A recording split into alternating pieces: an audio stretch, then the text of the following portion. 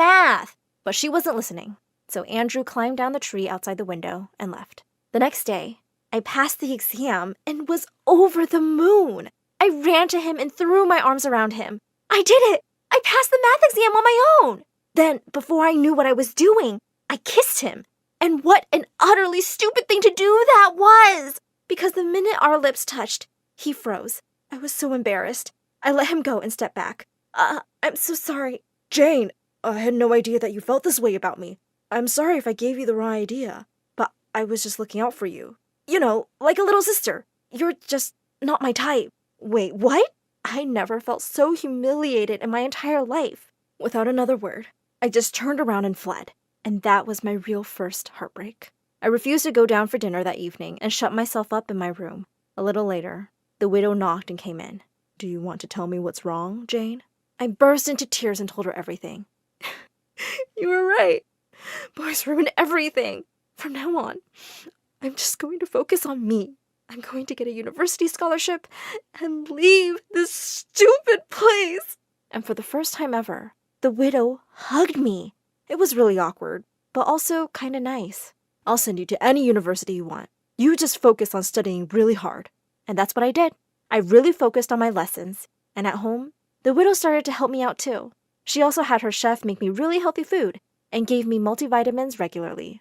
She helped me out with all my college applications, and for the first time since Dad, I felt like I did have a parent. As I was about to graduate high school, our student counselor called me one day to her office to give me some really amazing news. You got into your dream university, Jane! Congratulations! I squealed in excitement and hugged her. In my excitement, I knocked over my bag, and my bottle of vitamins fell out. Just then, the counselor picked up one of the pills, looking confused. Jane, why are you eating these? Oh, they're just multivitamins. No, they're not, Jane. These pills are given to kids with ADHD to improve focus. No one should be taking these unless a doctor prescribes them. I couldn't believe it. Why would the widow do this? I rushed home and barged straight into her room, throwing the pills on her bed. Why have you been lying to me that these are vitamins? Why are you feeding me pills I don't need? Are you trying to poison me? The widow looked stunned. Then she said, Jane, just let me explain. I was only trying to help you get better. Oh, so you thought I'm so dumb that I needed pills to make me smarter? I only want what's best for you, Jane. That's all I ever wanted. And then I said the words I would regret for the rest of my life. Well, in case you forgot, let me remind you, you're not my mom. You're just a pathetic old widow, and you don't deserve to have kids. And with that, I stormed off to my room. I didn't speak a word to her for the next few weeks, and then I left for university. I felt bad for the things I'd said, but I was too angry to take them back. I was doing really well at university and met a wonderful guy, Dave. He was the only person I'd ever met who didn't treat me like I was dumb, and he never made me feel little in any way. One day, while we were on a date, I got a terrible phone call. It was a doctor from some hospital saying the widow had been found unconscious in her home and was really unwell. Dave drove me straight to the hospital, and when I went to her, it broke my heart seeing her so pale and weak. I sat down by her and started to cry. Please be okay. I'm sorry. I didn't mean those awful things I said. I love you. You're my mom. Just then, her eyes fluttered open. She gave me a weak smile. Jane, I'm so glad you're here, dear. I'm sorry, too. You were always so tiny. I became really overprotective. I see now that you didn't need that at all. I moved back with Mom to take care of her, and soon she fully recovered. I graduated with honors from university, and I was so happy she could be there. After university, Dave and I got married and had 2 beautiful kids together. We named our son after my dad, and our little girl after the widow, her godmother.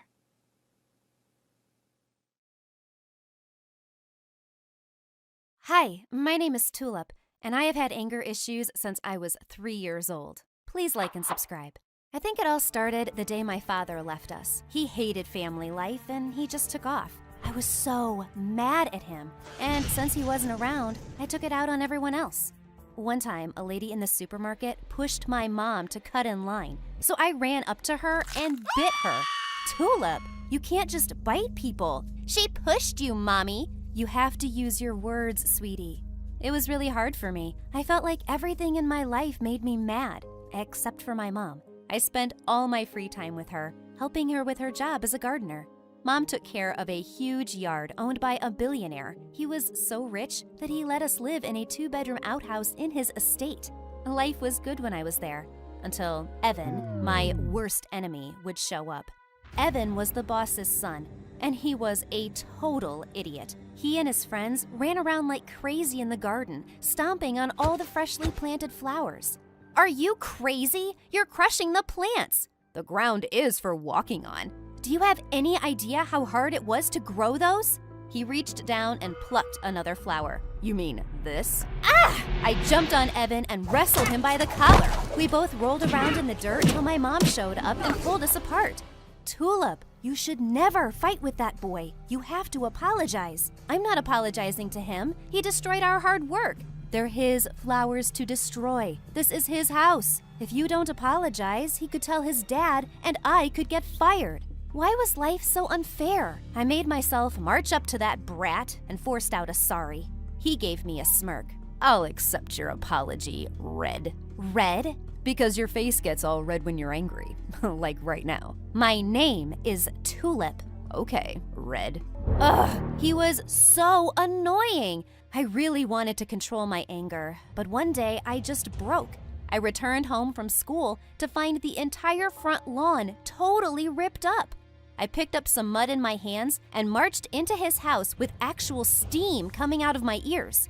The second I found Evan, I threw the mud at his face. Then I started yelling, and I didn't stop until he literally put his hand on my mouth. I didn't rip out the lawn, you idiot. We played a football match. Wait, what? That's when I noticed a huge group of boys sitting behind him, all sweaty and dirty. I'm so sorry. I was so embarrassed. I just ran out of there. Red, wait! I didn't dare turn back. I couldn't believe so many people saw me having a total meltdown. I was so scared that Evan would get my mom fired for what I did. I just had to avoid him at all times. I started spending all my afternoons in the public library. And that was where I first met Theo. I think he was the most amazing guy I knew. He walked in and gave the librarian a fresh bouquet of flowers. So sweet. He always helped little kids get their books down from the shelves, and he helped the staff clean up even though they asked him not to. I'd never met anyone like him, and I had to talk to him. The only problem was he was obviously rich, and I was not. One look at his fancy coat and his expensive watch, and I knew I had to lie about myself. My parents are rich, very rich. They sell diamonds. Wow, diamonds? That's so exciting. Yes, they're the best rocks. I think I really liked Theo because I lied to him a lot. If he was into anime, so was I. If he liked mint chocolate ice cream, I'd force myself to have some. I even started dressing up for him a little bit. Most importantly, I had to be calm and collected around him. He was the gentlest person I had ever met. If he saw the real me, he would hate me. My act was working, and Theo and I started hanging out a lot. It all went to pieces though, when one day I went to Evan's mansion to collect my mom's paycheck. When I reached the living room, I nearly fell over. Theo was there. He was hugging Evan. What the heck was going on? Before I could run out of there, Evan yelled, "Hey Red, come and meet my big brother." No way. Big brother? Tulip? What are you doing here? Theo, Do you know each other? Yes. I told you about my friend from the library, right? The one who has a diamond mine? That's her. Evan's jaw was on the floor. Diamond mine? Oh no. I wanted to throw up. I need to go home. Bye now. Evan, come with me. I dragged him out with me, and he was laughing hysterically.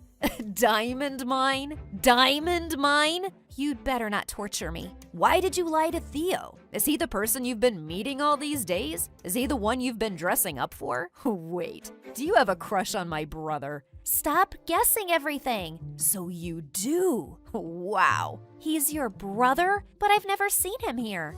Evan told me how his parents got divorced, and they were forced to choose between them. Evan chose his dad, and Theo chose his mom. Mom didn't allow us to meet here, so we only met outside. That's why you never saw him. Now my mom's broke, so he has to move in with us. He's going to know I lied. I can't hide. Sure you can. This place is huge. If I help you, he won't find you. Really? You want to help me? Yes. For a payment? What do you want?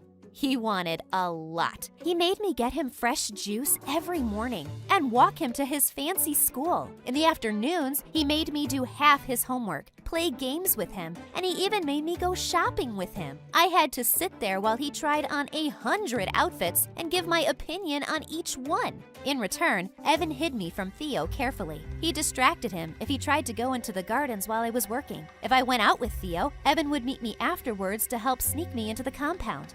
One time, Evan was helping me get over the wall, and I slipped. I fell and landed with a soft thump right into Evan's arms. I was just about to get off when Theo showed up out of nowhere. Evan, Tulip, what are you doing? I instantly jumped out of Evan's arms and made up an excuse for being here. Theo did not look happy. I'll drop you home, Tulip. Come on. Oh no, I can go home by myself. You can't walk home alone. It's late. I'll take her, bro. Don't worry. Evan slapped him on the back and pulled me away. We waited for the right moment, and he sneaked me into the house. Phew, that was close. I was about to shut the door when I heard Theo's voice. Evan, we need to talk about Tulip. Yeah. What about her? Do you like her? You guys are together all the time. You were carrying her today. She just fell. Nothing's going on between us. Good, because I like her. I want to ask her out. Oh my God, he wanted to date me? I was gonna faint. You can date her. I don't care. Then stop hanging out with her all the time. Don't tell me what I should do. She's my friend. Well, she's gonna be my girlfriend, so I'm more important. Just back off.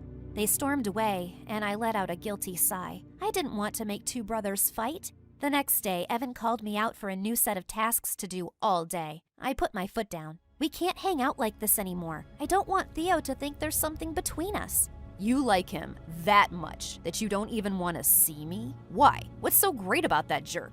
He's kind and sweet, and he's not making fun of me all the time. He calls me Tulip, not some stupid nickname. At least I know everything about you and accept you as you are. Accept me? You forced me to be your maid. I just want to hang out with you, you idiot. Why are we fighting? It's not like you like me. Maybe I do. I literally froze. What did he just say?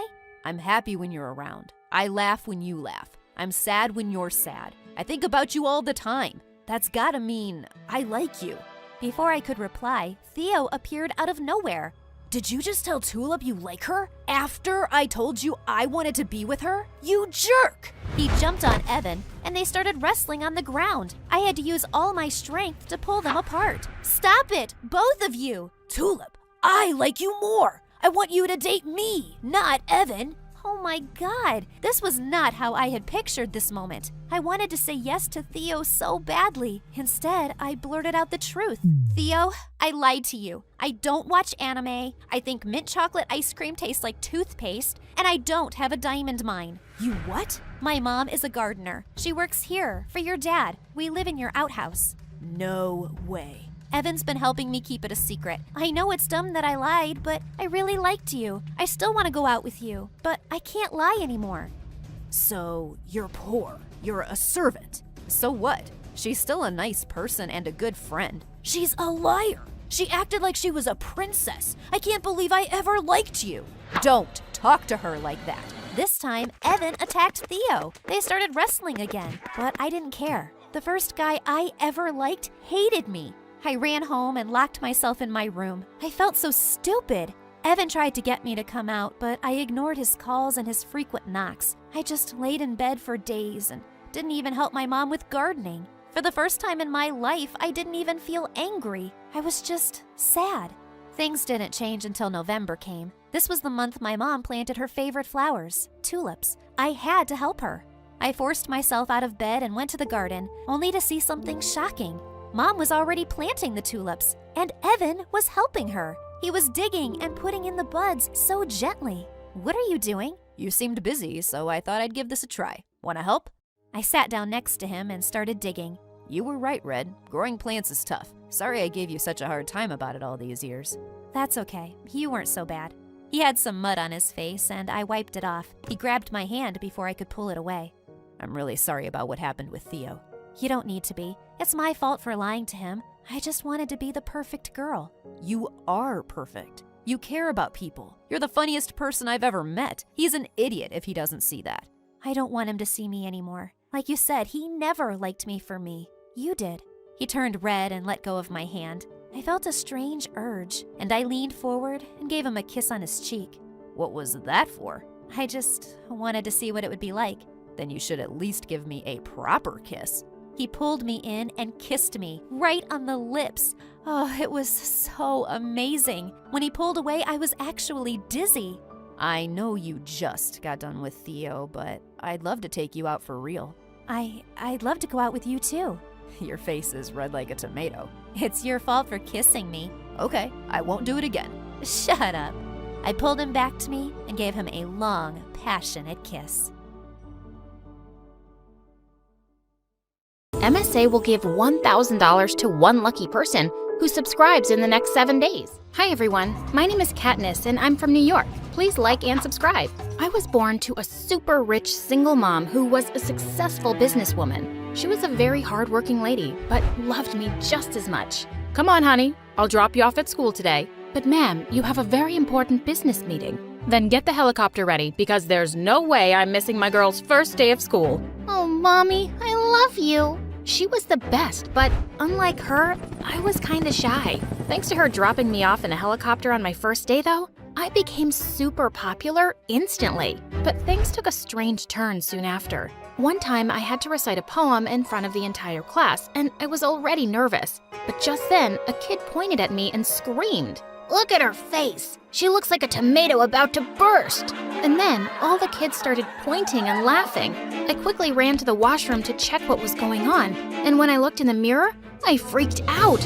Ah! My face was really red. The teacher immediately called Mom and she took me to the doctor. I'm afraid she has flushing disease, which means every time your daughter is nervous or excited, her face will blush a lot. No! Why?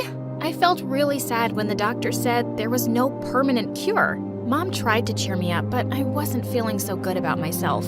When we got home, I ran to the garden because I wanted to be alone. But there I saw Liam, a maid's kid, struggling to climb up a tree. What are you doing here? My ball got stuck on the tree and I can't get it back. I said I'd get it for him if he gave me a leg up, but as soon as I took the first step, my foot slipped and we both fell to the ground. Embarrassed, my face turned red, but instead of laughing at me, he said, "Wow, you can change colors like a superhero. You're awesome." And his words gave me so much confidence. After that day, Liam and I became really close. Since Mom was mostly busy, we spent all our time playing together. And he was really smart too. He helped me with my homework. And when Mom saw this, she enrolled him at my school too. But as we grew up, the kids at school always made fun of him for being a maid's son.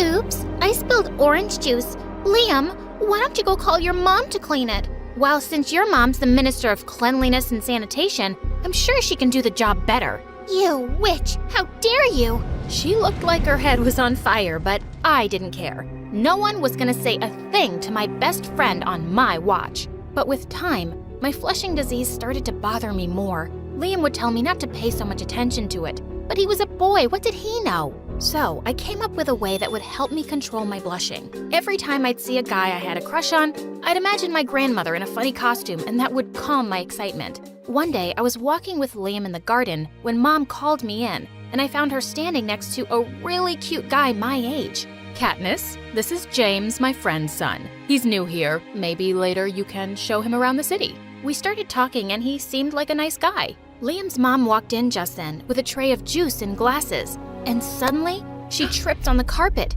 The glasses went flying straight at James, who leapt up from his seat. You stupid maid, are you blind? Gosh, look what you've done. My dry cleaning's coming out of your salary. Just then, Liam walked into the room angrily, but before he could say anything, his mom signaled him to stop. She immediately apologized to James, and Mom told her to go. As James went away to change, I wish I'd said something, but I didn't want to make a bigger scene. And later, I took him out reluctantly to show him around the city. As we were walking down a street after dinner, he suddenly took my hand. Katniss, I had a great time with you today. How about we end this beautiful night with a kiss? No, thank you. Ah, what happened to your face, weirdo? My face was all red because I was so mad, and I slapped him. This was the worst evening of my life, you moron! Stay away from me! Later that night when I reached home, Liam was nowhere to be seen, and I knew where I'd find him.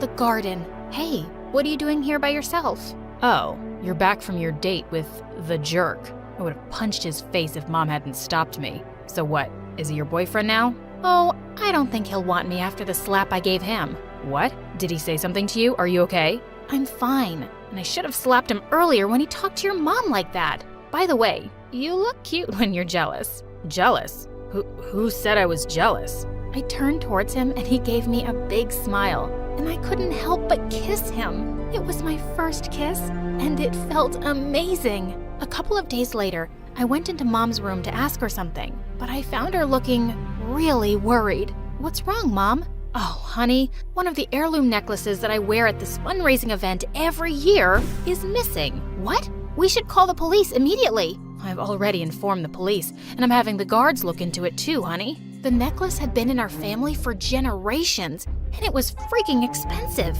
Mom had the security team looking into the CCTV footage, and it turned out that Liam was the one who'd entered and left Mom's room late at night. No, it couldn't be.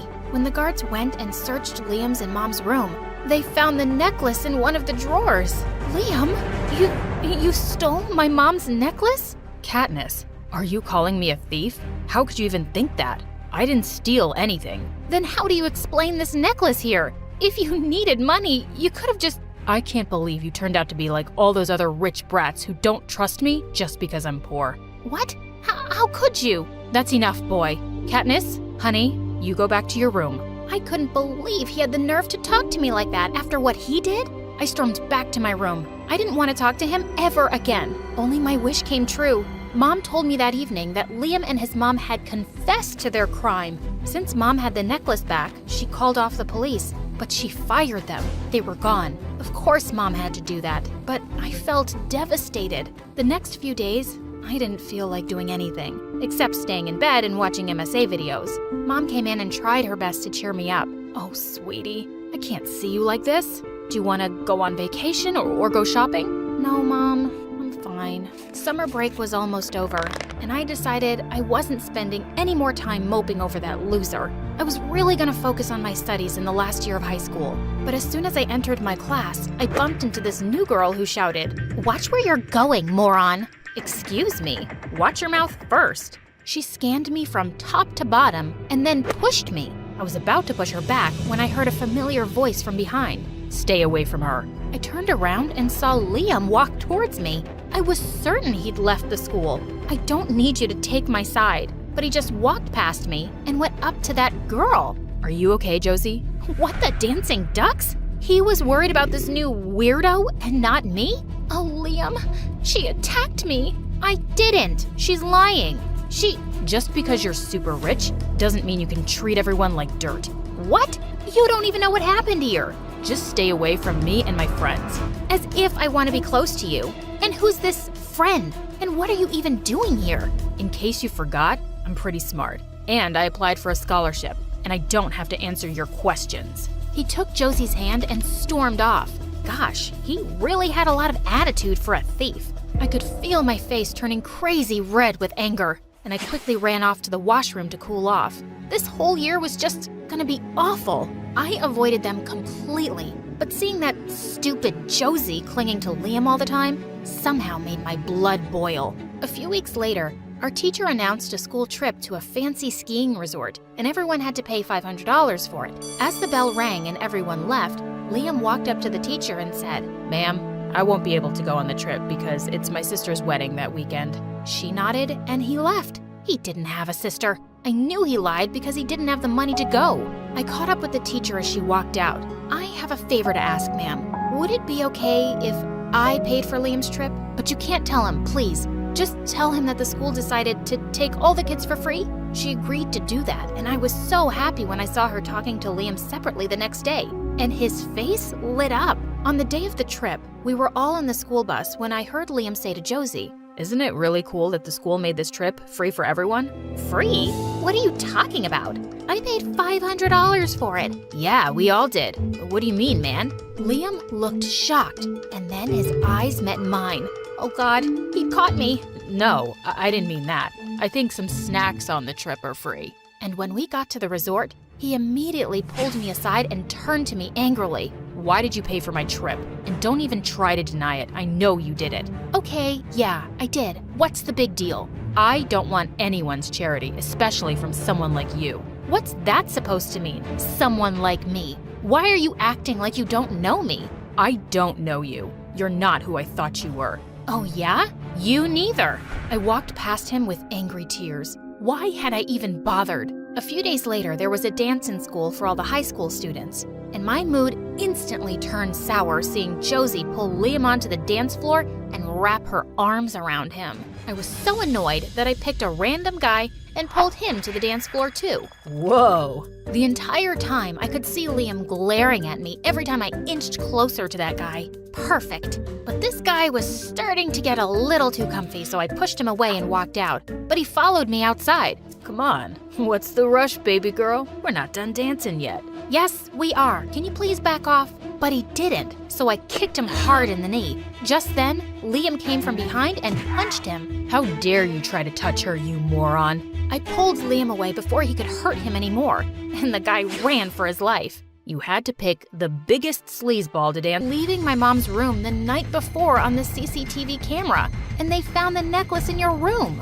What? I went there because your mom called me to discuss your birthday surprise. I have no idea how the necklace got into my room. What? Mom called you? So why did you confess to the crime if you were innocent? Confess? No, we didn't. Your mom threatened to throw us in jail if we didn't leave immediately. So we did. What? Was he telling the truth? Why did Mom do that? I had to find out the truth. When I got home, I went straight to the most trusted maid we had and asked her what really happened. She reluctantly confirmed what Liam had already told me. He and his mom had never admitted they stole the necklace, and Mom had simply made them leave. I went straight to Mom's room. Oh, honey, you're home. How about, is it true that you called Liam into your room the night before the necklace went missing? What? Who said that? And they never admitted to stealing the necklace, but you said they did. I want to know the truth, Mom. Please, no more lies. The look on her face suddenly changed as she fell back into her chair. Yes, I did. I did all of that to keep you away from Liam. That's why I introduced you to James, but even that didn't work. When I saw you kissing Liam, I had to do something drastic. I just didn't want you to suffer like I did. Suffer? Like you? What are you talking about? Your father was the son of my dad's driver, and I was so madly in love with him. But soon after I told your dad I was pregnant with you, he ran away with all the money and jewelry in the house. I didn't want you to end up like me. These poor people are all the same. That's so unfair, Mom. I'm sorry about what you went through, but what you did to Liam and his mom was terrible. They're good people who didn't deserve any of it. I'm not going to forgive you for that. Katniss, please don't say that. I did it because I love you, honey. Well, you don't make people suffer when you love them, Mom. I shut myself up in my room, refusing to open the door for Mom. And the next day at school, I spotted Liam on his way to class, and I ran to him and hugged him. Oh, Liam, I'm so sorry. Katniss, what happened? I'm just so sorry. I should have trusted you.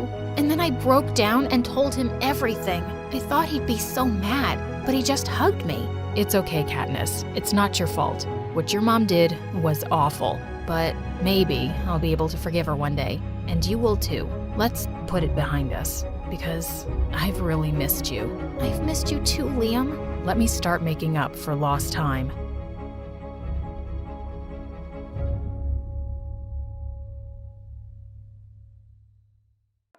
Hello, I'm Jessica Harlenborough, and I belong to a family of great detectives. My father was James Harlenborough, whose father was Hardy Harlenborough Jackson Jr., whose mother was Janet Harlenborough, who was the first one in our family to hold the badge and wear the uniform. The legend goes that she once defeated a whole family of bandits on her own with nothing but an empty revolver. And since then, she has inspired my father, my father's father, and me to grow and become the seekers of justice. And soon, the day arrived when I got to use my true skills. One day, on my way back from the bathroom, I saw James Heartthrob in the hallway, the guy my friend Lily Larkins had a huge crush on. He walked secretly to his locker with a suspicious brown package in his hands, which he placed inside after making sure no one was around him. After that, he walked away. But as a responsible citizen and the head of the Student Welfare Association, I followed him to a corner as he made a phone call,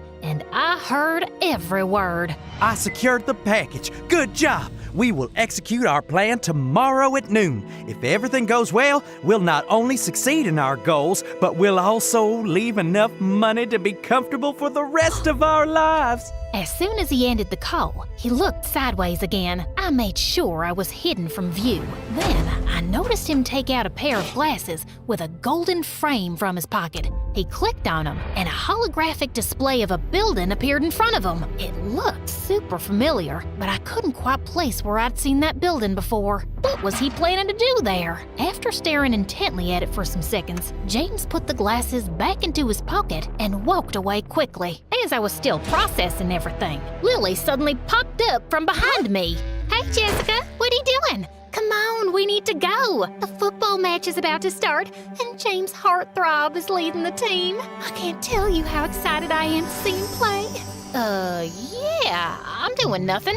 Let's go to the game. While I walked to the field with her, I kept thinking about that package. After a recent security scare, all students' bags were checked at the gate, and it would be difficult to bring in a package wrapped up like that. And who was James talking to? I was sure in my bones that something big and evil was about to go down, and I had to stop it. Halfway through the game, while Lily was busy cheering for James Heartthrob, I snuck out of there and made my way to James's locker. Having noticed the password earlier, I unlocked it, and the package was there. But to my disappointment, it was empty. But the brown paper wrapping outside had information about where it had come from. Taking out the pen from my pocket, I noticed the address and the name of the sender. Just then, I heard some footsteps approaching, and I ran across the corridor and hid behind one of the classroom doors. It was James Heartthrob again. He took his phone out of his backpack and went back to the same corner as before. Hey, listen,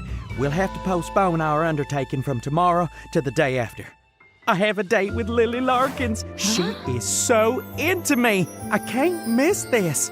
Our plan is ironclad and will still work no matter which day we carry it out. I'm sorry for this, but she's really hot. Now I had another problem to deal with. My best friend from childhood was about to fall prey to a possible criminal. I couldn't let that happen. And apparently, now his evil plan had been postponed by a day. But to stop him and save my friend, I needed to find out more information, and I could use some help. Later that night, I asked Lily to come over to my place with a phone book so I could try looking for the address and name I'd noted earlier. Of course, I told her we were just making prank calls. She wouldn't believe me if I told her all my suspicions just yet. We sat at my study table with the telephone near me. Lily kept telling me the cell phone numbers, and I kept pranking them in a manly voice. Hello? Yes. Is this Jack Trades? I'm Heartthrob. James Heartthrob. Oh my God, why are you using his name? That's so funny. Most of the calls just led to dead ends, but when I made the final call... Hey, James, what happened to your voice, man? You getting sick or something? No, just some allergies. I'm still your man, a man with a plan. You know, that evil plan we were gonna pull off the day after tomorrow? Yeah, but what's so evil about it? Are you sure you're fine? Or have you lost your mind already because of that girl you were going on about? How hot is she? You stay away from her! No, just nothing. See you day after tomorrow, man. Peace out. I hung up the phone to find Lily staring at my face. What the heck are you going on about? Nothing that makes sense. That's why it's a prank, silly. I bet this guy's as confused as you are, and we'll be thinking about it all night. Okay. Anyway, I don't care, because the only thing I can think about is my date with James Heartthrob tomorrow. How will I wait until then? Oh my God, it's killing me. Yeah, you've only mentioned it about 10 times already, but are you sure about this? I mean, you barely know the guy. That's the point of the date? We get to know each other? Yeah, but is it worth the effort? James Heartthrob is very good looking, but guys like that are usually quite dumb. Do you think he'll be emotionally and mentally mature? It's too big a step. What are you going on about? How is a date a really big step? You know I've been in love with him since the first day he walked into our school with his backpack and cool jacket. What love? Don't you think you're going a bit fast there, young lady? You can't talk to me like this. You're not my mother. Don't you dare talk back to me. I don't have to sit here and listen to you. I'm going home. Fine, go away. And then she picked up her phone book and stormed out of there, slamming the door shut. Ugh, teenagers. I probably wasn't going to learn much about his evil plan by crashing their date, but I just didn't feel comfortable leaving him alone with Lily. So the next evening, I went to the restaurant where they were supposed to meet and entered through the back exit into the kitchen. I found a storage room with extra uniforms and quickly changed into a waitress's outfit. Then, I discreetly walked out into the restaurant area, scanning the room like a hawk till I spotted my targets. I was skilled at disguises. I was sure they wouldn't recognize me. I was walking over to them when suddenly some customers at a table stopped me. Hey, miss, we've been waiting for someone to take our order for a while. Sure. I'll just send someone right away. Why can't you take it? You're not doing anything. I gritted my teeth, forced a smile, and whipped out my pad and pencil. Can you tell us today's specials? Look, I have short-term memory loss. I can't remember any of this stuff. Just, select something from the menu. How are you even a waitress? Fine. How about this side salad? Is it good? It's amazing. Great choice. What's it served on the side of? I guess on the side of your plate. Are we done here? My family hasn't even ordered yet. Get us another waitress. You're useless. I told you that 5 minutes ago. I walked off and went back to my mission, annoyed that I'd lost precious time. As I got close to Lily and that heartthrob, I pretended to be working when I felt someone tug at my skirt. It was the annoying customer's kid. You didn't take my order? Not now, kid. Go away. I'm hungry, you witch. I want a piece of chocolate cake. Just buzz off, will ya? I pulled my skirt away from him, and he suddenly dropped onto the floor and started bawling loudly. She pushed me. She pushed me so hard. Oh my God, you little liar. Jessica? The entire restaurant was suddenly staring at me, and I got thrown out within seconds by the management. Lily and James followed me outside. What the heck just happened back there? Why are you dressed as a waitress?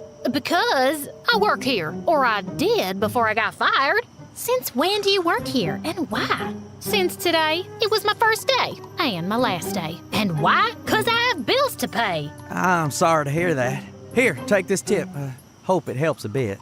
And then he handed me $100, just like that. I hadn't even waited on him. I guess he had plenty of money from all his evil ventures. And now that I was face to face with him, maybe I could make him give away something about his plans. Wow, that's very generous. Thank you. You must be rich. And I guess you'll be very rich soon if your trades go well, eh? You know what I mean, huh? I really don't. Oh, come on. Are you really saying you're a jack of all trades and a master of none? What does that even mean? Wait a sec. Are you talking about Jack Trades? Do you know him? Are you a friend or a girlfriend? No, I don't know any jack trades. I just remembered. I have a movie to catch in 15 minutes.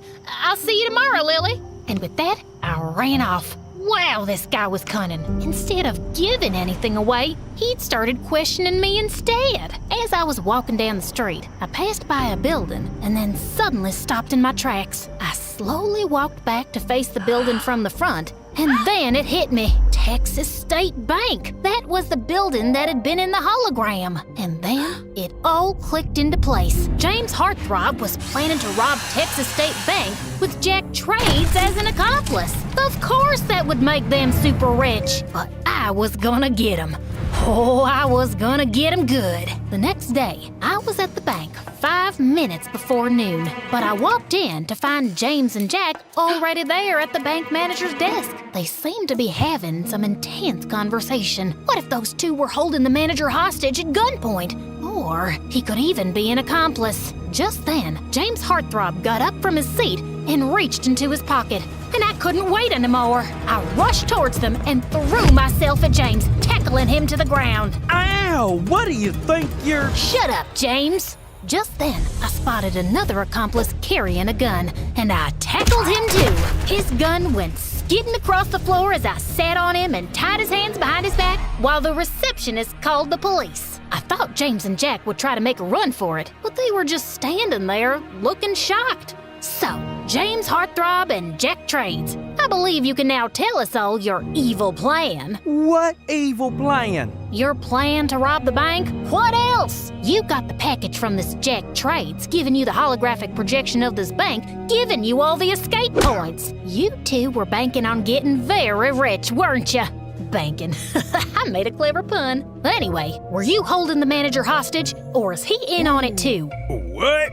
Jessica, you've got it all wrong. That device is our creation, and we were going to ask this bank official to give us a loan to fund it.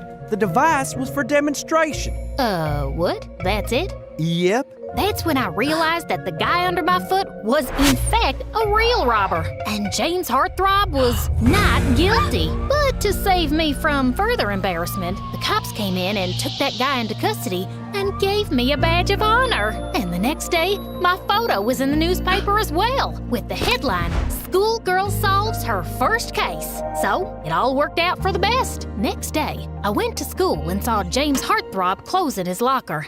I walked up to him. "Hey, James, I'm sorry, I didn't mean to..." Accuse me of a crime? I don't know what I was thinking. He was looking at me with an amused face. You seem to have a wild imagination, and you're super nosy. But tackling a guy with a gun was pretty brave, actually. You're interesting, Jessica Harlenborough, and you're forgiven. Well, thank you. That ended the conversation. Did you see any sparks here between us? James swears he felt some at that point, but I really didn't. Also, it turned out that James and Lily didn't enjoy their first date and decided not to go ahead with the relationship. We all graduated high school, and some years later, I became a detective. No surprises there. Also, I reconnected with James Heartthrob. We dated for a while, and then we got married. As for Lily, she was our maid of honor. And yeah, some things went wrong at the wedding, and I accused her of sabotaging my big day out of jealousy. But it turns out she had nothing to do with it. Yeah, that was awkward, but our friendship is still strong. Ironclad, unbreakable, uncrackable, unscratchable, if you will.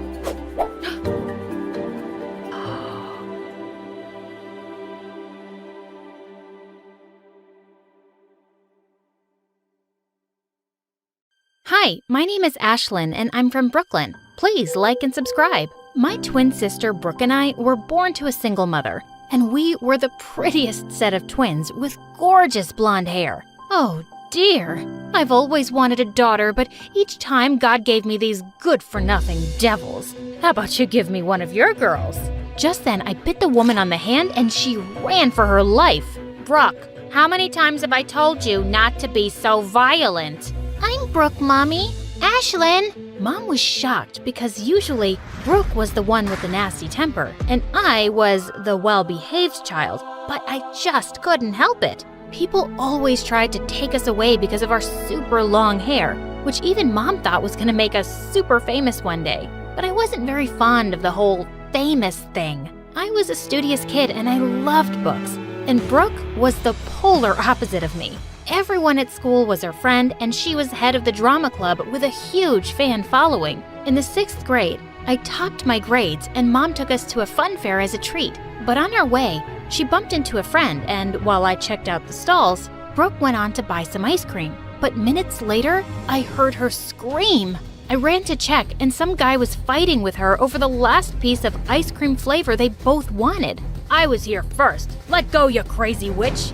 Hey, leave my sister alone. Give it to me now, or both of you will go home crying. Suddenly, Brooke took the ice cream and shoved it into his face, and the guy went bonkers. He took out the biggest ball of gum I had ever seen and shoved it straight into the back of Brooke's head. OMG! I kicked him in his knee and he fell into the pig pen in the petting zoo. But now, Brooke's head looked like a bird's nest, and Mom almost fainted when she saw Brooke. She immediately took her to the hairdresser, but even the hairdresser freaked out when she saw the giant mess. There is no way we can remove this. We'll have to cut it all. What? No! But since there was no other option, they gave Brooke a buzz cut, and she looked devastated. The entire way home, I tried to cheer her up. It's just hair, Brooke. It'll grow back in no time. But she didn't say a word, and when we reached home, she ran up to her room and locked herself in. So I tried different ways to cheer her up this time. I baked your favorite cookies, Brooke. Open up. I asked Mom to buy tickets for the BTS concert, and she agreed. I'm gonna be a mom, Brooke. And that's when she finally opened up. God, you're so dramatic. So are you.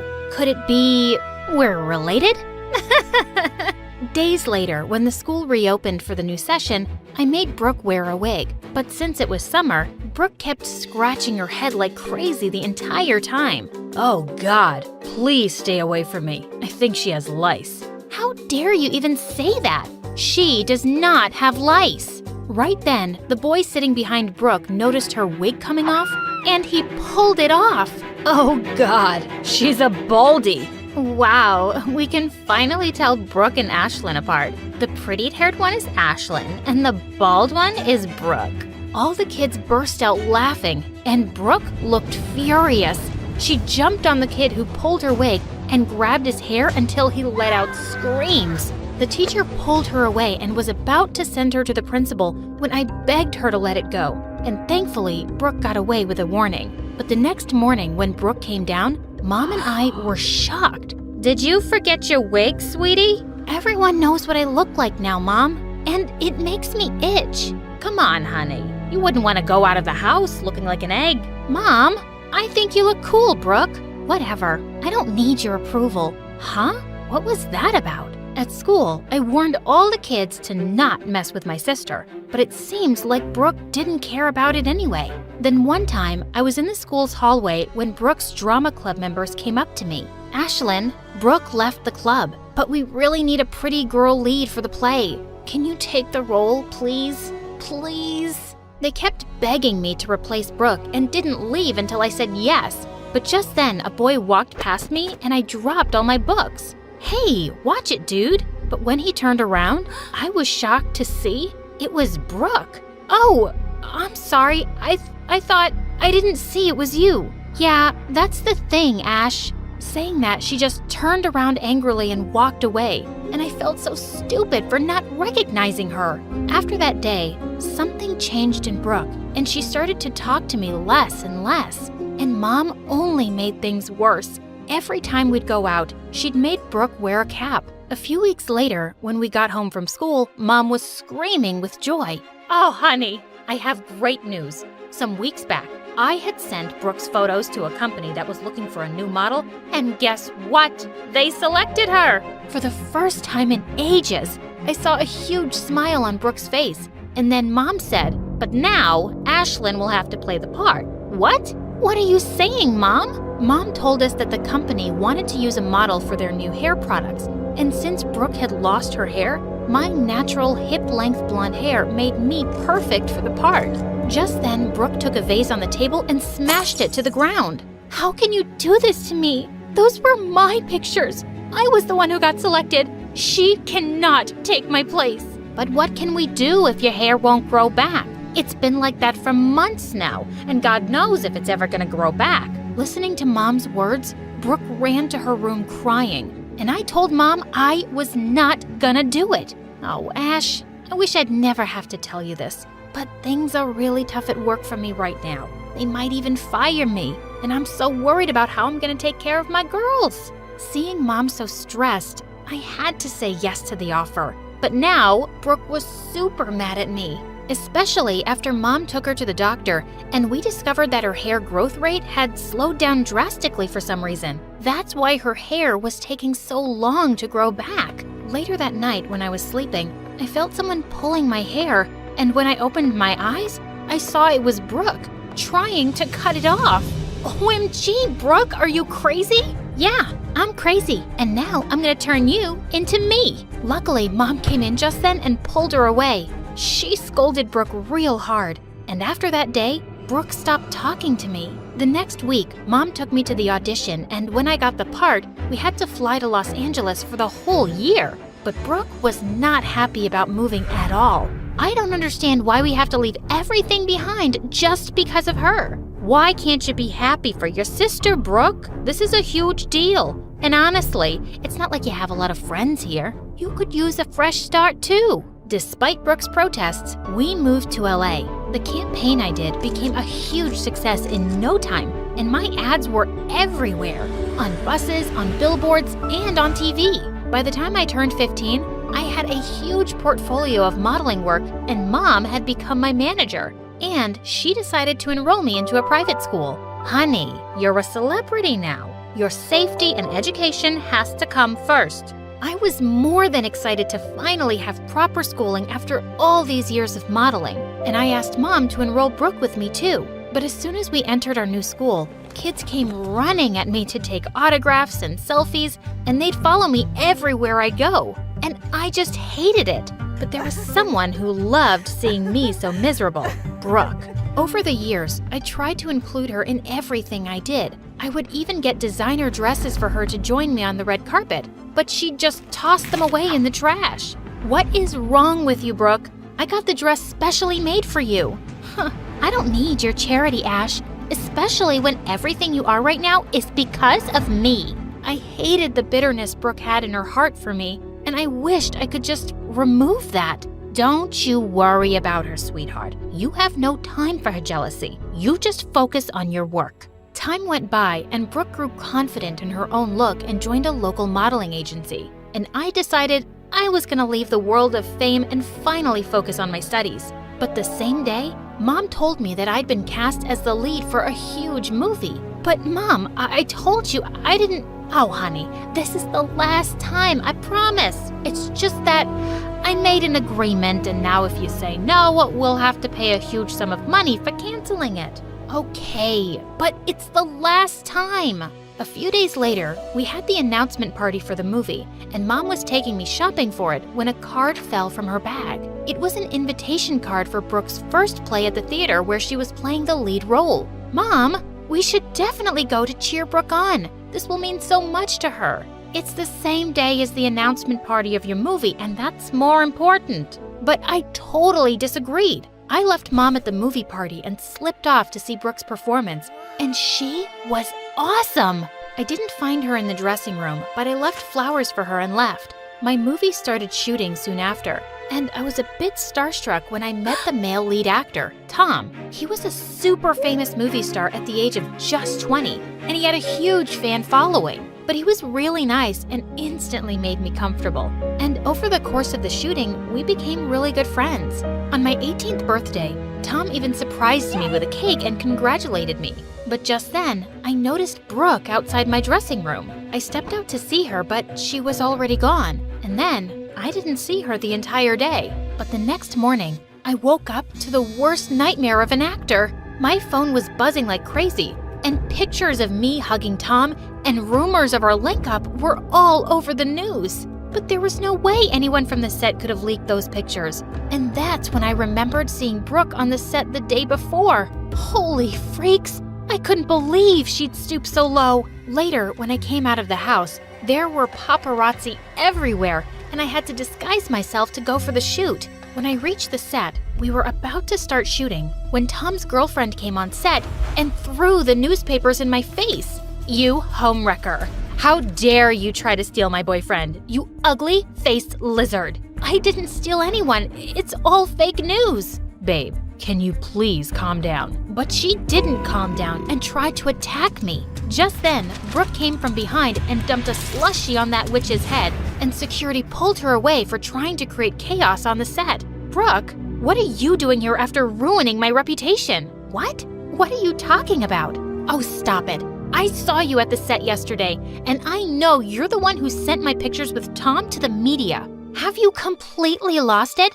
I wasn't the one who did it. It was Mom. What the freaking Funyuns? Mom was the one who sent your pictures to the media. I heard her talking on the phone this morning. That's what I just came here to tell you. But I saw you on the set last night. 'Cause it was our birthday, dummy. You came to see my play even when you had a huge movie party, and it meant a lot to me. So I thought I'd repay the favor by visiting you, but as soon as I reached here, I received an important call and I had to go back. But that wasn't all. Brooke told me she had doubts that Mom had been up to no good, and when we investigated it, we found out that Mom had been stealing from me and filling her bank accounts. Holy freak! She was a blood-sucking mosquito. The next day, Mom came screaming with joy at us. I've got the best news, Ash. I signed you up for 3 more movies, and we're gonna be super rich now. So, that's why you sent my pictures to the media?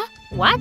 Who told you that? And even if I did, look at the bright side. All that publicity and dating rumors with the superstar have got you 3 more movies. But you sold your own daughter for money. Shut up, Brooke. Enough, Mom. We are not kids anymore whom you can manipulate so easily. Yeah, you broke our trust and stole from your own child. You're the worst lying butt manipulator that I've ever seen in my life. Oh no, don't say that, Ash. I did everything for you guys. You're a liar, Mom. You did everything for yourself, and that's why I have canceled all your contracts and removed you from my manager's position. No, you can't do that. Guess what? We already did. Suddenly, Mom completely lost it and tried to attack me.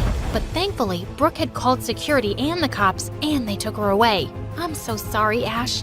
I always thought you were a bad person and always blamed you for everything. But Mom was the real devil and played with us as she wished. It's all right, Brooke. You have nothing to apologize for. But yeah, I don't think I can continue to shoot this stupid movie. How about you take my place in it? Really? You mean it? Of course!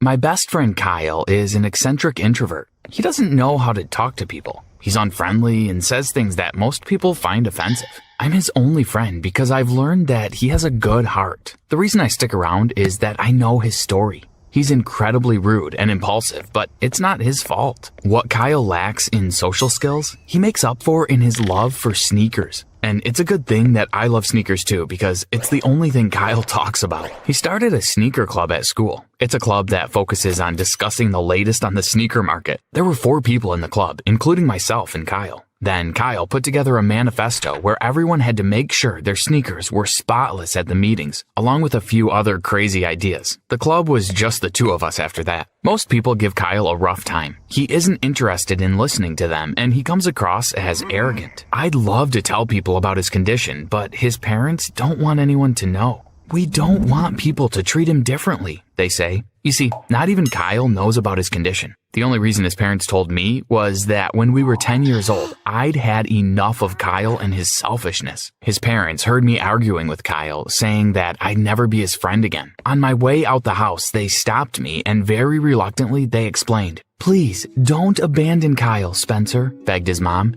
"You're his only friend. I know he's not always the nicest person, but there's a reason for it." They asked me to promise not to tell anyone. Kyle had an accident when he was very young. Ever since then, he's been different. It's as if the part of his brain responsible for understanding people stopped working. Please, don't abandon him. After that, I agreed to stay. I finally understood Kyle's mood swings and his selfishness. Kyle lived in a bubble, one that was only big enough for his parents and I. But what about his sneaker obsession? I asked. Where did that come from? His parents shrugged. The doctor we went to go see after Kyle's accident told us that sometimes when one part of the brain is damaged, another part of the brain kicks into overdrive. The part of his brain responsible for creativity is running fast, and its only focus is sneakers. Kyle's parents are not the type to interfere in his life. They didn't ask for much, and they always made sure that we had snacks and plenty to do. But when Kyle turned 16, they asked me for a big favor. "The older we get, the more we worry about Kyle," said his dad. "Once we go, who's going to look after him?" I froze. They must have seen my expression because they started laughing. "No, Spencer, we don't expect you to look after him. We want him to have someone. Not now, but one day. With the way he is, he'll never learn to talk to girls. You may not believe this, but he responds to you, since you've been his friend. He's learned to do so many things he refused to do before. Would you be able to help him talk to girls? We're not expecting miracles, just a start for now. I thought about what they were asking. It would be tough, but I agreed. I felt sorry for them, and even more so for Kyle. I started thinking about him when he was older. I mean, who would put up with him the way he was now? I needed to help him. I knew Kyle wasn't going to make this an easy task. There was only one way that he was even going to consider looking at a girl. She'd need to love sneakers as much as him. It took me a week, but I found 7 girls that fit this criteria. I struck up conversations with each of them. I invited them to the sneaker club. 4 said they'd come. Only 2 showed up. Kyle was happy to see 2 new pairs of shoes in the sneaker club. The girls were impressed with Kyle's knowledge. But 30 minutes in, Kyle started in on the rules of the club and one of the 2 girls left. My hopes were evaporating fast. To my surprise, Taylor agreed to the rules. I'm tired of people thinking that clubs like these are excuses to goof around, said Taylor. I think rules are great. With the sneaker club happening only once a week, I needed more ways for Kyle to interact with Taylor. She was incredible with him, patient, understanding, and completely crazy about sneakers. I tried planning trips to the movies and a picnic, but Kyle wouldn't agree. I needed something bigger, and it arrived in the form of a sneaker competition. One of the world's biggest sneaker brands, Apollo, was holding a contest to collaborate with a lucky fan on a new sneaker design. The winner would receive a patent for their shoe and the royalties from the sales. I couldn't have asked for a better way to get Kyle and Taylor working together. Excited, I pitched the idea to the sneaker club. Kyle didn't even let me finish speaking. Let's do it, he said. We'll need to put in extra work to get this all done,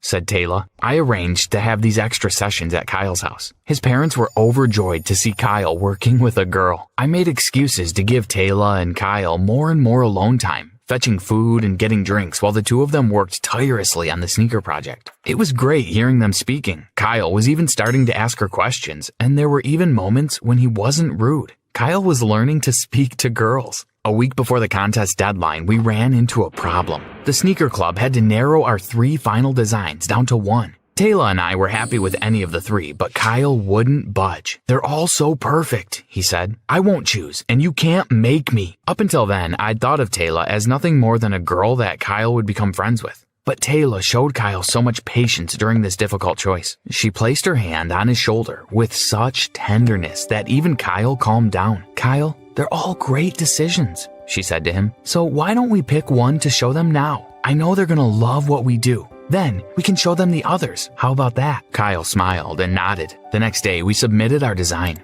Then we waited and waited. It was only 2 weeks, but it felt like a year. 3 weeks later, we got an email from the company saying that we'd made the top 5. We were overjoyed. Taylor hugged me and then hugged Kyle. I had to laugh. It was the first time a girl had ever hugged him. It looked like a bus had hit him. He didn't know what to do with his hands, but he smiled. I think she likes you, Kyle, I whispered to him when Taylor left. We've got to get back to work, said Kyle, flustered. The sneaker company invited us to their head office to meet with them. The next step was the interview process. Taylor and I reminded Kyle to be polite. We met the chief design officer, introducing ourselves and telling her that Kyle was the genius behind our brand. She was a stylish lady, and her taste in sneakers was impeccable. The meeting was going well until Kyle started blurting out all kinds of crazy things. We tried to get him to stop, but the damage had already been done. At the end of the meeting, the CDO asked to have a word alone with me. Your friend's eccentricity is great, but I can't have him leading your team. He's rude. The public will hate him. We'll have to make you the team leader. I didn't like the sound of that. Kyle and Taylor drove the designs. I was basically an observer. She wouldn't listen to me. Think about it. Let me know in an hour, or I'm replacing your team and throwing out your design. I told Taylor and Kyle about our decision on the drive home.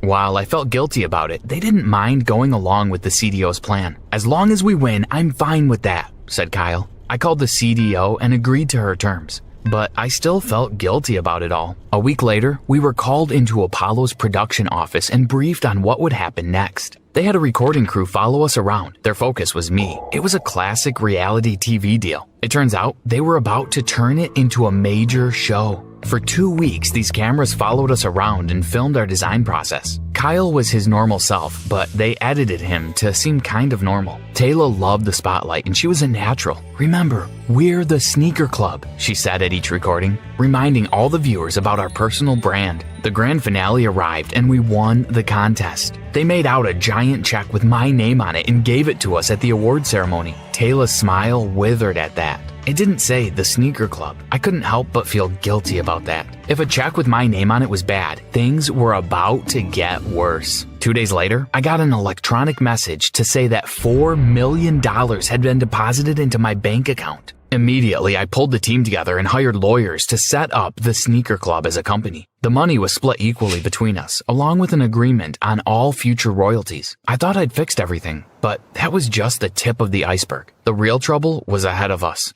The PR demands, advertising campaigns, interviews, and guest appearances began. Luckily, it was our summer vacation and we could attend every function. After a month of this, Kyle had had enough. He had upset just about every TV host. Taylor and I had done our best to smooth things over, but the tension in our team was building. Eventually, Kyle quit. Soon enough, Taylor followed. I chose to stay. Ironically, now I really was the face of the sneaker club. The interviews now became about why Kyle and Taylor left. The public had seen conflict in the team, and that's what they wanted to hear about. "Kyle's a genius," I told the reporters. They called him rude and arrogant. "He's not. He's...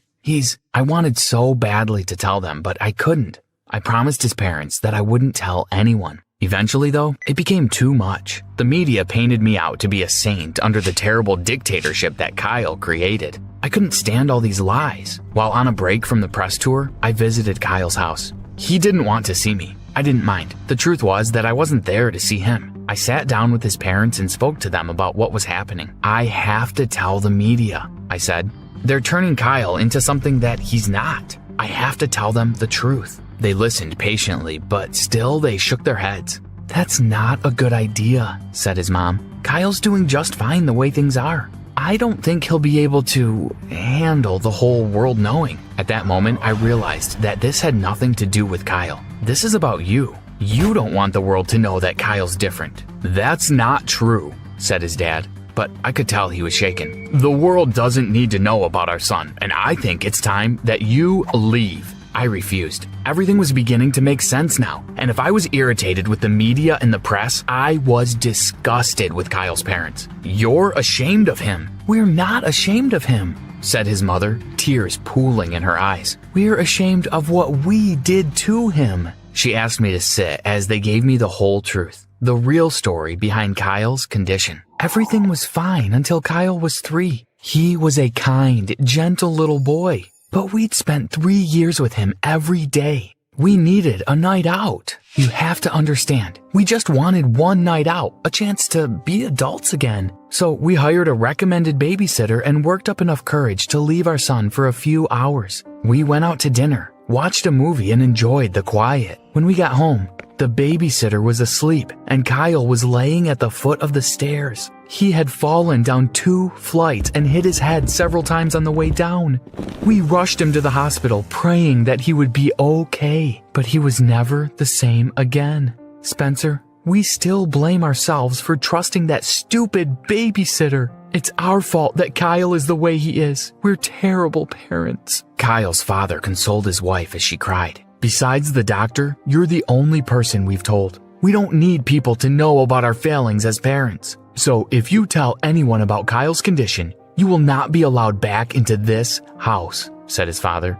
"And we will tell Kyle you betrayed him. Understand this, Spencer. We will do whatever it takes to protect our son. No one can know what we did.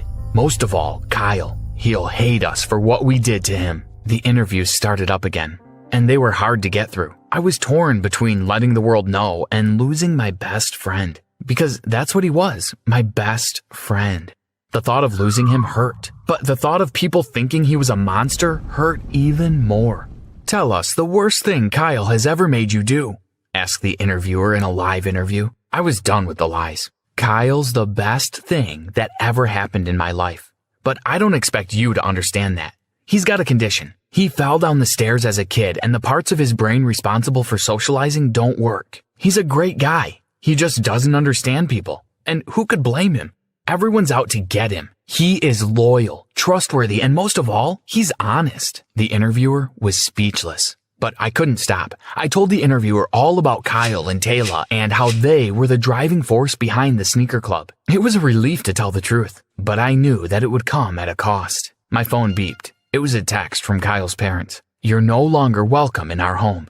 I knew then that I'd never see my friend again, but I would have done it again in a heartbeat. A day later, there was a knock on my parents' door. It was Kyle and Taylor. They were smiling. "After watching your interview, my parents told me everything," said Kyle. "You know how long I've been beating myself up for being different? Wishing that I could be like you, normal, like everyone else? Since last night, I've been doing research on conditions similar to mine, and it turns out I am kind of normal. And I don't blame my parents. Mistakes happen." He gave me a hug, and so did Taylor. From that moment on, the sneaker club became more than just a sneaker company. It became a voice for all the people who are different in the world. The CDO of Apollo loved this new angle and opened the door to Kyle and his eccentricities. The interviews were different now, and the world was far more accepting of my friend. Kyle's obsession was still shoes, but he had a new one too, learning about his condition. Not so that he could fit in, but so that he could help other kids who are different. Taylor was his biggest fan. Kyle's parents eventually forgave me and themselves. The truth is that they were protecting themselves. They were afraid of what people would say about them when they found out. The funny thing was that people supported them. Mistakes do happen, and in some ways, it was meant to be. Kyle wouldn't be the sneaker genius that he is today if it wasn't for that fall he suffered when he was 3. Sometimes our greatest misfortune ends up being our greatest blessing. Come on, Serena. Give me sexy, give me fierce. Glare at the camera. Burn us with your hotness. Yes, queen, yes. I love it. Just then, my boyfriend Malcolm texted me saying he was outside. I was tired of posing like a stupid duck anyway. Looking around, I accidentally tripped over some electrical cords, and the shoot was over for the day. I catwalked my way outside, where Malcolm was leaning against his 169th sports car. Testing out this beauty today. You ready for a wild ride? I was born ready, baby. Wait.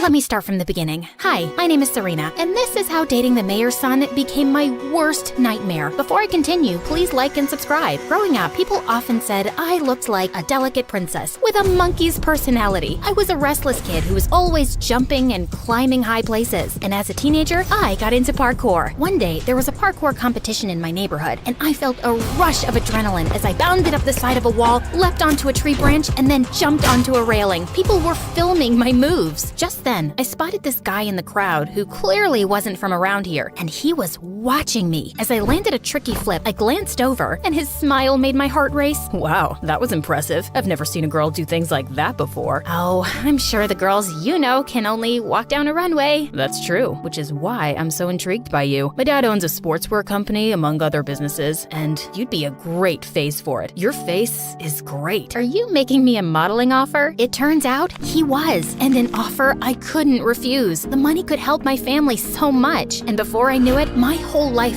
flipped upside down. Malcolm was the mayor's son, and after he launched my modeling career, so many brands wanted to work with me. I was grateful for the opportunities, but in a matter of months, I'd turned into someone I barely recognized, and Malcolm eventually became my boyfriend. He was obsessed with sports cars and racing, and I was soon attending his competitions and getting to know his friends and family. People always told us how good we looked together, but even after 2 years, I felt a little out of place in Malcolm's world, and I never got used to the bodyguards around. The last one, Felix, wasn't much older than us, but I'd never met someone unfriendlier. I tried all kinds of smiles, got him coffee, even brought him mom's pie once, but not a muscle twitched in that poker face. Psst, Felix, my zip is open. Can you help me? It's not my job to help you dress, ma'am. You can't pull up my zipper? You want me to go out like this in front of all these people? I don't see how that's my concern, ma'am. Such a jerk. I had no choice but to go like that when suddenly Felix pulled me back and zipped me up, then literally pushed me away. Weirdo. A few days later, I was having a date with Malcolm and Felix, and Malcolm seemed preoccupied. Is everything okay, babe? Yeah, fine. Just business stuff. Nothing to worry your pretty little head about. Wait, you ordered a beef burger with extra fries? Yeah. Waiter, please take this away and bring a salad. But I don't want a salad. I used a bunch of contacts to get you that Prada contract. You need to watch your waistline before the shoot. Listen, there is something I want to talk to you about. I'm moving to Europe next month to compete in tournaments there, and I want you to come with me. What? what? But my life's here, and my family, plus I'm starting college soon. You don't need stupid college. Your beauty alone can make you richer. Just focus on that. And, well, me. I'm your ticket to success, babe. Together, we can do great things. But just then, his phone started ringing and he took it outside. I could see him shouting at someone, and then suddenly, he just left with Felix. Since then, Malcolm got busier and grumpier, and I gave him his space, but I wished he would just share things with me. Then one day at home, I was shocked to find out that Malcolm had a terrible accident. I called his parents in a panic, but they weren't answering their phones. Finally, I got through to Felix. Is Malcolm okay? Where is he? Sorry, but I'm not at liberty to tell you anything, ma'am. Are you kidding me? My boyfriend had an accident and you can't tell me anything about it? Can you for once be a human and just help me, please? Fine, I'll pick you up. He refused to answer my questions as he drove me to a hospital at the other end of town. When I entered the room, my heart sank seeing someone in a coma who wasn't Malcolm. Why are you messing with me right now? That's not him. Look closer. That's when I realized that he kinda looked like Malcolm. If Malcolm had red hair, a huge mole on his cheek, and a beard, this can't be him. This is a body double, right? It's him, and his appearance has been changed for safety reasons. We're not sure if the accident was really an accident. That's all I can say. Now let's go. He called an Uber and sent me off, and I could barely process everything. My boyfriend was in a coma? That dude on the bed was my boyfriend? And what safety reasons? The next day when I went to the hospital, Malcolm wasn't there and apparently never had been. What are you saying? He was here yesterday. Room 209? The last room in this hospital is 208. Can you please leave now? As I walked out dazed, I checked my phone and came across the mayor releasing a statement that Malcolm had only suffered minor injuries and was recovering nicely. Minor? Yesterday he was in a freaking coma. I went straight to Malcolm's mansion for answers, but his parents wouldn't let me in. Why would we let you visit our son? We don't even know you. Huh? It's me, Serena, his girlfriend? I think you're hallucinating, young lady. Sir, I know you're concerned about his security, but this is crazy. I just want to know how he's doing. I'm not some imposter. Look, I'll just do my Face ID like I always do. But my Face ID wasn't working anymore. Get lost before we call the police. As I was walking away from the mansion, I suddenly bumped into Felix. Oh, thank God you're here. They won't let me visit Malcolm. They're acting like they don't even know me. I can't help you, Serena. I got fired for taking you to the hospital yesterday. Felix, I'm sorry, but come on. Of all the people, they don't trust you and me? We have to figure out what's happening here. Yes, I'm going to, but I work alone. And then he got into his car and just drove away. I was feeling insane the next 2 days, hatching plans from breaking into the mansion to making noises in the press about the whole thing. Then one evening, I got a call from Felix to meet him at a cafe. So, you know how I said I work alone? Well, I changed my mind, and you can work with me. Yay! He then told me that Malcolm's parents were hosting a grand party for their 40th wedding anniversary that weekend. Their son's in a coma and they're celebrating? Is Malcolm even in a coma? I saw the accident myself, and he was unconscious. But then the mayor's team took over everything, and the next day I was fired. We gotta get inside that mansion to find out what's really happening. I've got us on the guest list. We'll be going as them. Mr. and Mrs. the Ball de la Croix what? Tybalt de la Croix-Rousse. They're French. You're not gonna mess up this mission, are you? Because I can get someone else. No, I'll be amazing. I promise. A mission. Wow, like I'm super worried about Malcolm, of course, but this sounds exciting. So you got any pro tips for this undercover spy biz? Yeah, wear an adult diaper. Can't take bathroom breaks on a mission. And you pee 20 times a day. I do not. Do you wear a diaper? Of course not. I'm trained to hold my pee for 72 hours. Oh, right. Okay. Any other advice? Yeah, wear a dress with a long slit. You mean like those Bond movies where there's always a bimbo girl wearing a dress with a long slit so she can distract the bad guy with her legs? I'm the bimbo. The slit makes it easier to kick the bad guys and run, genius. That's what I meant anyway. Oh, gotcha. On the night of the party, we could have fooled the French couple themselves with our disguises. Felix and I were wearing earpieces to communicate with each other, and soon after we walked in, we heard Malcolm's parents talking loudly with some guests. Oh, Malcolm's doing great. He couldn't be here tonight because he's left for Brazil to train for his next race. Barely got a scratch on him in the accident, the lucky devil, and he's already back at it. Such liars! Felix signaled that he was slipping away to explore the mansion, and just then, a couple approached me. You are so chic. French, I'm guessing. CC. it's we. Oui. Sorry, I mix up sometimes. My parents are half French, half Jamaican. Oh, could you please say something in French?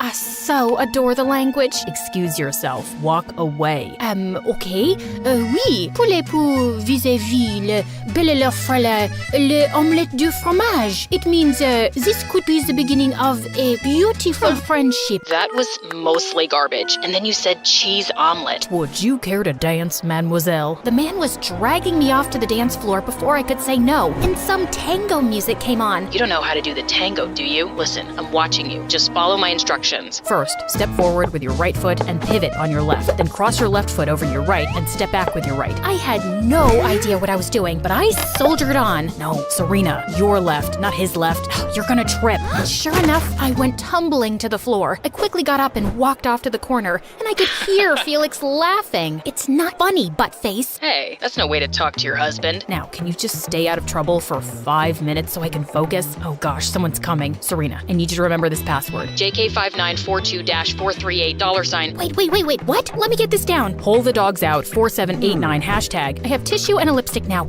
Can you start from the beginning? Oh God, there's no time. Just start running towards the main door. What? And just leave you here? I'm right behind you. Run! I started sprinting at mad speed as Felix caught up with me holding a laptop and a bunch of security guards after him. Head towards the garden. We gotta get over that wall. You think you can manage? Oh, Mr. Croissant, you're about to see something really special. I bounded up the wall like a cat and landed on the other side before Felix. We ran towards his car and made a fast getaway. We stopped in a fast food parking lot and Felix opened up the laptop. I'm still buzzing, dude.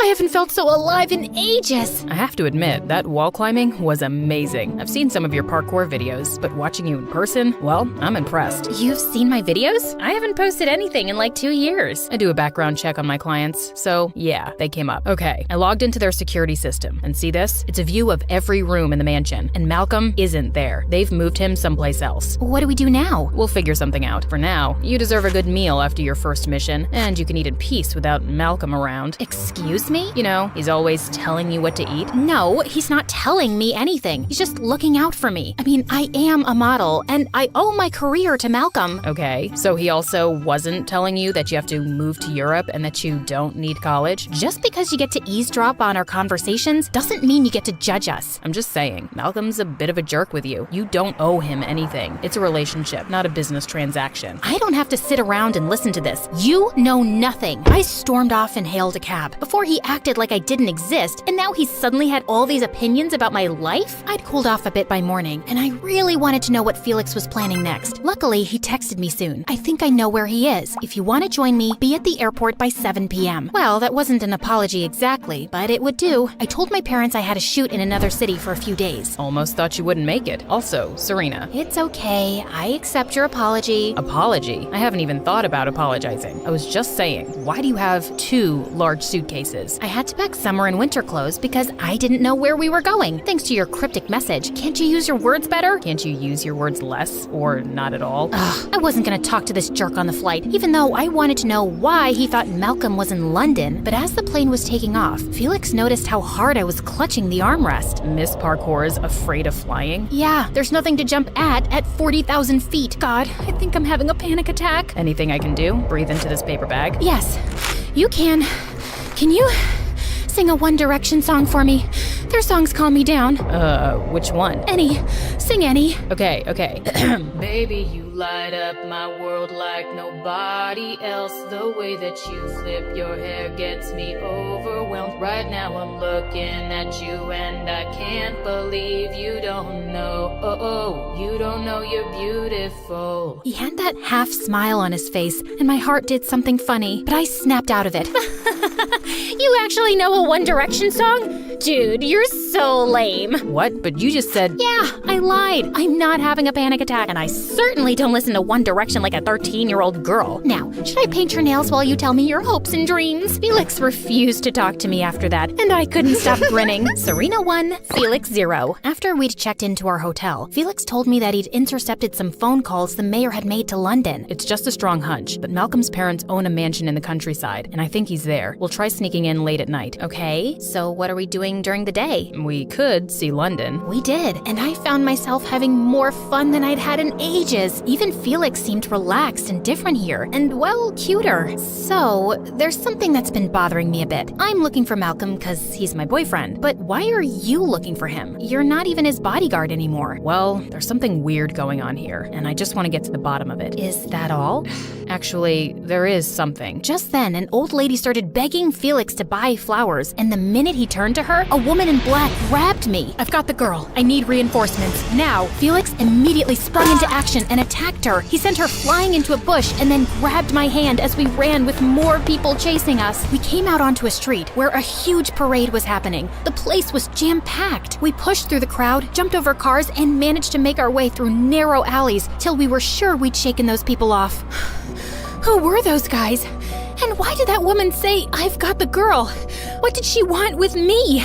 Malcolm is involved with some dangerous people, Serena. Maybe they're looking for him too and thought you could lead them to him. Can you please tell me more? I'll tell you everything after we find Malcolm, I promise. We didn't go back to our hotel in case it was being watched and headed straight to the mansion. We hid out till it was dark, and Felix scouted the area and reported there were only 2 guards at the main gate. We jumped over the back wall and made our way to the house, and Felix picked the lock of the kitchen door in minutes. This was almost too easy, but the second Felix pulled the door open, I saw something coming his way, and I threw him onto the floor. Did you just save me from being impaled by an arrow? I think I just did. Remind me to thank you if we survive this. There were more arrows being shot by a machine, and Felix and I crawled our way out of there and landed in the main hall. Hey, you've scraped your shoulder. Oh, her room. But suddenly, the door slammed shut behind us, and the room started filling up with some gas. Oh, great. Now we're gonna die in a gas chamber. Help! Someone! Help us! No one's coming, and there's no way out. Oh my god, do you feel your skin melting? Not yet, but I'd give it about 3 minutes till we stop feeling everything. I'm so sorry for landing you here, Felix. And I'm sorry I can't get you out, Serena. Really. So, this is it? Any last wishes? Yeah, just one. Suddenly, Felix pulled me close and kissed me hard. Just then, the door opened, and Malcolm was standing there with armed guards behind him. Malcolm!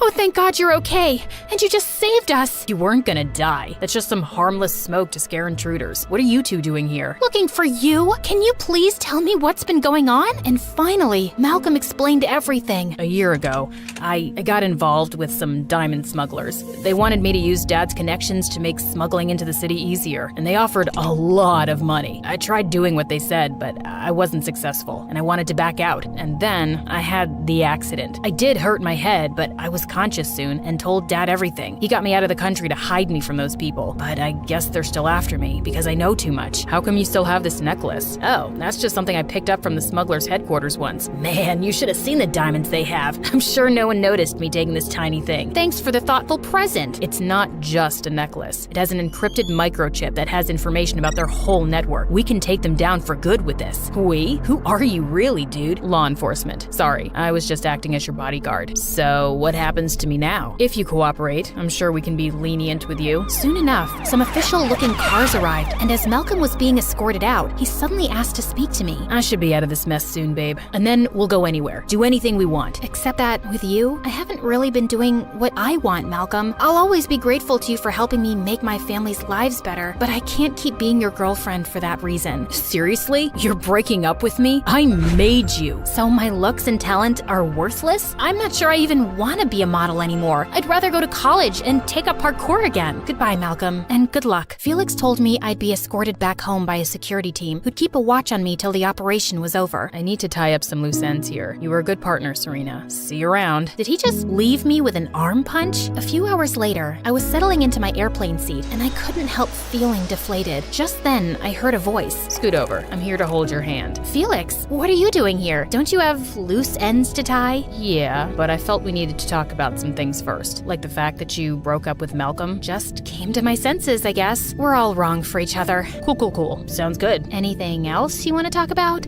Like that passionate kiss in the gas room? What about it? People do crazy things when they think they're about to die. Well, that's good to know. Also, when they're in love. What? I've liked you since ages, Serena. I hated seeing you with Malcolm, but there wasn't much I could do about it. So, what do you think? Am I right for you? Too soon to tell. Take me out on a proper date and we'll see. What do you think I'm doing here? We're up in the clouds, we've got food. This is a date. Airplane food doesn't feel like a date. It's a date. Doesn't feel like one to me. Let's see what we can do to change that.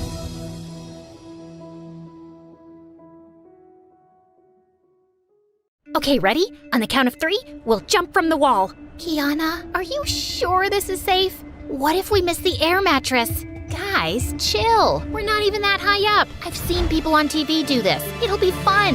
Good news, when my friends jumped, they landed on the air mattress and were totally fine. Bad news, I missed the air mattress and got injured. Wait, let me start from the beginning. I'm Kiana from North Dakota. And you probably think I'm a moron for doing something so dangerous. But what can I say? Teenagers do stupid things sometimes. Don't pretend like you haven't. Before I continue, please like and subscribe. Luckily, when I got to the hospital, the doctor said I was fine, since I didn't jump from that high up. But I still had to wear an arm and leg cast for 3 freaking months. When I returned to school, everyone had heard what had happened and showered me with love, saying how relieved they were that I was okay. But then in math class, something strange happened. So today, we'll be doing exercises 8 and 10 in our workbooks. What about exercise 9, my good ma'am? Are you mocking my accent? Why, of course not, my love.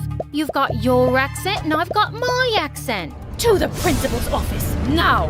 I hadn't realized I'd been even talking in a British accent, but I went to the principal and told him what happened. I don't know why she's so angry. Maybe it's her time of the month, if you know what I mean. Kiana, stop with that British accent right now. I'm not doing one! The principal and I fought back and forth for a while before he called my parents. Except I was still doing a British accent when they arrived without knowing it, and continued talking British for several days. Eventually, Mom and Dad took me to a doctor since I was acting so strangely. And to my shock, the doctor told me I'd developed a brain condition as a result of my injury. It was called foreign accent syndrome, which meant I would always talk like a foreigner now. So I started talking in a British accent all the time. It wasn't a huge deal, but kids at school were confused that I'd completely switched my way of speaking. Most of them thought I was messing around and it was annoying. And some British kids at school always felt I was making fun of them. As time passed, everyone started avoiding me because I made them uncomfortable. So I was stuck having no friends and wanting my normal accent back. One afternoon, I was doing homework in the schoolyard when suddenly someone held out a diamond ring in front of my face. Here, take my promise ring that I spent $10,000 on for my stupid girlfriend. In fact, why don't I date you now instead of her? How about you give it to my sister, who you're apparently in love with? Ugh, not those two. Dean and Brielle were the hottest, most popular kids in school and had been dating on and off since 9th grade. Since they were known for always fighting, I didn't take Dean's offer seriously and walked away. But a week later, someone rang our doorbell one morning, and I was shocked to see Brielle standing there. Kiana, right? I need to talk to you about something important. Come in. My ex-boyfriend Dean is a monster. He cheated on me and made out with my sister. And now I want revenge, and I need your help. Why do you need my help? You and I have barely even spoken before. Look, I know a lot of kids at school think you're weird, but Dean's always found you very attractive. I always catch him staring at you during class, and if he hadn't been with me, he probably would have asked you out. So I was thinking, maybe you could get him to date you for a month. Then you can make a TikTok fake crying and telling everyone that he hurt you and took advantage of you. I don't think anyone would take it seriously if I did it, since we're always fighting about one thing or another. Can you please do this for me? My head was spinning. First of all, did she just say that the most popular guy at school thought I was pretty? Well, if he was a cheating jerk, then maybe it didn't matter. But still, wow. Brielle begged me to help her out and went on and on about how much fun we could have taking Dean down together. Was she implying that we could be friends? I hadn't had a friend in so long. And now I could be BFFs with the school queen bee, who could maybe help me make other friends. I just had to ruin the life of her awful ex-boyfriend. I'm in. That week, Brielle and I found an empty classroom during lunch to go over our mission. Step 1, flirt with Dean and let him know you're interested. Smile at him during class, give him a compliment, or do a classic dropping your school books to get his attention. I hadn't flirted with any boy since before my injury, but I was confident I still had game. So when I saw Dean, I walked close to him and threw my textbooks onto the floor. But unfortunately, one of them landed on his foot and he screamed. Ow! Ow! My foot is broken. I'm gonna lose a foot. Oh, I'm so sorry. Dang it. I was supposed to get you to ask me out, not murder you. Oh, it's you, Kiana, hot girl from history class who talks with a British accent, even though she's American? Yes, that's me. You poor thing, getting hit with a textbook and having your girlfriend dump you. Actually, our breakup was mutual, so I can only imagine what it must be like getting dumped, thinking you'll be alone, single, and pathetic forever. But lucky for you, I'm gonna let you take me out to dinner on a date. really? You can even pick me up in a car and bring me flowers, especially white roses, please. They're my favorite. But it's my gift to you. Dean immediately said yes, and I was so proud of myself for being so smooth. But unfortunately, my actual date wasn't very enjoyable because Dean was the most obnoxious guy ever. He complained about everything. The chairs made his butt hurt, the music was too loud, and when he bit into some spicy buffalo wings, he started crying and saying he needed to go to the hospital. I'm gonna die. I'm gonna die. I'm gonna die. Of course, because so many people have died eating buffalo wings. Finally, when the date was over, Dean dropped me off in his car. I can't believe I didn't ask you out earlier. 2 years wasted with Brielle when I could have been the boyfriend of this beautiful goddess right here. He was looking at me with stars in his eyes. Oh boy. I told Brielle everything over video chat. This is perfect. You've already got him wrapped around your little finger. In a month, you're gonna tear his heart to shreds like he tore mine. I really did have him wrapped around my finger. Dean texted me as soon as he woke up the next day and sent me like 8 different heart emojis. How was he already so into me? When Dean saw me at school on Monday, he came up to me right away holding a stuffed tiger. Okay, babe, hear me out. So for our next date, how about we go to the carnival and you can witness my amazing skee ball skills. I'll win you a tiger just like this. I knew I'd made a deal with Brielle, but this guy was turning out to be super annoying. Still, I went on 3 more stupid dates with him, one of which consisted of us cosplaying as MSA characters. We literally went to a restaurant dressed as them, and Dean even suggested reenacting a romantic fight scene. It was so embarrassing. But there was one silver lining. Brielle and I were becoming really good friends. When we weren't scheming or talking about Dean, we hung out at the mall, had sleepovers, and painted each other's nails. One night, Brielle invited me to an exclusive party, but we had to go in separate cars because it would look suspicious if Dean's ex was hanging out with his current girlfriend. At one point during the party, I was hanging out with some of the popular girls near the refreshment table, and they were just going on and on about how lucky I was to be with Dean. He is quite lovely and very easy on the eyes, but between us, he's also a bit of a dork. He's obsessed with stuffed animals, cartoon movies, and even owns fuzzy slippers. Trust me, ladies, beneath that gorgeous physique lies the cringiest guy ever. Sorry that you think I'm so cringy. I turned around to see Dean standing behind me with a hurt look. Oh man, what was he doing here? Of course, this was a popular kids' party. He walked off and I felt a little guilty, so I followed him. Dean, I'm sorry. I didn't mean what I said. Well, alright, I did mean it, but... You don't have to date me if you don't like me, Kiana. It's not a big deal. Just don't lead me on, because I actually like you. Oh, please. No, you don't. You're just looking for a rebound girlfriend since you broke up with Brielle. Why would a guy like you like an unpopular weirdo like me anyway? Maybe because I don't think you're a weirdo. Maybe because I think your fake accent's adorable, and even though we have different interests, I've had a lot of fun on our dates. That's very sweet. How about we start over? No more crazy, overly romantic dates. We'll just take it slow and get to know each other. Dean seemed to really like that idea, and after our talk, I sort of started enjoying spending time with him.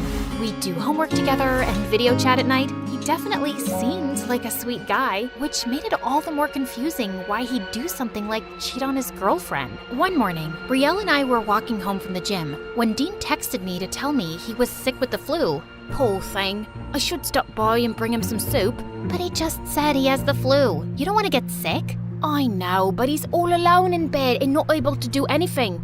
I'll wear a mask. Trust me, Kiana, he's a millionaire who has chefs and servants waiting on him hand and foot. What, do you want to spend time with him? No, of course not. I just feel, since I'm his pretend girlfriend, it's weird if I don't check up on him. I quickly went home and made Dean soup that I brought to him. But when Dean opened the door to his room, my heart did a giant thump. He was shirtless and had the abs of a freaking Roman god. You cooked me soup? You're the sweetest girlfriend ever. I sat with him while he ate the soup in bed. It tastes perfect. Brielle used to do stuff like this for me when we first started dating, but then we started fighting a lot and she stopped doing nice things for me. Well, I don't think you have a right to complain about Brielle. You're the one who cheated on her and kissed her sister. She told me about it. We ran into each other. Okay, fine, I cheated on her, but that's only because we got into a huge argument and in a fit of rage. Brielle started talking about how handsome my best friend was and that she was gonna leave me and date him. I thought she was serious, which is why I hit on her sister, but she wasn't serious and that's why we broke up. Right after that, I bought her that diamond promise ring. I guess it was both our faults. We both cared about each other. We just weren't working as a couple anymore. I was speechless as Dean told me all of this, and suddenly, it didn't feel right following through on the plan anymore. And the whole day at school on Monday, I avoided Brielle. But finally, she caught me reading a book in the school garden and asked me what was going on. All right, fine. I needed a bit of space from you. Dean told me the truth about what happened. How you threatened to date his best friend and that there was a misunderstanding. I know that's no excuse for what he did, but your whole revenge plan is over the top, and I'm not following through with it. Okay, whatever. It was over the top and immature, I get it. So just break up with Dean now and don't talk to him anymore. What? I'm not allowed to talk to him now? Why would you want to? He's my ex-boyfriend. You don't have feelings for him or anything, right? I mean, I have spent a lot of time with him, so it'd be weird for us not to talk. But why do you care? Do you still have feelings for him? Brielle got really quiet, and that's when it hit me. Of course she still loved him. He'd been her freaking boyfriend for 2 years. And worst of all, I could feel myself developing feelings for Dean too. There was only one thing I could do, break up over text and never talk to the guy again. But as soon as I sent the message, Dean started calling and blowing up my phone. And 20 minutes later, I heard a knock at my bedroom window. 3 guesses who had climbed onto my balcony. Kiana, I don't understand this. Why are you breaking up with me suddenly? Because I was never supposed to date you. Before I could stop myself, I ended up telling Dean all about my plan with Brielle, and he was stunned. Okay, that is officially the most messed up thing Brielle has ever done. And I can't believe you'd agree to something like this. What kind of sick person are you? What?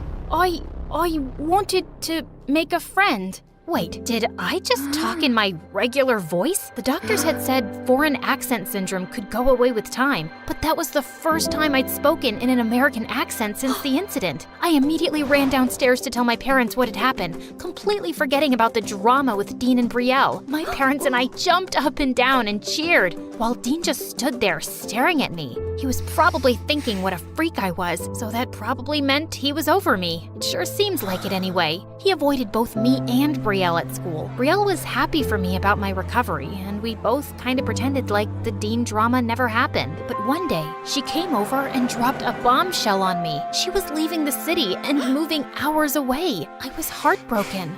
No, this is a good thing. Now you can be the most popular girl at school and date Dean. I talked with him the other day. He wants to be with you, Kiana. He's moved on from me. So, if you guys want to date, go for it. But how would that make you feel? Don't you still love him? Yeah, I do, and it will hurt knowing he chose you over me. But I want you to be happy, Kiana. I know our friendship started with just you doing me a favor, but I've grown to care about you. You were there for me at one of the hardest times in my life. Suddenly, I saw a car pull up in the driveway, and it was Dean. He was coming to see me, probably to profess his love for me. He got out of the car, and he looked so handsome in the sunlight. I was ready to run into his arms and kiss him, but I didn't. I couldn't hurt my best friend like that. That's why I sent Dean home and told him I wasn't interested. Kiana, you don't have to do this. I'll get over my pain. You have my blessing to be with him. I know, and maybe I will one day, when you are over him. But I care about you more than him. You were there for me during the hardest time of my life. Thank you. I'm gonna miss you so much, girl. I'm gonna miss you too. Good luck, Brielle.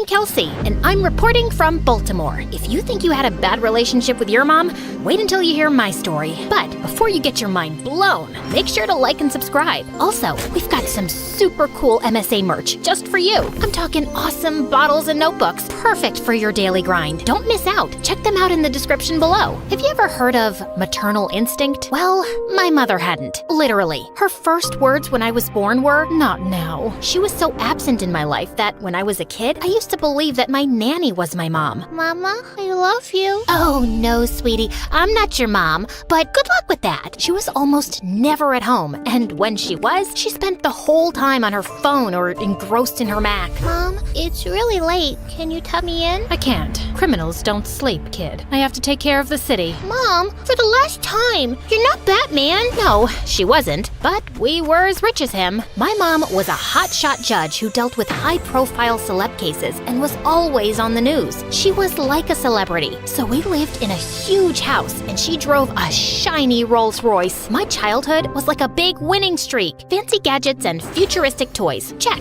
Anything to mute the tiny human. Private visits to the planetarium and zoo? Check. Are you sure I can't just leave her here?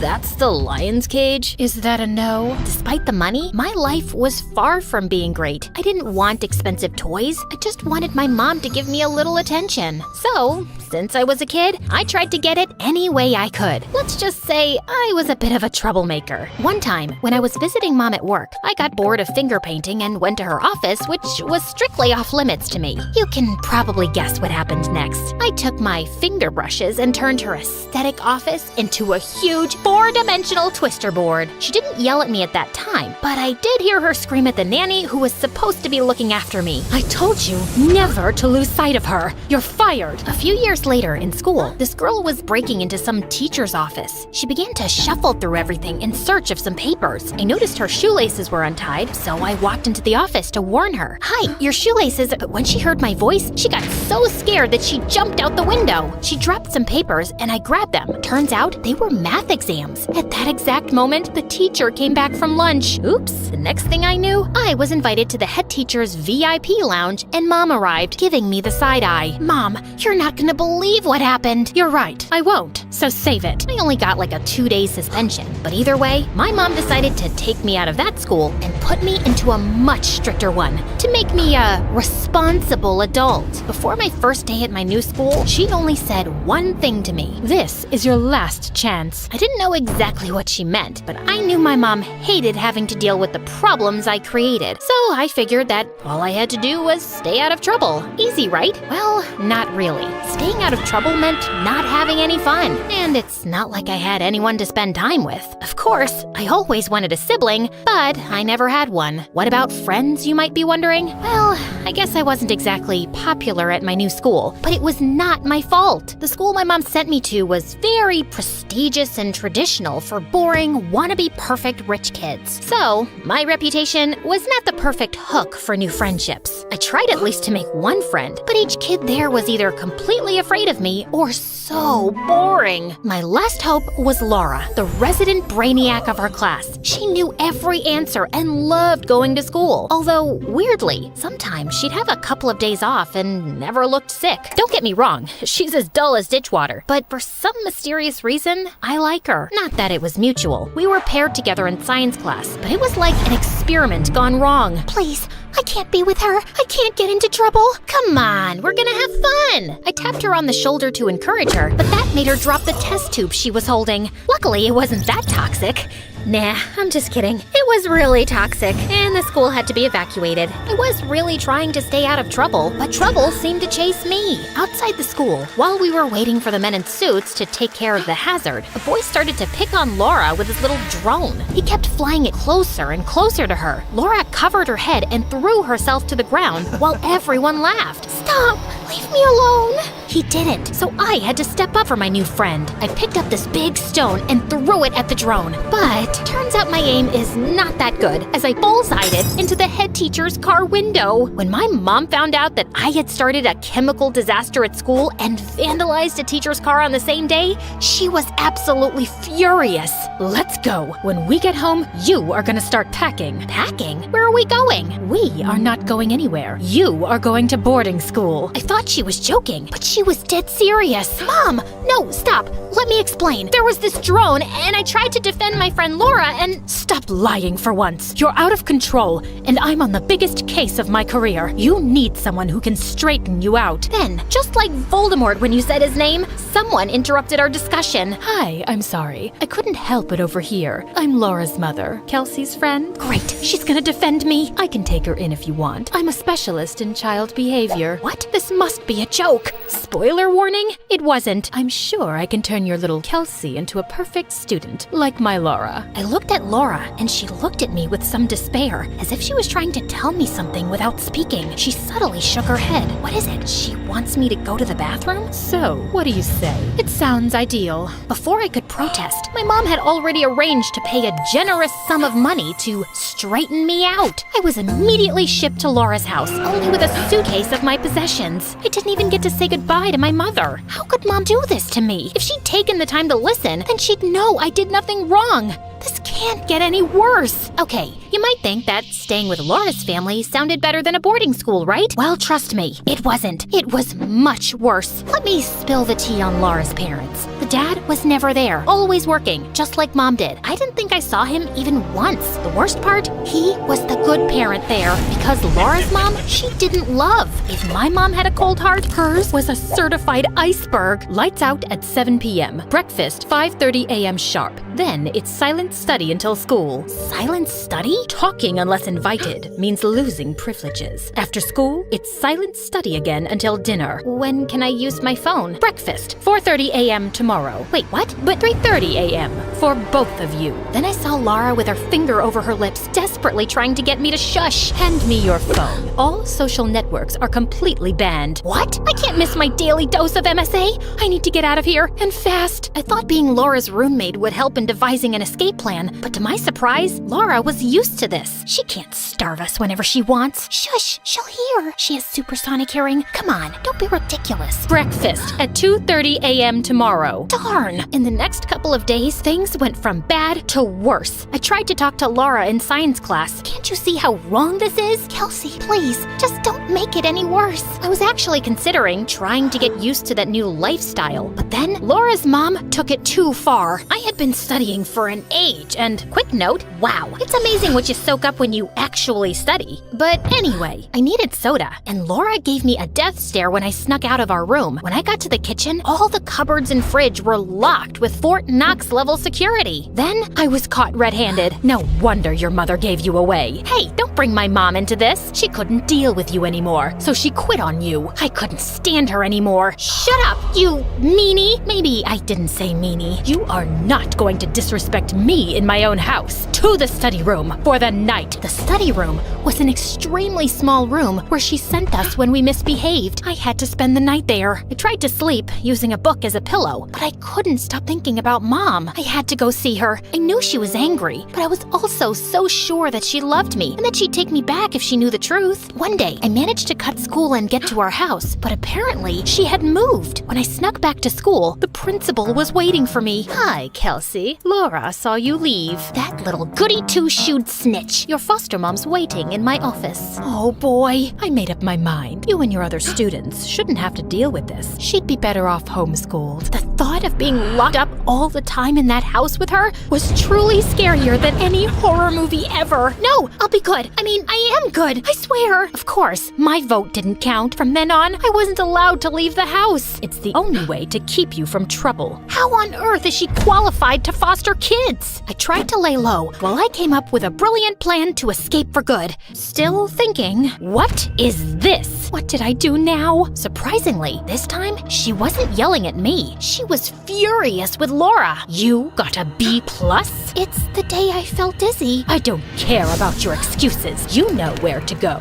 Laura headed straight to the study room. I was still angry at her for ratting me up, but after she spent the whole day there, I started getting worried. I decided to sneak her some food. I'm going to get help to escape. I may need you to cause a distraction. Are you out of your mind? Just leave me. Laura, you don't deserve this. My mom will take us both. When she knows the truth, she'll be so happy to have me back. Laura remained silent and refused the food. After 2 days of being locked in the study room, Laura was released. I guess that explains her absences from school. Sometime later, I asked her how she was able to stand so much time locked up in there without losing her mind. I just draw things on the wall and time goes by. As you can see, things in that house were absolutely crazy. Finally, some days later, my ticket to freedom presented itself. Her mom was out somewhere, and all the windows and doors were on lockdown, but I managed to break one like a superhero. First, I went to school to tell them what was going on, but let me tell you, being a hero is a thankless job. The head teacher looked at me like I was pitching a school play on Mars. Let me call your foster mom. With my superhero escape plan foiled, I had no choice but to step out the window quickly. Next destination, the police station. Go, now, or I'll have you arrested for wasting police time. I seriously must have one of those faces. Nobody believes me. There was only one person who could save me and Laura, my mom. I ran to the court, stayed low, and waited hours until I saw her getting out of a fancy car. Wow, she has bodyguards now? I did my best to get her attention. Mom, hi, Mom! Mom! But it was useless. She didn't notice I was there. Some things never change. When she disappeared inside the building, I snuck into the place hoping no one would recognize me. Soon, I found Mom. She was in court with her gray wig on and in the middle of a trial. I decided to wait until the trial was over to avoid interrupting her work. I knew she hated that more than anything else in the world. See, I can be a good girl. However, it was all so boring. It was so obvious that the guy with the mobster tattoos who appeared on the tapes was the bad guy, and there was no plot twist. After a while, I just fell asleep. Waking up at 4:30 in the morning was too hard for me. A little later, someone grabbed me by the arm and woke me up. I thought it was my mom, but when I opened my eyes, to my shock, it was Laura's mom. Come on, your mom spotted you and told me to get rid of you. She did see me? Can't you understand that she doesn't want you anymore? Laura's mom tried to silently pull me out of the courtroom, but I let go and hopped up on one of the seats. Mom, you gotta help me! Laura's mom is a psycho! Everyone turned to look at me. She forces us to study all day, and when we're bad, she locks us in a tiny room. You have to believe me. Please, Mom, I love you. Mom looked at me in embarrassment, showing no hint of compassion. I'm sorry, everybody. My daughter is a troublemaker, addicted to lies. I should have sent her to boarding school. I could hear my heart breaking. I knew my mom was mad at me, but at that moment, I understood that she didn't love me, not even a little bit. Laura's mom grabbed my arm again to pull me out of there. This time, I didn't resist. I was completely defeated. But right at that moment, Kelsey is telling the truth. Everything she said is true. Everybody, including myself, now turned to look at Laura, who was standing on some seats a few rows behind me. I hadn't noticed, but her mother had brought her with her. Laura! My mom is a monster!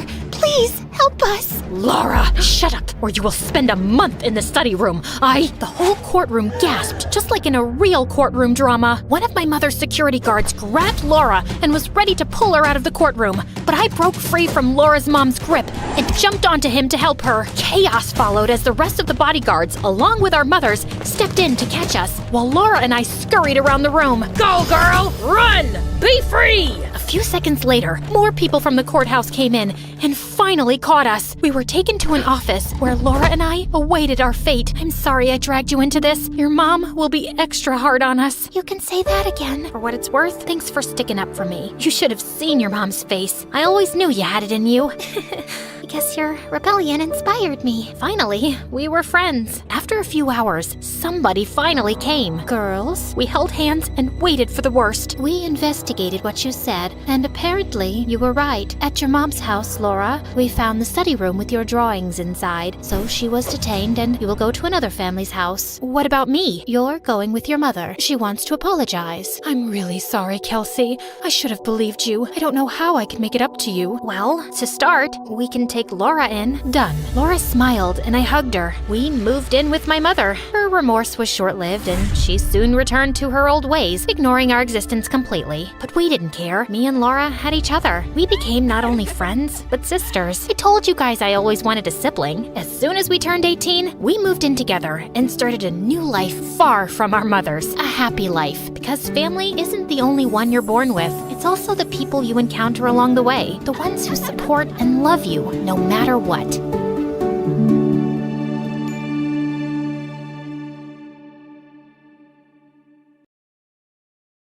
Hi, I'm Natalia from Spain. Please like and subscribe to 4Eve. My twin sister Chloe and I were raised by a single dad who was a Formula One racer. Our mom fell in love with her gym trainer and ran away with him a year after we were born. After that, Dad threw himself into racing and parties, so we were mostly raised by nannies. But Dad spoiled us rotten with the most expensive gifts. Chloe and I wore designer clothes even as toddlers, and our toy room looked more like a toy store. Dad, my friend got this doll from Japan.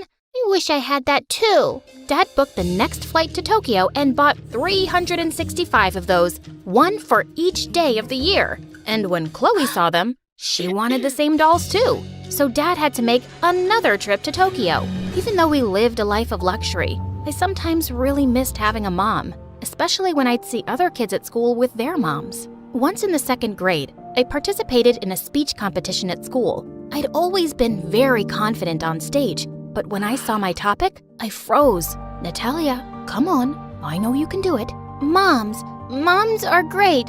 All my friends have moms who do their hair and take them to the park. I wish I had a mom too who would paint my nails and have tea parties with Chloe and me, but... Just then, my voice choked up and tears started running down my cheeks. My teacher jumped on the stage and said my performance was the best. The audience agreed by cheering me on, and Chloe was the loudest. Chloe and I were always close, but sometimes I felt she loved me too much. She wanted us to do everything together. She also wanted to dress like me, order whatever I was eating at any restaurant, and she followed me like a puppy in school. Chloe, why don't you go play with your friends? But you're my friend, and you're my twin sister, so I want to be with you. Yeah, but we don't always have to like the same things and stick together like glue. Fine, I won't stick to you then. It was our 10th birthday soon, and Dad threw us a grand joint birthday party. But for the first time, Chloe wasn't wearing the exact same dress as me, and she'd even insisted on having her separate birthday cake. And even a couple of hours into the party, not a single friend of hers had shown up. Sweetie, are you sure you told them the right day? Yes, I did. It's just hard to make friends 2 days before the party, you know? Chloe, forget those kids. Let's just cut our cake together like we always do. No, thank you. You want us to do our own thing, right? You got it, sis. I don't even want to look like you. And suddenly, Chloe grabbed a pair of scissors and chopped her waist-long hair. The party was kinda ruined after that, and everyone left early. Later at night, I went to Chloe's room and found her crying. Chloe, I'm sorry I hurt your feelings. It's not that. My hair, my beautiful hair. I look so stupid. It'll grow back before you know it. Come on, there's still 2 hours before our birthday ends, and I want to spend it with my favorite person. We're eating cake and dancing a lot. Life was good, but then it all came crashing down in 10th grade when Dad met with an accident on the racing track and he slipped into a coma. Chloe and I were still in shock when we got to know that our mom's sister was coming to stay with us. Aunt Mona sent us birthday cards every year, but we'd never talked to her or met her before. And 2 days later, she arrived and pulled us both into a hug. My poor darlings, I'm so sorry for what you're going through. Really? Why? You're practically a stranger. Honey, I know you're upset right now, but we're family, and we'll get through this together. Suddenly, all the tears I'd been holding inside started pouring out. Shh, sweetheart, it's going to be okay. Aunt Mona kept holding me tight, and it felt so wonderful. Stop being a crybaby, Natalia. We'll get through this ourselves. Dad's gonna be fine soon. Yes, I'm sure he will be. I wasn't talking to you, and we don't need anyone babysitting us. Chloe, stop being so rude. But Chloe just gave me a dirty look and left the room. I'm sorry on her behalf, Aunt Mona. It's okay. I know you're both going through a rough time. And please, call me Mona. I instantly fell in love with her. She was the mom figure I'd been craving for all these years. She'd braid my long hair every morning and tell me stories about her and Mom's childhood. But Chloe didn't warm up to Mona at all. She never missed an opportunity to talk back to her and deliberately messed up everything Mona asked her to do. Chloe, can you please pass me the jug? Oh, I'm sorry. It just slipped from my hand. As Mona walked out to clean herself up, I turned angrily to Chloe. You totally did that on purpose. Why are you being such a brat? Because I can't stand that woman. I'm sure she's after Dad's money. Why else do you think she's here? What? You have no proof. Just then, Mona walked back in and we stopped talking. A few weeks later, it was our birthday, and Mona said she'd planned a surprise for us. She asked us to get ready, but when it was time to go, Chloe refused to come along. Don't be like this, Chloe. Mona has planned something for both of us. I'm sure it's gonna be something tacky and stupid. So thanks, but no thanks. Well, I'm gonna go with her, with or without you. It seems like you've made your choice. Thanks for ruining another birthday. Gosh, this girl was impossible. I told Mona that Chloe had a headache and we left without her. We got an amazing spa treatment, went shopping, and had a great time at an amusement park taking crazy rides and eating food truck snacks. I kept taking pictures throughout the day and sending them to Chloe to show her what she'd missed. So, I hope you had a good time, Natalia. It was wonderful. I truly enjoyed myself for the first time since Dad's accident. Thank you. Don't be so quick to thank her, Natalia. The money she's blown today on everything is Dad's. All she did was book those expensive spa appointments for herself and you. Smart move, Mona. That night, Mona didn't join us for dinner, so I went to her room where I found her crying. I know you probably won't trust me, Natalia, but the money I spent today isn't your dad's. I used my money to pay for everything. I trust you, Mona. But Chloe, I don't know why she's so bitter. I just don't know how to deal with her bratty behavior anymore. She just needs a little more time to cope with everything that's happened. She'll come around. When I went back to our room, I saw that Chloe had pasted a sketch of Mona on the wall, and she was throwing darts at it. What is wrong with you? What's wrong with you? Mona called me bitter and bratty, and you just listened? Yeah, I heard everything. Well, what did you expect after the way you've been behaving? You're wrong about her, and you should apologize. Over my dead body. And I ordered a cake for both of us to cut at dinner. But since you obviously preferred Mona's company over mine, I cut it alone. Since that day, Chloe and I started growing distant, and it really bothered me. But I couldn't let her bully Mona for no reason, and I really loved having her around. Then one day, I was studying in my room when I heard loud voices from Chloe's room. How dare you block all my credit cards? You can't stop me from spending my dad's money. Oh, yes, I can. I'll make sure you never see a penny of your dad's money again. I can make things very difficult for you, Chloe. You better get your act together. Are you threatening me? Yes, I am.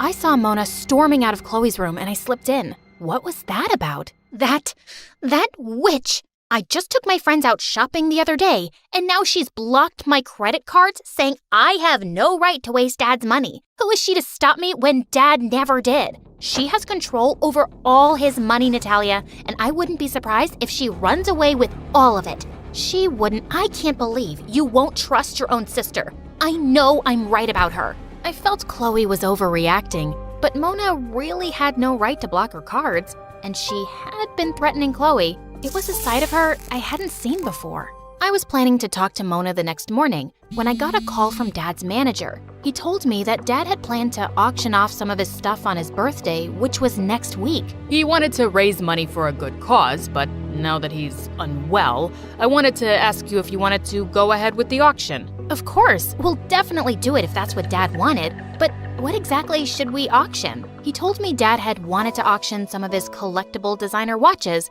and I thought it was a great idea.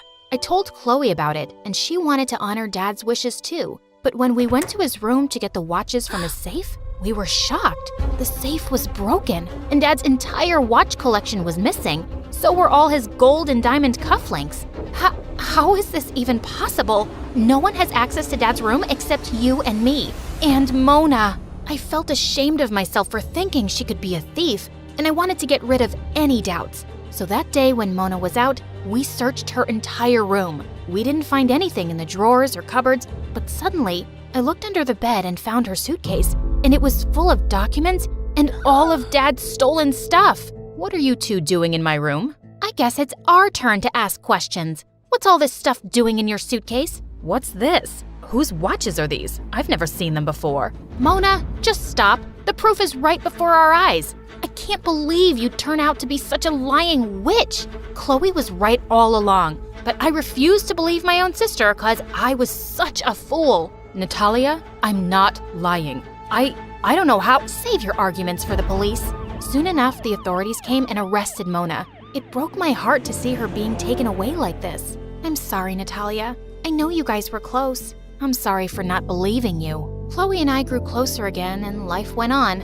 I missed Mona, but I was too mad at her for betraying my trust. 5 months passed, and one day, I woke up to the most amazing news ever. Dad was finally out of his coma. Chloe and I ran to the hospital, and seeing him awake and smiling was everything. Dad, we missed you so much. Oh, my angels. I'm sorry you had to go through such a tough time alone. We weren't exactly alone, Dad. Aunt Mona came to our rescue. She did? Really? Wow. She's always loved you both, but after I cut her off, I didn't expect her to come take care of you. She's always loved us? You cut her off? What do you mean? That's when Dad revealed that when we were born, Mona doted on us and was always around even when our mom had no time for us. Chloe, you were such a cranky baby. And sometimes Mona would stay up all night rocking you in her arms. But when your mom left, I cut all ties with Mona too. I told her not to be in touch with you girls, and she respected that. But she always sent you your birthday cards. But Dad, Mona stole all your watches and cufflinks. What? Are you sure? I mean, that makes no sense. She runs a successful company in the US and is really rich herself. She's definitely richer than me. That left me stunned. Suddenly, I noticed Chloe's face went white. I told Dad to rest and signaled her to come outside. Chloe, spit it out. Okay, I framed Mona. I paid Dad's manager so that he would call you about the auction, and I also paid a servant to hide all that stuff in Mona's suitcase. What? How could you do that, Chloe? How could you send an innocent woman to jail? Because I hated Mona. The day she walked in and hugged you, I felt myself go crazy with jealousy. With Dad in the hospital, all I had was you. But then she came along and you started loving her more than me. Tell me the truth about the credit cards too. Why did she block them? Because I spent a lot of money. I blew $50,000 and she got an alert on her phone and tracked me down to a club. And she found me smoking with some friends. I can't believe this. No wonder she was so mad at you. You're a horrible person, Chloe. Mona left her life for us, and you got her arrested for a crime she didn't even commit. I told Dad everything, and we rushed to the police station to withdraw our complaint. Mona looked angry to see us, but when I told her the truth and apologized, she started crying and hugged me. Mona, I am so sorry about all of this. If you want to take action against Chloe, I understand. No, I don't. This family has been through enough, and I won't put Chloe through more. I forgive her. Chloe was really ashamed and apologized a lot, but we still had trouble trusting her so soon, and Dad insisted she get into therapy. You need this, Chloe. Your insecurities drove you to do some really crazy things. But just trust that you're not alone and you have a family that loves you. And you're my twin. No one could ever replace you. Mona stayed with us for a few more weeks till Dad recovered completely. And then he announced that he was taking all 4 of us to a vacation in Switzerland. One day, Chloe and I were out shopping, and when we returned, we found Mona and Dad kissing. We saw nothing. You guys carry on. No, wait, come in. I proposed to Mona, and she said yes. Are you girls gonna be okay with that, Chloe? Chloe looked stunned, but then she hugged Mona. I joined them too, and in that moment, I knew that going forward, our lives would be perfect.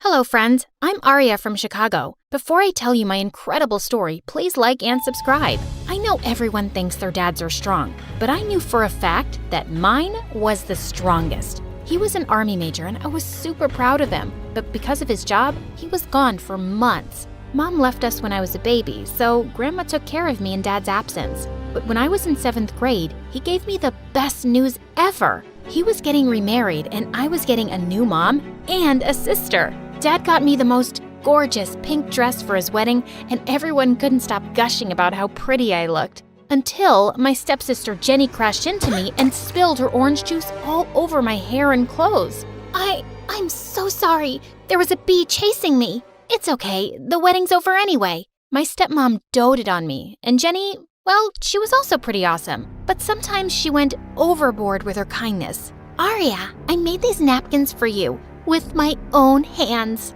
That would have been cute if Jenny hadn't made that out of the dress I wore on our parents' wedding day. Once, Jenny and I were playing in a nearby park, and after a few hours, we felt hungry. So Jenny went home to fetch something to eat. Suddenly, I heard her screaming, so I ran to her and found one of our neighbors holding her by her collar. "What are you doing, Mrs. Sparkley?" "I caught this little thief trying to break into your home. She was crawling through the kitchen window." "That's because I forgot the key and no one's home." "Yeah, she's not a thief. She's my sister." "Your sister? I'm sorry, honey. You're so pretty. You both don't look related at all." It was true that Jenny and I looked different, but the way Mrs. Sparkley said that made me feel bad. And Jenny looked ready to explode. "And you look like you're related to a family of pigs. Here, eat some dirt." Jenny grabbed a fistful of mud, threw it on Mrs. Sparkley's face, and ran away. Dad had to face the anger of a furious Mrs. Sparkley for an hour that evening. Soon, Jenny joined my school, and I was glad to introduce her to my friends. But I noticed that she tried to copy me in everything. We ended up buying the same clothes. She joined the school's drama club like me, and she even brought pasta to school every day like me, even though she hated it. Then one day, I got to know she wanted to play the role I was auditioning for in the school play, so I simply stepped back to give her the chance. And she did manage to land the role. When we got home, she happily broke the news to Mom and Dad. But just then, Dad got a call, and when he hung up, he cried with joy. It was your drama teacher. Some casting director watched your recent play, and he wants to cast you in an upcoming teen movie. I was ecstatic. Dad said he'd take us all to dinner at a fancy restaurant to celebrate. But that night, Jenny got a bad headache, and Mom had to stay back to take care of her. After that day, I started getting popular in school. Everyone suddenly wanted to hang out with me, but I felt Jenny slowly growing distant. She no longer wanted to play with me at home, and at school, she'd often say awful things to embarrass me. "Did you guys know that Arya ate her bookers when she was little? Ew! And she loves smelling her socks after a sweaty gym session." Whenever I told Mom about it, Jenny started crying like a baby and said she was just having some harmless fun. 6 months passed, and one day, Dad got a call that he and his team had to leave for Afghanistan immediately. A couple of days after Dad left, we got the most terrible news. Dad and a few of his teammates had gone missing. I was devastated, but Mom and Jenny acted like everything was normal. It was Jenny's birthday in a week, and both of them were busy planning for the party. "Arya, should I get a Barbie cake or a unicorn cake? How can you even think about celebrating when there's still no news about Dad? It's my 13th birthday. I can't let anyone ruin it. Besides, who knows if he'll ever be found?" That made me so angry, I gave Jenny a tight slap. She pounced on me and we fought like wildcats until Mom pulled us apart. When she heard what happened, she grounded me for a week. But when the party was in full swing, I may have sneaked into the kitchen and sprinkled some extra pepper in the food and poured a bottle of vinegar into the lemonade. "Mom, I feel like I ate the sun. Get me some lemonade, quick." "What did you mix in it? It tastes like pee." Ugh. The party was ruined. And obviously, it didn't take long for Mom and Jenny to figure out who was responsible for it. Your daddy spoiled you way too much, Arya. But now it's time to knock some sense into that pretty little head of yours. Mom placed a mop bucket in front of me and asked me to clean the kitchen. Just then, I saw Jenny walk out of my room with all my favorite dresses. "Since you didn't get me a birthday cake, I'm taking these. Oh, and I also like the headband you're wearing." Jenny snatched it from my head and put it on hers, and Mom didn't say a word. 2 years passed, and there was still no news of Dad or his teammates. But I never lost hope. Several acting offers poured in after my movie stint, but I refused them all since I was more interested. The doctors made a shocking discovery. Meredith has a rare, incurable disease. She only has a few more months with us. We've decided not to tell her so she isn't scared and lives the rest of her short life in peace. Yes, I'm sad, but not that much because my baby sister is going to a better place and leaving me all her stuff. I knew my trick had worked when Meredith came down one morning with swollen eyes. When Mom asked her what was wrong, she burst into tears about her incurable disease. Where would you get an idea like that? Yes, Meredith. Please, tell Mom where you got this idea from. You wrote it in your... Wait, you chubby witch! You made me believe I was dying! doing? Meredith lunged at me and we went rolling all over the kitchen floor. But she ended up getting grounded for a month for stealing and invading my privacy. I soon started missing her at dinner time though. So late one night, I snuck into her room with ice cream to find her playing darts with my face as the target. I'm sorry you're stuck here, but you did steal from me. I know we don't have a lot right now, but we'll work hard and make money in the future. But the future is in the future. What do I do now when I need money for mascara and gummy bears? Maybe we can think of some business idea. Oh, I thought you'd never ask. She pulled out a box from under her bed full of t-shirts. So you know my friend George, the next door gardener's nephew? Apparently he volunteers at a mental institution every weekend. The owners got t-shirts made from all the patients, but they refuse to wear them, blah, blah. So now the mental place has hundreds of these lying in storage. George said he can score them for me, and we could have our own t-shirt range with cute things written on them. Look, here's one I made for myself. I want to go to Bora Bora, but I'm Bora Bora. Please help me. Funny. I'm very serious, actually. I'm gonna live in Bora Bora one day. So, are we selling these t-shirts?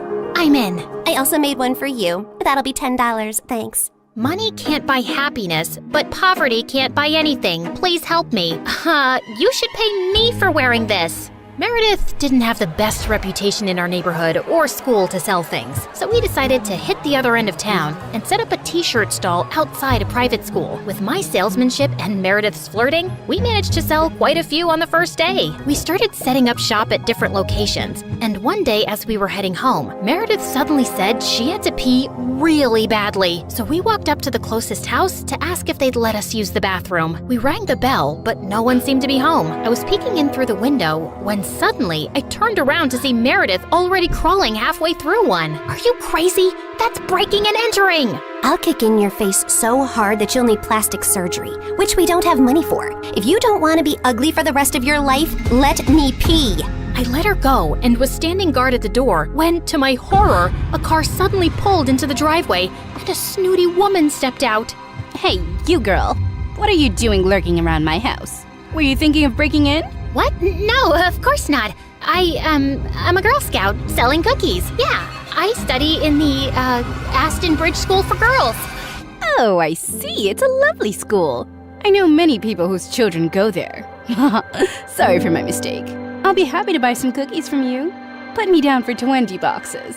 Sure. It's, $5 a box, so that'll be $100. I'm putting your name down on my list, and I'll drop them by tomorrow. That's perfect, sweetie. Here's the money. I'll see you soon. Just then, I saw Meredith slip out the window, and as soon as the lady went in, we ran like crazy down the block and then collapsed on some grass.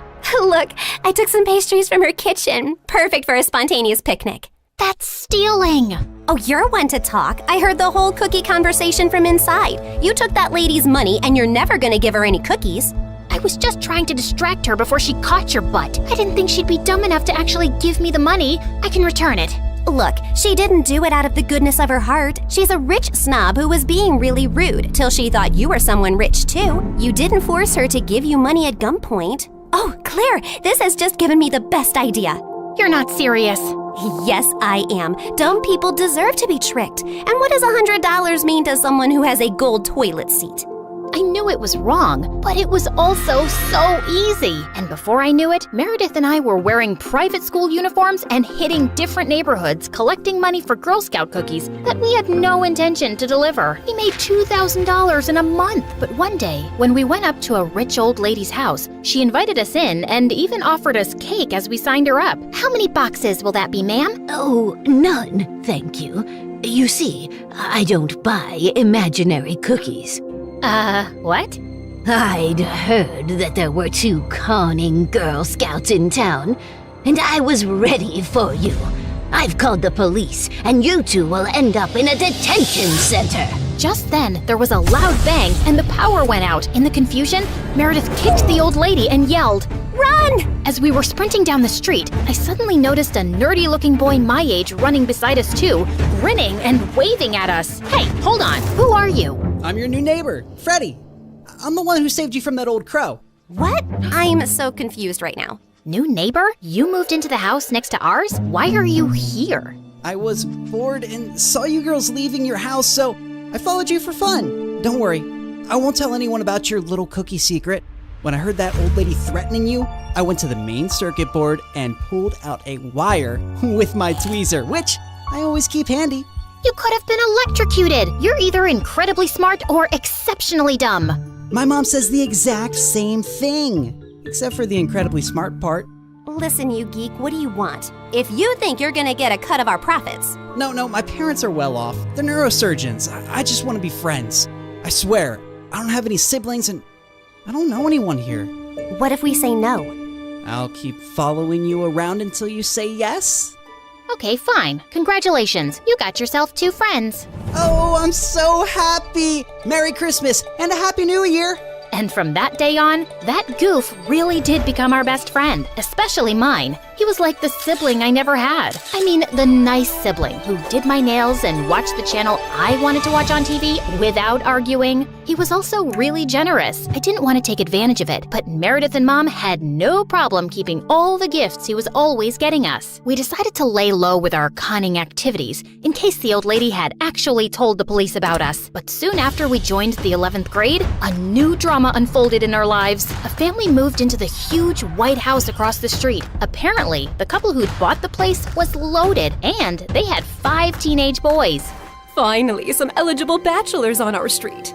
Thanks. My feelings aren't hurt at all. Oh, I'm sorry I left you out, sweetie. Maybe you'll find someone too. I mean, they have 5 boys. There's a good chance one of them is gay. What? Why would you think? Okay, girls, here's a basket of goodies for you to take over as a welcome present. Now go, throw yourselves at those boys. Meredith and I rolled our eyes, but we decided there wasn't any harm in checking them out, and we were welcomed by the ugliest quadruplets ever. They were really sweet and really excited to see us, but with their orange hair, acne, and buck teeth, they were not a pretty sight. Man, I feel sorry for those parents. Like, you know, Mom got one average-looking kid, but God made it up by giving her me. But those parents, oof, God decided to use copy-paste on that ugly model. They must have done something terrible to deserve this. You are so rude. Oh, shut up. I know you're thinking the same. I just have the guts to say it out loud. But then a day later, I'd just woken up when the bell rang, and I opened the door to find the most gorgeous boy ever standing outside. Hello, I'm Eric. We got some of your mail. I came to return it. I just stared at him, dumbstruck, feeling acutely aware of how terrible I looked. Just then, Meredith pushed me out of the way. Hey, thanks. You're such a lifesaver. Haven't seen you around before. I just moved into the house across the street. The big white one with the quadruplets? Yeah, they're my brothers. What? No, they can't be related to you. They're very unattractive. Meredith, can't you ever sugarcoat anything?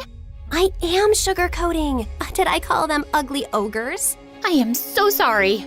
It's okay. People have this reaction often. I'll see you girls around. He flashed his beautiful smile at us and then left. Wow, Eric stole his brother's luck, the schoolboy's luck, the neighborhood boy's luck, and his mother's and his father's luck, and the whole town's. I agree. He's beautiful. I hope he's smart and funny and kind too. I'm sure he is. I never believed in love at first sight till I met Eric. Okay, maybe love is an exaggeration, but I was crushing on him hard. Freddie, how does this purple dress look on me?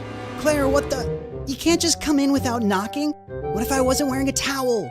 Well, you are, so unclench your butt. Now, what do you think about the dress? Hey, Freddie, I want your opinion on this red dress. Oh, hi, Claire. I didn't know you were here. Have some respect for my privacy. What are you talking about? Actually, I don't care. Now tell me, I look hot, right? Of course I look hot. I could wear a potato sack and I'd look hot. I can do hot in my sleep. What's the dress for? The party at Eric's place? What, did you think you're the only one who got invited? The red's a bit much for a casual housewarming party, no? Yeah, you're right. It's more of a second date dress. Thanks, I'll look for something else. And your dress looks lovely. I am not your sister, and you can't treat me like this. I am a man. Okay, thanks for the news flash. Come on, Claire, let's go before Freddie has a heart attack. The party was coming up soon, but I knew there would be many guests, and I wouldn't really get a chance to talk to Eric then. So, I decided to drop by to borrow some sugar one evening. But my heart sank when I spotted Meredith and Eric in the kitchen, and they were kissing. I couldn't believe that witch. It was so obvious I was crushing on Eric, wasn't it? Can you give me some mashed potatoes, Claire? I lifted a spoonful and threw it straight at her face. Claire, what the heck? Oh, I'm sorry. You didn't want them on your face? You should have been clearer then. You got a problem with me? What a genius. Since you're so smart, I'm sure you already knew I liked Eric, but you went after him anyway. Yeah, I saw you two kissing. Oh my god, what? You like Eric? I had no idea. You should have been clearer too. Cut it out, okay? You knew. Did not. Okay, so now that you know, will you stop seeing him? No, duh. Are you really into him? Not really. I barely know him, but he's cute and rich and he likes me. You did see that he was kissing me back, right? I flung another dollop of mashed potato straight in her eye and stormed off. Fine, that jerk could have Eric. I wasn't even gonna go to the party now. But on the night of the party, when I heard music floating from across the street, I couldn't help myself. Eric had just known Meredith for 2 days. This battle wasn't over yet. I knew I looked smoking hot as I marched up to Eric and Meredith in her stupid red dress. She looked furious to see me before she turned sickly sweet. Oh, hi. I thought you were unwell and not coming, honey. How are you doing now, honey? I'm good, honey. How are you, honey? I'm great, honey. Do you like my honey, honey? What honey? Honey? The honey, honey. I see no honey. Honey? What's happening here? Don't worry about it. Let's go get some honey, honey. We don't have any honey, Meredith. Honey! You ruined it. You should have ended the sentence with honey. Don't mind her, Eric. You already know she's rude, and she has a vile temper. She once tried stealing money from an old lady and kicked her hard when she resisted. Oh, so that's how it's gonna be, huh? Eric, did you know that Claire is so dumb? I told her when we were kids that if she ate bluebells, her eyes would turn blue like mine. She ate a bunch and then pooped her pants in school. Didn't Meredith tell you she used to fart in the neighbor's jacuzzi just because they said they liked me more than her? It went on for a month. Oh, how about the time you dropped Mom's toothbrush in the toilet and just put it right back? Imagine someone being so awful to their own mother. Meredith has a boyfriend who works in a mental institution, and he steals the patient's clothes from there for her. Imagine doing that to sick people. Claire keeps acting like she doesn't know her best friend is in love with her, and she keeps using him for his money. What? Are you talking about Fred? I've never used him, and he's not in love with me. Oh, please. A blind person can see Freddie's been in love with you since day one. Shut up! You shut up! How about you shut the heck up? Not till you shut up first! I pushed Meredith out of my way, but I ended up pushing a little too hard and she crashed straight into the punch bowl. She got up and charged me, and we landed straight on the food table. As Eric was trying to pull us apart, Freddie suddenly ran in. Claire, Meredith, stop! Your mom, she isn't okay. You gotta come now. We ran outside to see Mom unconscious and being wheeled into an ambulance. Since Freddie's dad was a neurosurgeon, he took Mom's case and ran tests for weeks to discover that she had some inflammation in her brain for unknown reasons, which had sent her into a coma. Freddie's dad decided to enter her name in a clinical trial for rare brain diseases since she met all the criteria. But what's it gonna cost us? We take one pro bono case for the trial, but there will still be other hospital expenses. And you girls will have to figure out something soon. Do you have any relatives? We had to contact our grandparents, but to our surprise, Mom didn't even have their numbers saved in her phone. All we had was a framed picture with their names signed at the back. Freddie offered to hire a private investigator, and within a week, he said they'd been found and were flying over to see us. But I couldn't help noticing as they got out of the cab that they didn't look rich at all. Those paupers are our grandparents? They're definitely the people from the picture. Why do Grandma's shoes look like something out of a museum? And Grandpa's coat is missing 3 buttons. The old lady hobbled towards us and hugged us tight. Oh, girls, it's so good to see you. We had no idea we had granddaughters till yesterday. You look nothing like our son, though. Your son? No, we're your daughter's kids. Oh, honey, we don't have a daughter. The private investigator who tracked us down did say our daughter was looking for us, but we just assumed that was our son who ran away from home 18 years ago. He was always saying he'd change into a woman one day. What? Our mom used to be a man? No, this is crazy. Look at this picture. Does this woman look anything like your son? Our son is ugly, and I remember this woman. Alfred, you remember this beautiful lady came to stay at our motel many years ago? She disappeared suddenly one night, and the next day some mafia men turned up looking for her. Ah, yes. Those men kept turning up for weeks. They seemed like bad news. I'm happy to hear the lady's okay. So, you're not her parents? Then why does she have this picture of you guys? She took it from the motel. I don't know why. I'm so tired, dear. Can I rest for a little while? No, if you're not our rich grandparents, you gotta go. Taxi! Meredith sent them packing immediately, and we just stood staring at each other. When was Mom in a motel? And why were there bad men after her? She told us all our lives these random people are our grandparents. What else has she been lying about? Apparently, a lot of things. When we checked out if she had any health insurance, she couldn't be found in the system. I went to the diner where she'd been working for years to see if the manager could help, only to find out that no one there had ever seen her. We had no clue where she'd been going all this time while she was pretending to work, or where she got her salary from. Meredith and I tore up Mom's room looking for more clues. We didn't find anything in the closets or under the bed, but I pulled the rug away and came across a loose floorboard. We pried it open to find a laptop and so many fake IDs and passports, all belonging to Mom. Oh my God. Mom? As a French redhead? Her hair is black here, and she's Swedish. We opened the laptop, but we couldn't get past the security code. We asked Freddie to come over and told him everything. And when he went over the laptop, he let out a low whistle. Whoa, this is heavy encryption and insane firewalls. Is your mom from the CIA or something? Have you ever seen her using this laptop? Yeah, I have once, but she told me she borrowed it from a friend to watch Keeping Up with the Kardashians. Who is this woman? We really had no idea, except that her hair dye started fading soon, and we discovered she was a natural blonde. We still desperately needed the money and contemplated selling the house, but we couldn't even find any documents for it. For the first time in my life, I felt overwhelmed and completely out of ideas. Then one night, as Meredith and I were sitting on the porch, Freddie joined us, looking grim. I need to tell you guys something about the clinical trial. There's only a 50% chance that your mom will get the drug that could make her well. What do you mean? Doesn't everyone get the drug? No, half the patients get a placebo drug. Oh God, I did something really wrong. I checked the files of everyone on the clinical trial, and your mom has been assigned the placebo drug. She's not gonna get the treatment. So that's it? We're just gonna sit back and watch, knowing there's no chance of her getting better? Make your dad give her the drug! I can't. Dad would lose his medical license if anyone thought he interfered with the trial. Then why did you even tell us, Freddie? Freddie looked at me silently.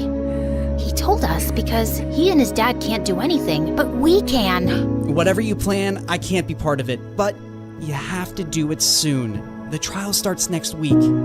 Thank you, Freddie. You don't know what this means to us. Of course. I'd do anything for you, Claire.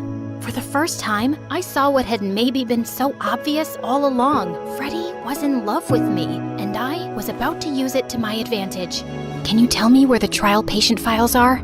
When we visited Mom next at the hospital, I was able to slip away and retrieve Mom's file and another patient's who was receiving the drug. That night, Meredith and I used every Photoshop skill we had to make duplicate copies, complete with the hospital's seal and everyone's signatures to ensure that Mom was the patient chosen for the treatment. And the next day, I slipped the files back in. I knew what I'd done was wrong, and I'd broken at least 5 different laws. But as I walked away, I didn't feel like a criminal at all.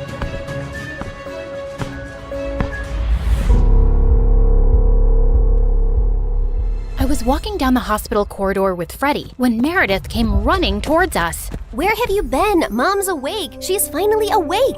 Oh my God, seriously? This better not be a joke, Meredith. I swear on my beautiful face, it's the truth. The doctors are just checking her vitals. Can you girls stop making so much noise? It's a hospital. Oh, shut it, nurse. We're in the coma ward. Who are we disturbing here? Don't you want these people to wake up? How dare you talk to me like that? This is preposterous. That's not even a real word. Remind me to buy you a dictionary. How did you become a nurse? Jeez. We ran down to Mom's room to find her fighting off the doctors. She jumped onto her bed like an animal and started screaming at them. Where am I? Are you doing a science experiment on me? You will not touch the daughter of Vladimir. I learned how to catch fish with my bare hands when I was 3 and tackled a bear when I was 5. You think you are any match for me? Ma'am, we mean no harm. We're your doctors. How are you old enough to be a doctor? You have a pimples like a teenager. I'm fully qualified. Shut up, little boy. Tell me where I am before I take your eyeballs out and play bubbles with them. Mom? Mom turned and stared at me with wild eyes. Let's get out of here before she attacks us. For once, I agree with Meredith. Who are you? And what did you just call me? Hey guys, the last time you saw me, I was walking down a hospital corridor after switching the clinical trial files. That was 2 years ago, so let me get you up to speed on everything that's happened since then. Mom entered the clinical trial, and her tests started showing signs of progress, but she didn't come out of her coma anytime soon. Freddie tried to help us, but Meredith and I had to learn to manage on our own. And it turns out there's a lot you can steal from a hospital. We never had to buy toilet paper or cleaning supplies again. And we always had endless cups of pudding and Jell-O. Meredith, is that diaper cream you're putting on your face? A girl's gotta moisturize. It's very hydrating. My face is as soft as a baby's butt. What did you score today? More useful things like new bed sheets, pads, towels, and batteries for our TV remote. Time for our show and more Jell-O. Woohoo! But we still needed money, and after high school, we went back to our conning ways. I always pushed away the guilt and justified it to myself with things like, we needed the money, we had no other choice. But I have to admit, I also felt a thrill every time we outwitted someone and got away with it. It started out small, like hitting venues of concerts and games in different cities and selling fake tickets to desperate fans, hoping to get in at the last minute for twice the regular price. By the time they figured the tickets were bogus, we were gone. Or going to the American Idol audition venues and convincing hopeful contestants that we were part of the TV show crew and we'd get them through to the next round if they paid us a little money. Then, we set up an Instagram matchmaking business account with tons of fake success stories. We were getting booked for our services by loads of women. We'd always meet at the client's house in disguise. What is this exquisite dessert? It's like a cloud melting in my mouth. It's a Japanese cheesecake, delivered fresh every day from Japan. You are just the kind of people I like. Ow! Let's get down to business, shall we? Wow, I mean, this cake. Yes, business. This is your daughter? Oof. We know she's a bit plain. And she's 6 feet tall? With that face? Is her case hopeless? Oh no, we've dealt with a lot of uggos before. Believe me. Ow! What my partner means is there's someone for everyone out there, and we're experts at making those two people meet. We'll need a small advance, and we'll bring you a portfolio of suitable bachelors in a week. You'll be the mother of the bride soon, watching your little giraffe walk down the aisle. Sounds good, right? Make that check to cash, please. Can you also pack the rest of this cake? We'd take the advance, keep in touch for a few weeks saying we were gathering options, and then disappear. Of course, people soon started commenting on our page, calling us frauds and reporting our account, but we made a good amount while it lasted. We tried out a wedding planner service next. That's a gorgeous cake, but it's so expensive.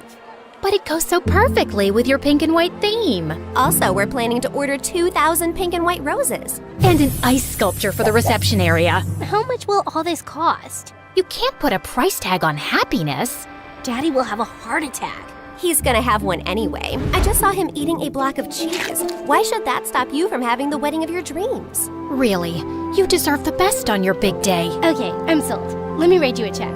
When that went bust, we became travel bloggers and influencers. With our huge number of fake followers, we managed to get into the best hotels for free as long as we wrote a review. When I'm rich, I will buy a hotel and live there. They have the best beds. Room service? Yes, we'll have 2 lobsters, 4 sushi platters, 2 beef burgers with fries, the prawn tempura, the fish tempura. Okay, anything with the word tempura. And why don't you bring up the entire dessert menu? Thanks!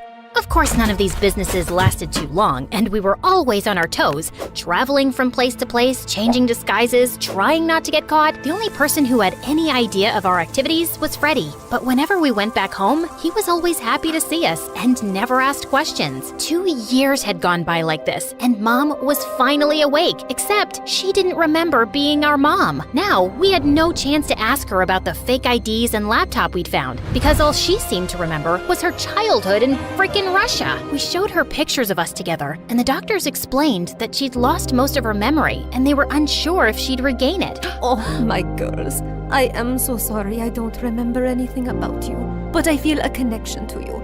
As strong as the frost on my toes, walking barefoot in snow, and as sweet as the smell of my grandmother's honey cakes, and as deep as the violet skies of Siberia, and...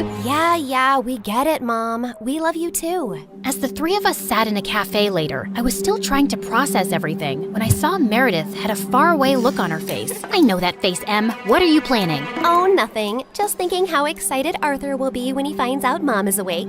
You're talking about our neighbor, Arthur? Yeah, he's been visiting Mom every week for 2 years. He's always been in love with her. He'll be happy, but she won't even remember him. That actually works in his favor. Mom always found him irritating. What are you saying exactly? What if we convinced Mom that she was deeply in love with Arthur before she went into a coma? I'm sure he won't have any problem playing along. Maybe we even say that they were engaged before she got sick. If we set them up, Mom will be taken care of for life. Arthur is rich with a capital $sign.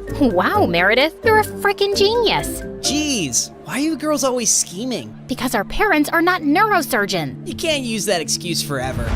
Watch me. Like we expected, Arthur immediately agreed, and we got to work. We photoshopped tons of pictures of Mom and him, and soon he even turned up with a giant emerald ring. You chose this Russian emerald ring from an antique shop where I proposed to you. Oh, it is so beautiful. I wish I remembered all of these moments, but I do feel a connection to you. As strong as the smell of lavender on a Russian summer breeze, and as warm as Papa's fur coat, and as comforting as a bowl of kidney pickle soup, and... Kiss her, now! As Arthur and Mom kissed, Meredith and I walked out of the room and burst out laughing. We laughed till we almost peed our pants. Oh God, my tummy hurts. Are we doing the right thing? Fooling Mom?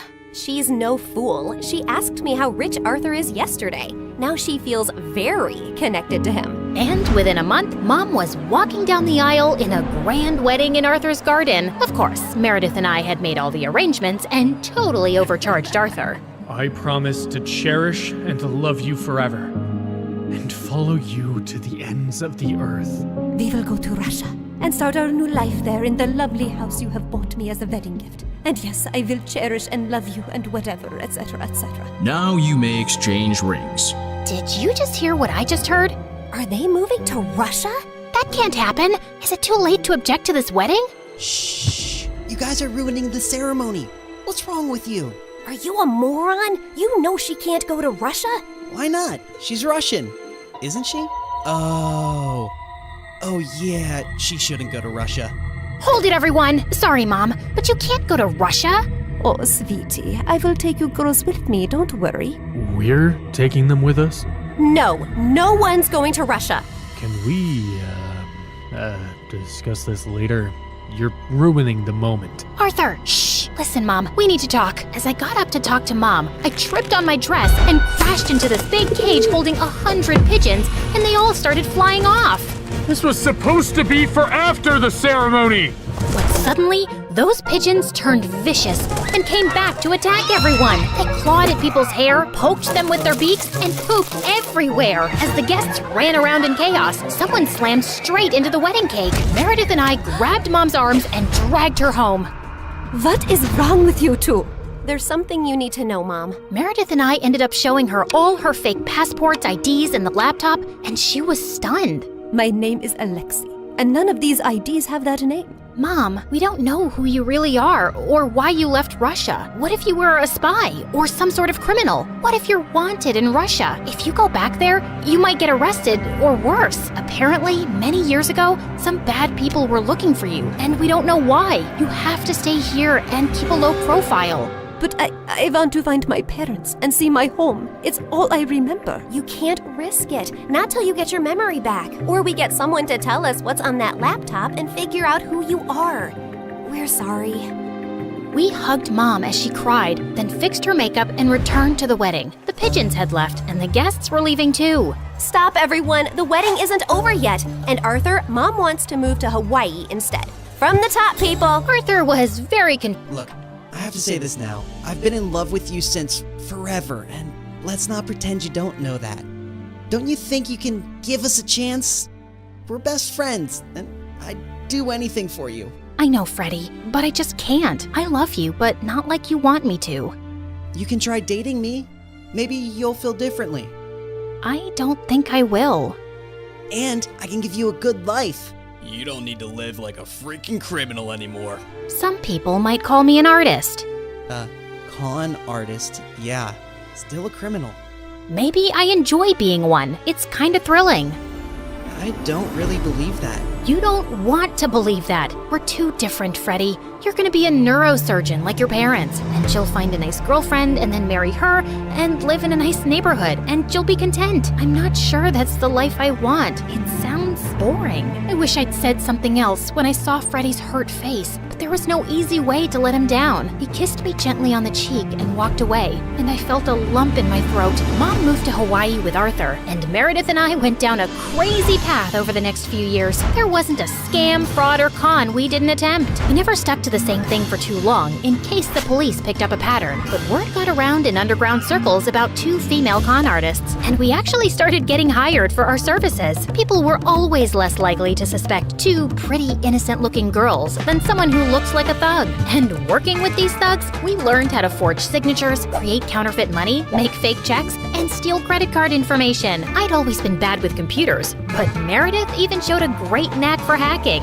We made good money, partied with rich people, traveled first class, and stayed in amazing hotels. But for me, the glitz and glamour gradually started to fade. I was getting tired living out of suitcases, always wearing disguises and looking over my shoulder. I had no real friends, and even if I met someone I thought I could like, I knew I couldn't be in a real relationship. I was almost thinking of talking to Meredith about quitting the con artist life, when one day she burst into our New York hotel room looking beyond excited. You won't believe the job we just got. It's gonna pay us $250,000. Who would pay that kind of money? And for what? Turns out, the kind of people who take you to their headquarters blindfolded. As Meredith and I walked into an underground room, a large chair swiveled around to reveal a tiny, skinny guy.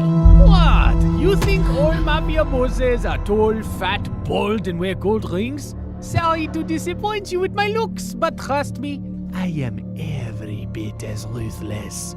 Something about his steely gray eyes sent a shiver down my spine. I believed him. His name was Pierre Soufflet, which was obviously a lie, and the job he had for us was to steal a priceless painting from a museum and replace it with a fake. That's the painting? It's, tiny. What's your problem with tiny things and people? It's also kinda stupid. What is that? A raccoon eating a cheeseburger? It's worth $10 million, so the joke's on you, dummy.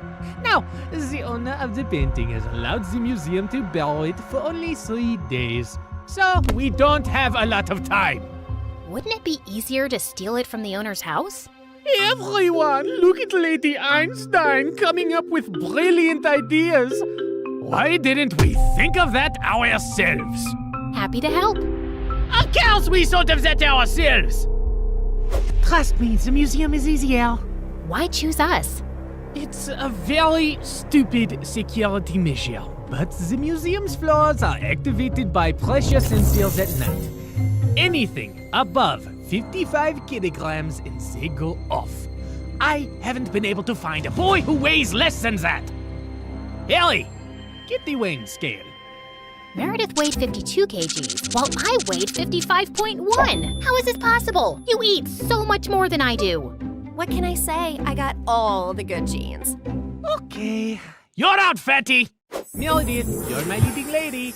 The plan was to enter the museum through its large air ducts, carrying the fake painting with us. We first had to make a stop in the security room and disable all the cameras and alarms. Then we'd crawl back through the ducts till we reached the exhibit area, and I'd lower Meredith down along with the painting so she could switch them out. As Meredith made it to the bottom, I dropped the painting to her, and she missed it, and we heard a loud crack. Oh my God, did you break the frame? Me? It's your fault. Who told you to throw it like that? I was expecting you to catch it, but what was I thinking? You made us lose the Frisbee tournament in 8th grade because you're so bad at catching things, unless it's someone's boyfriend. Seriously? You were so distracted by that hot boy on the bleachers, your throwing skills were completely off. FYI, that boy was totally into me. Why are we even talking about frisbees and boys right now? You started it. No, I didn't. Okay, shut up. Let me think how to fix this. Are you trying to glue it together with your saliva? You got a better idea? Any idea would be a better idea than that. Look, it's a museum. They must fix broken, ancient things here all the time, right? I'm looking at the floor map, and there are some offices in the left wing. I'll go get some glue. It took me an hour to find glue and return to our spot, and I found Meredith eating a bowl of ramen. Where did you get that? I brought a packet of instant ramen with me, and you were taking forever, so I went to make it in the staff kitchen. There was someone's chicken sandwich in the fridge, so I used the meat from that. And there was also some tofu, and I added a dash of oyster sauce. I'm so happy you chose this moment in your life to become a gourmet chef. Just send the painting back up so I can fix it. I tried to fill in the crack as best I could, then sent it back down to Meredith, who took the real one off and put the fake one on the wall. But just as she started walking back, the whole floor lit up suddenly and a blaring sound went off. Oh my God, what's happening? I don't know. Is the painting heavier than the fake one? Just hurry up. We gotta get out now. I pulled up Meredith and the real painting and closed the opening in the ceiling seconds before security burst in. We crawled down the ducts and out of the building as fast as we could. We ran a few blocks down where Pierre's van was waiting for us, and we sped away. Oh, I would have preferred if you hadn't alerted all of New York about the break-in. Now I'll have to move this painting around with cops crawling all over the city. Never mind. Here's your check, and Claire, try to lose some weight. Au revoir. And without warning, we were dumped on a dark street. We scrambled to our feet, headed for the subway, and made it home. It was all over the news the next morning that someone had broken into the museum and switched off all the security systems. But apparently, nothing had been stolen, except a chicken sandwich and a block of tofu from the staff kitchen. You ate the entire block? Hey, I'm not the one who needs to watch her weight. I do not need to. Whatever. Listen, I've been meaning to talk to you about something. It'll have to wait. I got a hair appointment. We'll talk over dinner? Yeah, sure. I was gonna tell Meredith that I wanted a break from this life, and I wasn't sure how she'd react. As I sat in a cafe later, I suddenly found a cute guy next to my table. Mind if I sit here? There are no other empty seats. I won't disturb you. I promise. We actually ended up talking for over an hour, and I found him sweet and charming. I'd love to meet you again if you're free. I don't live in New York, but I come every weekend. You come here for work? No, actually, I came to visit my mom who's admitted in the hospital here for a medical trial. She has some rare brain issue that sent her into a coma. Oh, I'm sorry to hear that. How long has she been in a coma? 6 years now. It's been the toughest thing I've ever dealt with. Actually, she was part of this other really promising clinical trial before, but that didn't work for her. He was in a hospital in Connecticut. As he kept talking, I suddenly felt like I was spinning around very fast, and I could hear my heartbeat in my ears. My chest felt heavy, and I could barely breathe. I don't know what I said to the boy, but I just ran out of there and didn't stop till I got to our hotel room. Hey, I was about to call you. What's wrong? Claire, are we in trouble? I am a terrible person. Hey, you're not that terrible, just a bit ugly. You don't have cops after you, do you? Meredith, I met someone. It's not a cop, is it? No, I met a random guy in a cafe, and his mom was in a clinical trial. I hope this gets interesting at some point. In a hospital in Connecticut. Oh my God, the same hospital Mom was in? And the same trial? What a small world. No, it's not the same trial. It's a different hospital, too. Okay, I'm bored again. The coincidence made me interested for a bit. Meredith, his mom's been in a coma for 6 years. We did that to someone. Didn't you just say it's not the same trial? Yes, but for a few seconds, I thought it was the same trial.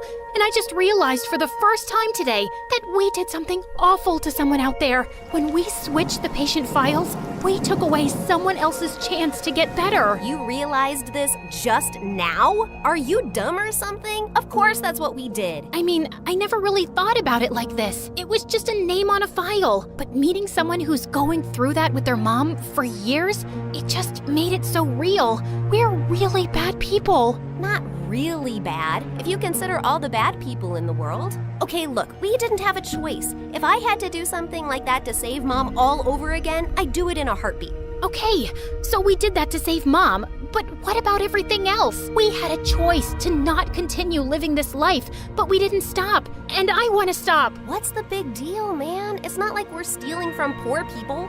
It doesn't matter who we steal from. It's not about them, it's about us and the people we've become. I don't want to be this person anymore. Look, just calm down. I'll get you a pina colada and everything will seem better. But I pushed her away angrily and she landed on the floor. She looked up at me, stunned. No, I am done.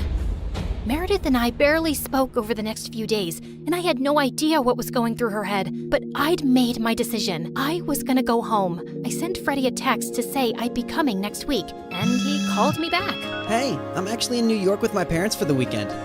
Can we catch up? The moment I saw Freddie, I just burst into tears and he hugged me tight. As we talked over dinner, he assured me that he'd talk to Meredith and try to make her come home too. We had just stepped out of the restaurant and walked 2 blocks down when suddenly a black van screeched to a halt beside us and some men pulled us in, handcuffing and blindfolding us. When our blindfolds came off, I realized we were in Pierre's quarters and I found Meredith there too.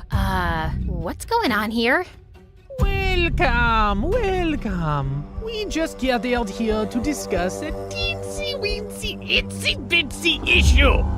Now, Meredith, go ahead and tell them the moronic thing of titanic proportions that you just did. Apparently, Meredith had found her way to Pierre's headquarters and stolen the real painting from him. She had then tried to sell it to a buyer she'd arranged, and while the exchange was about to happen on the docks, the cops had showed up. Meredith had barely managed to escape, but the buyer and the painting were in police custody. The police didn't let it get out in the news, but they knew the real painting had been stolen and replaced with a fake. They were probably watching every dock, airport, and train station to see if someone would try and move it out. And your sister practically handed it to them. What were you thinking? It's your whole quitting the biz talk that made me do it. I did it for us, so we could sell the painting and retire to Bora Bora for good. And what the heck is Freddie doing here? Hi guys, I'm Freddie, old friend. Nice to meet you. Not terrified at all. You made me lose a fortune, and you double-crossed me. And Pierre does not take betrayal well. Harry! Sam! Yes, sir! You know what to do. Boss? I'm not really sure how I feel about punching a girl. Yeah, boss, I am not really comfortable with this. Maybe we can just punch the boy. I'm not really a boy. I used to be a girl. Ask Claire and Meredith, we practically grew up like sisters. Please don't hurt him. He has nothing to do with this. Silence! You buffoons! I didn't say hurt anyone yet. I just wanted you to threaten them. But of course, you're useless. I'll do myself. Torture Harry and Sam after this meeting. Now, get lost. Then Pierre shifted his cold gaze to me. That painting is everything to me, and I want it back. And now the only way we can get it is from the owner himself. You, Claire, will be executing this mission. The heir of that painting is a young, charming millionaire. And you will get to know him, become his girlfriend, kiss, cuddle, yada yada. You need to earn his trust completely, so he lets you into his life and his home. Then, when the time is right, you will steal the painting from a high-security vault inside his house and bring it back to me. You will do this if you care about your moon sister and this girl/boy and his family and your mother and your stupid husband and your whole neighborhood. What if I fail? I don't think you want the answer to that. But once you succeed, I'll give you 2 enough to go to Bora Bora and never return. I'd be ecstatic to never set eyes on you annoying girls again. I had my eyes on the target from across the street. As soon as I saw him walk towards the cafe, I headed for the entrance. Just as he opened the door, I bumped straight into him, spilling coffee all over his shirt. Oh, God, I'm so sorry. I wasn't looking. I'll pay for the dry cleaning. His arm rested gently on mine. Hey, it's okay. It was an accident. I looked up into his bright green eyes. In fact, you're the one who's without a coffee now. Can I get you a new one? Sure, I'd like that. Can we also start over? Hi, I'm Christina. Hello, I'm Eric. Do y'all remember Eric? You know, the guy Meredith and I were fighting over the night Mom went into a coma? The guy who was so hot he made boiling water look cool? The guy whose smile shone brighter than the sun and whose eyes were deeper than the Amazon rainforest? The guy who... He looks familiar. Oh my god, I've kissed this guy once. Yeah, the guy who stole my heart the minute I saw him. And then Meredith kissed him. Do you girls know him? Not super well, but I'd rate him number 8 on my list of good kissers. And I've kissed tons of people, so that's pretty high. Oh, Pierre, you really gotta see his brothers. They look like... Ugly old girls, I know. I know everything about him, but how well does he know you? He and his family lived in our neighborhood only for a month, and that was years ago. I don't think he'd recognize me now. Yeah, she's not that memorable. You're all still going in disguise. We have to convince him that you're just a stranger who has randomly bumped into him with no agenda. Also, he must believe you're very rich, so he doesn't think you're a gold digger. From Pierre, we learned that Eric's mom had passed away at his birth, and his dad had remarried a woman years later who already had children of her own, the quadruplets. The world makes sense again. Thank you. Eric's maternal grandmother recently left the painting to him in her will. His father is a big business tycoon, so they always have security at the mansion. But the painting is even harder to access. The only way you'll make it in and out of there is if you're welcomed into their home. I couldn't believe that of all the millionaires in the world, I had to pretend to like Eric, make him fall for me, and then rob him blind. And how was he even better looking now? Over the next few days, I took on the identity of Christina Delafour, a wealthy socialite with a law degree who lived in a beautiful apartment in a posh area and wore only designer brands. Wow, this Givenchy coat is stunning. It's Givenchy, you moron! Okay, geez. Also, Pierre, can't someone do a background check on me and easily find out that I did not graduate from Harvard and that I don't have parents who made a fortune out of selling toilets in India and now live there? If anyone runs a check, they'll find all this information to be accurate. I've made sure of it, and no one is interested in the law or toilets. So they won't ask you many questions. Now, show me how to walk in heels like a rich lady. Fine. Meredith, pass me the Jackie Chim Chews. Oh my god, they'll know you're fake in a second. I was joking. Relax. I've hung out with enough rich people to pick up a few things. I got this. And then, a week later, I was inserted into Eric's life. We talked over coffee for an hour, and I thought it was going really well. But when it was time to part ways, he didn't ask for my number and just left. Ugh, I'd failed to capture his interest. I'd have to plan another encounter without seeming suspicious. As I was walking away distracted, I ran straight into a garbage can and stubbed my toe hard.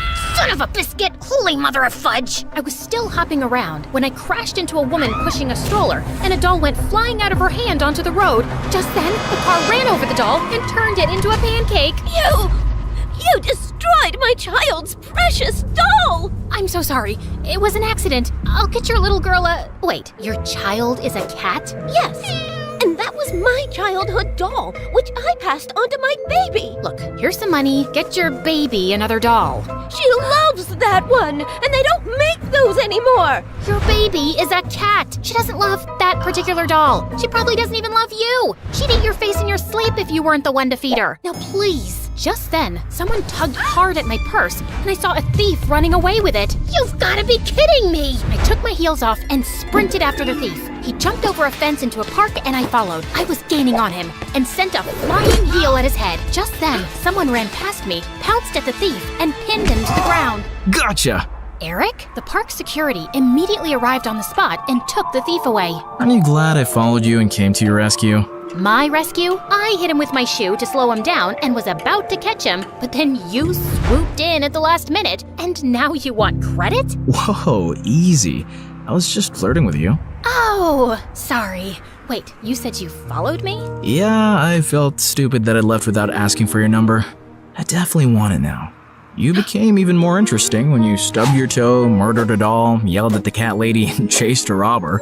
Eric and I started seeing each other, and even though I knew it wasn't a real relationship, it still felt wonderful. We both hated rom-coms, but were always up for watching horror movies. We supported different baseball teams and had heated debates about who sucked more, and we both loved eating from street vendors and walking around the city at night. I enjoyed his company more than I cared to admit, and my heart skipped a beat every time he took my hand or gave me a goodnight peck on the cheek. And then one night, as we watched a fireworks show in the park, he pulled me close and kissed me, and I practically melted in his arms. Soon enough, he told me his parents were hosting a party at their house, and he wanted to introduce me to them. This was the first time I'd be in his mansion, and I needed to make sure I got invited often enough to find out where the vault was. Eric's dad was lovely, but his stepmom looked at me with a stare so icy, it could make hell freeze over. I escaped from the party for a while when the dancing started. Yeah, that's when Meredith dropped by as Catwoman with a cheeseburger. But soon enough, Eric came around to call me in for dinner, where the quadruplets also joined us. So, Eric told us your parents sell toilets in India.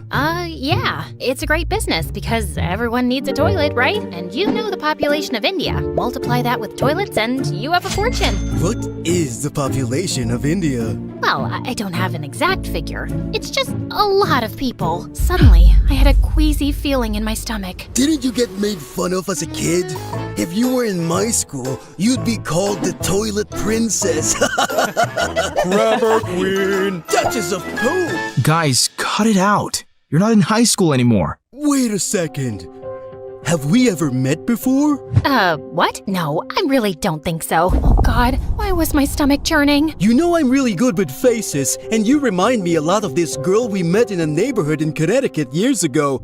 Guys, remember? She had a twin sister. Oh yeah, I remember those twins vaguely. The blonde one was prettier, right? Dang it! Has to be someone else. I'm an only child, and I've always lived in Boston until I moved here. Yeah, Eric told us you're a lawyer from Harvard. So who's the baddest person you put behind bars? Not that kind of lawyer. I'm actually an environmental lawyer. I was really feeling sick now. Maybe it was that burger I ate? Like you have trees as clients? What do they pay you with? Leaves?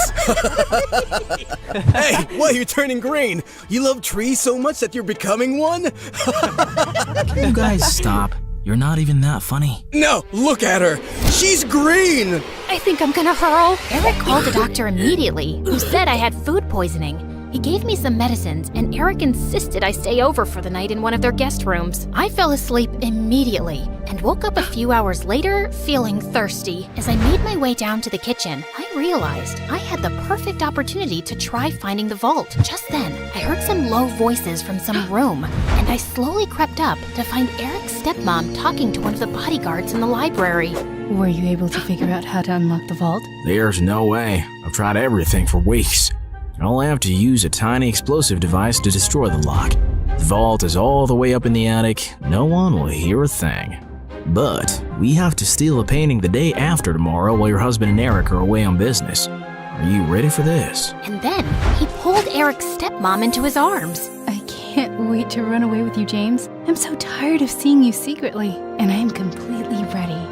As the two locked lips, I turned around and tiptoed away as fast as I could. Okay, so the vault was in the attic, the lock could only be destroyed with an explosive device, and I couldn't let Eric's cheating stepmom and traitorous bodyguard run away with it. The next morning, when Eric came to check on me, I decided to tell him the truth for once. Eric, I have something really difficult to tell you. I got up last night to get some water, and I heard your stepmom and this bodyguard James talking. They were talking late at night? Yeah. Do you have some vault in this house with some painting inside? How do you know that?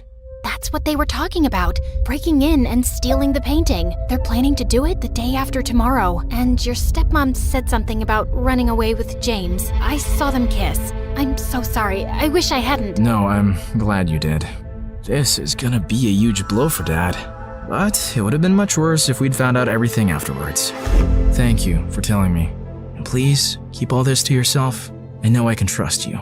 Eric kissed me gently before walking away, and 2 days later, when the bodyguard and Eric's stepmom were about to escape with the painting, police officers immediately arrested them. This is fantastic! They might link the museum robbery to the bodyguard and stepmom too, and assume the painting is now safe. So it'll be easier for you to steal. Good job, mon chéri. I knew you was a smart twin. After Pierre left, I sank into my armchair, but then I noticed Meredith staring at me. What? You should be happy, but you don't look happy. What's up? Nothing. I just can't wait for this job to be over. You can steal the painting soon, right? You know exactly what to do, and Eric trusts you. By the way, have you two kissed? I've been dating him for 2 months. Of course we've kissed. We text every day and you never mentioned it. I didn't know I had to. So, how is it? It's fine. It's whatever. It's like kissing anyone. My memory's a bit fuzzy, but you know I've kissed him. You never let me forget. And I definitely wouldn't call it a whatever kind of kiss. Yeah, okay. It's nice. It's good. Nice? Good? Oh, wow. Don't make me jealous with all the passion. Okay, you want to know what kissing Eric is like? It's like flying through space, like a meteor that explodes into 1,000 stars, and then jumping into really cold water that makes you feel alive all over, and then feeling warm and tingly down to your toes, like having hot chocolate next to a fireplace on a snowy winter night. So, I'm guessing it's better than kissing the pillow you used to practice on? I did not! Shut up! You're in love with him, aren't you? I was about to snap at her again, but then I just sighed. Yes, I am. The night of the heist arrived, and I felt sick to my stomach, but I just wanted to get it over with. Eric's dad was away, and Eric was holding an important shareholders dinner, with which most of the household staff was busy. I'd volunteered to host the dinner with them, and got ready to leave before their meeting started. Thanks for your help tonight. You're the best. Oh, it was nothing. Don't thank me. So, I'll see you tomorrow at our coffee shop? It's a date. As Eric walked away, my heart felt like it was breaking into a million pieces. This was the last time I'd ever see him again. I gulped down my tears, and instead of leaving, I sneaked up unnoticed to the attic. Inside, I found a heavy metal door to a vault. I took out the tiny explosive device Pierre had given me, placed it on the lock, and activated it. In a few seconds, there was a tiny pop and a sizzling sound. Then, I heard the lock click open. I walked into a tiny, dark vault and found the painting under a glass case, praying to every god that no alarms would go off. I lifted the case carefully, put the painting in my bag, and started sprinting down the stairs. But just as I'd reached the second floor landing, one of the Ninja Turtles blocked my way. What are you doing? Hey, bro! You know when I stayed over a few weeks ago? I dropped a necklace, and I was looking for that guest room, and I got lost. But it's fine. I'll just get new earrings. See you later. He suddenly grabbed my bag and pulled out the painting. Do you think I'm a moron? A moron? You? No way! Sorry, which one are you? Michelangelo. Okay, no one has time for that. Now listen, Mike. You're definitely the smartest of your brothers, and just a tiny bit better looking than all of them too. We're identical. That's what they want you to believe, but I know you're better.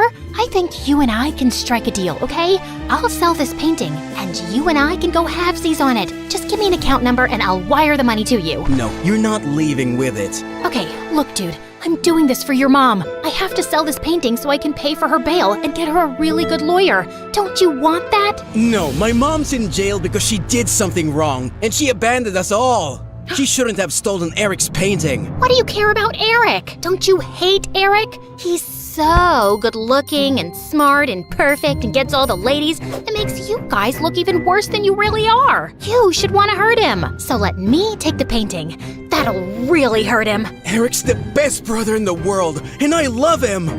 Okay. I have an offer you can't refuse. How about I become your girlfriend? I bet you've never had one. I'm gay. Jesus! All right, I surrender. Just one last thing. Without warning, I punched his face so hard that he went reeling back with shock and dropped the painting. Then I kicked him into a room and locked the door shut. I'm sorry, Mikey. You're a really good guy. I sprinted down another flight of stairs and jumped out of the first-story window. I ran across the garden to the fountain, climbed the tree next to it, jumped onto the wall, and then landed softly outside on all fours. Just as I got up, I found myself facing Eric. What are you doing here? Isn't the meeting going on? Nope, that's just what I told you. I sent everyone home and was now waiting for you to steal the painting and run away with it. What? After the painting was stolen from the museum, the FBI contacted me to help them catch the guy they suspected was after it. Does the name Pierre Souffle ring a bell? Nope, never heard of him. What a dumb name. They told me he would probably strike again. I really didn't suspect you until one of my brothers said something about you looking like a girl we once met in Connecticut, who had a twin. I just couldn't shake that off and wondered if you were hiding something. I had the FBI look into you, and most of your information checked out. But then they told me that they'd seen a suspected art thief and a girl your age leave your apartment a few times. Okay, so let me get this straight. Tonight was a trap? How could you trick me? Hello? Should I get a mirror for you?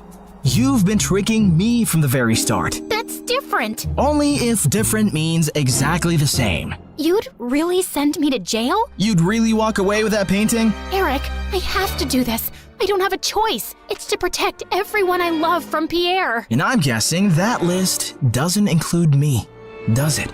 As we stared breathlessly at each other, suddenly Pierre's van stopped beside us. Good Lord, get a room! And before I knew it, his men had grabbed both me and Eric and put some rags on our faces, and I instantly drifted into unconsciousness. When we came about, Eric and I found ourselves tied to chairs on some boat. Ah, the sleeping beauties are awake just in time for me to say goodbye. You're not getting away with this. Oh, yes, I am. It's not like you were smart enough to call the police to your house when you caught Claire. Yeah, that's her real name. You didn't call the police? What was your plan then? My guess is he was just going to take the painting from you and give you a chance to run away. I think he even gave his own security men the night off. Why would you do that, Eric? Because he wasn't going to send the girl he loves to prison. Duh. Eric sat there poker-faced as I glanced at him. Pierre, you got what you wanted. Now keep your end of the deal. Pay up and let us go. Your sister double-crossed me first, which landed you in this mess, remember? I think I'll do the same. Why is there water coming in the boat? Oh, that's because it's got oils everywhere. It's going to sink soon. You two should make up and forgive each other because life's too short to be angry. I mean, literally, your life is really short. I'd say about another 30 minutes. Adieu, so long, farewell. And with that, Pierre and his goons left. There has to be some way out. Don't you know how to get out of such situations after all your years as a criminal? I'm a con woman. I don't know how to trick my way out of these ropes. Great! Then I'll just die here with you of all people. Who would you rather die with? Maybe that really pretty, extra smiley waitress at the restaurant you love so much? You know what? Let's just not talk. Fine by me. We sat silently for a few minutes as the water kept seeping in. I've never had boba tea. What? You know, a few years ago when everyone really got into boba tea, and I never had boba tea. I always thought I had time to drink boba tea, and now I'll never drink boba tea. It's nothing special. You didn't miss much. You really mean it? Nah, it's amazing. Who is stopping you from trying boba tea? No one? Oh, you're the worst. Let's go back to not talking. As we sat there in silence again, I slipped my fingers through Eric's. Eric, I'm so sorry for getting you into this. I really wish I'd never crossed your path. He pushed my hand away. For the first time today, I agree with you. Just then, the door burst open, and Meredith came running in. Thank God, Em. I knew you'd come for me. You could have told me too. I would have panicked less. Hi, Eric. Remember me? We kissed once. We'll talk more later. Gotta go now. Meredith cut through our ropes quickly, and we splashed through the water, climbed onto the paddle boat outside, and rowed back to shore. I had a feeling Pierre was up to no good. I followed his van to Eric's house and saw him take you two and bring you here. I had to wait for him to leave before I could rescue you, and that jerk left without giving us a dime. We have to get that painting back. He can't get away with it. What is so special about that stupid painting? Why is it for $10 million? Apparently, it's worth much more. My grandmother bought it at some auction a few years ago, but I don't think she ever knew its real worth. The FBI told me that painting has hidden codes all over it. Sensitive government secrets and coordinates of underground facilities, and Pierre wants to sell those secrets to the highest bidder. Jeez. Trust stupid men to make everything so complicated. Who put codes in a painting? Who wants them now? What is wrong with everybody? All I ever wanted from life was to go to Bora Bora, and now we have no money. If you girls know anything about where he's going, help me catch him. I'll tell the FBI you were helping me all along, and you'll go scot-free. Free but poor? Should I offer you a reward for helping me get back a painting you stole from me? That would be polite, yeah.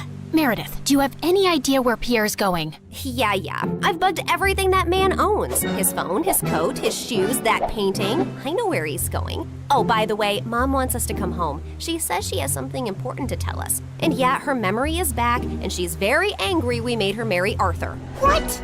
More about that later. Eric immediately got in touch with his FBI contacts, who picked us up from our spot and followed Meredith's trackers on Pierre. He was headed for a train at the Grand Central Station, and seconds before he was about to get onto his ride, he was surrounded by officers. Don't manhandle me, you orangutans! My outfit costs more than your yearly salary! I lose the day I ever laid eyes on you two! I'll make sure I take you down with me! I'm taking all your coats, Pierre. They fit me perfectly, you tiny mafia boss. Get used to an orange jumpsuit, cause you'll be wearing that for a long time. As the FBI officers took him away, I turned to Eric with a worried face. He'll give them information against us. You've helped recover a really important painting and capture a criminal the FBI has been trying to nail for ages. I promise, I won't let you get into any trouble. Thank you. We stood there in awkward silence. Okay, this is super uncomfortable. Do you guys need privacy to talk or something? I'll grab us some hot dogs. Do you want relish or mustard or... No, actually, I think we're done here. I have to go. Good luck and goodbye, Claire. Goodbye, Eric. Meredith and I took the next flight to Connecticut to see Mom back at her old house, and I was really happy to see her with her memory back. And then, Mom shocked us with her whole story. Many years ago, I was a government scientist in Russia, working on top secret technology. And our team later wanted to sell it to an enemy country. I refused to do that, and destroyed the technology. And after that I had to go on the run, because I knew those traitors would come after me. I had a boyfriend, and he recently found out I was pregnant. So I never told him about you girls and just escaped. I settled in America and took on the identity of a helpless mom living in the suburbs. Before I left Russia, I set up this laptop as a way to communicate with my father, who sent me a little money every few months to get by. I was even afraid of working in any place for too long, as being part of any system by which I could be tracked down. Whoa! Mom, that's insane and so cool! I'm sorry we never had much, but I was glad you grew up independent and resourceful. Then I finally recovered my memory a week ago. I was able to access the laptop and get in touch with my father. He hadn't heard from me in so long, he thought I wasn't even alive anymore. He told me that the traitors working on the project are all behind bars now. It's safe for me to go home. So we're going to Russia? Man, it's so cold there. I always wanted to go to... Bora Bora, I know. That's all you said growing up. We'll visit Russia to see my family, and then we'll go anywhere you girls want. Mom, we're kinda poor, especially since you've left Arthur too. Oh, but my family isn't poor at all. I come from old money. We've been rich forever. There is a God out there. Thank you. Claire, we're finally going to Bora Bora. Yeah, it's everything we ever wanted. I tried to be as excited about the trip as Mom and Meredith, but my heart felt heavy. I wish things had ended with Eric on a better note. On the bright side, I got to meet Freddie, and I was so pleased when he introduced me to his lovely girlfriend. I'm so happy for you, Freddie, and I don't know if I can ever thank you for everything. You're amazing. I know. Just don't forget about me and come to visit, okay? On the day of our flight to Russia, we just reached the airport when Mom and Meredith turned to me with strange smiles on their faces. What's going on? Here's your ticket. That's a ticket for New York. Why, are we going there? No, Mom and I are going to Russia, then Bora Bora. You're going to New York. What? Why would I do that? Come on, Claire. You've been so mopey lately. I can't stand your face anymore. Just go talk to Eric, okay? You're in love with him. And even though he's way out of your league, he loves you too. And that's something you shouldn't give up on so easily. Pretty sure he hates me now. Claire, go meet him once. You'll regret not trying. And in case it doesn't work out, you know where to find us, love. Go get him, loser. Mom and Meredith hugged me, and I felt tears flowing down my face fast as I turned away. Suddenly, I got the wind knocked out of me as Meredith gave me a bear hug. I can't say this with you looking at me directly, so don't turn around, okay? I love you more than anyone in the world, sis. You're my BFF and my soulmate and my better half, so you better not stay away too long because of some stupid boy. No one's ever coming between us, Em. I love you too, and I'll see you soon. As I walked out onto the New York airport, I was feeling so nervous about visiting Eric that I accidentally bumped into a man's luggage cart and went down with the suitcases.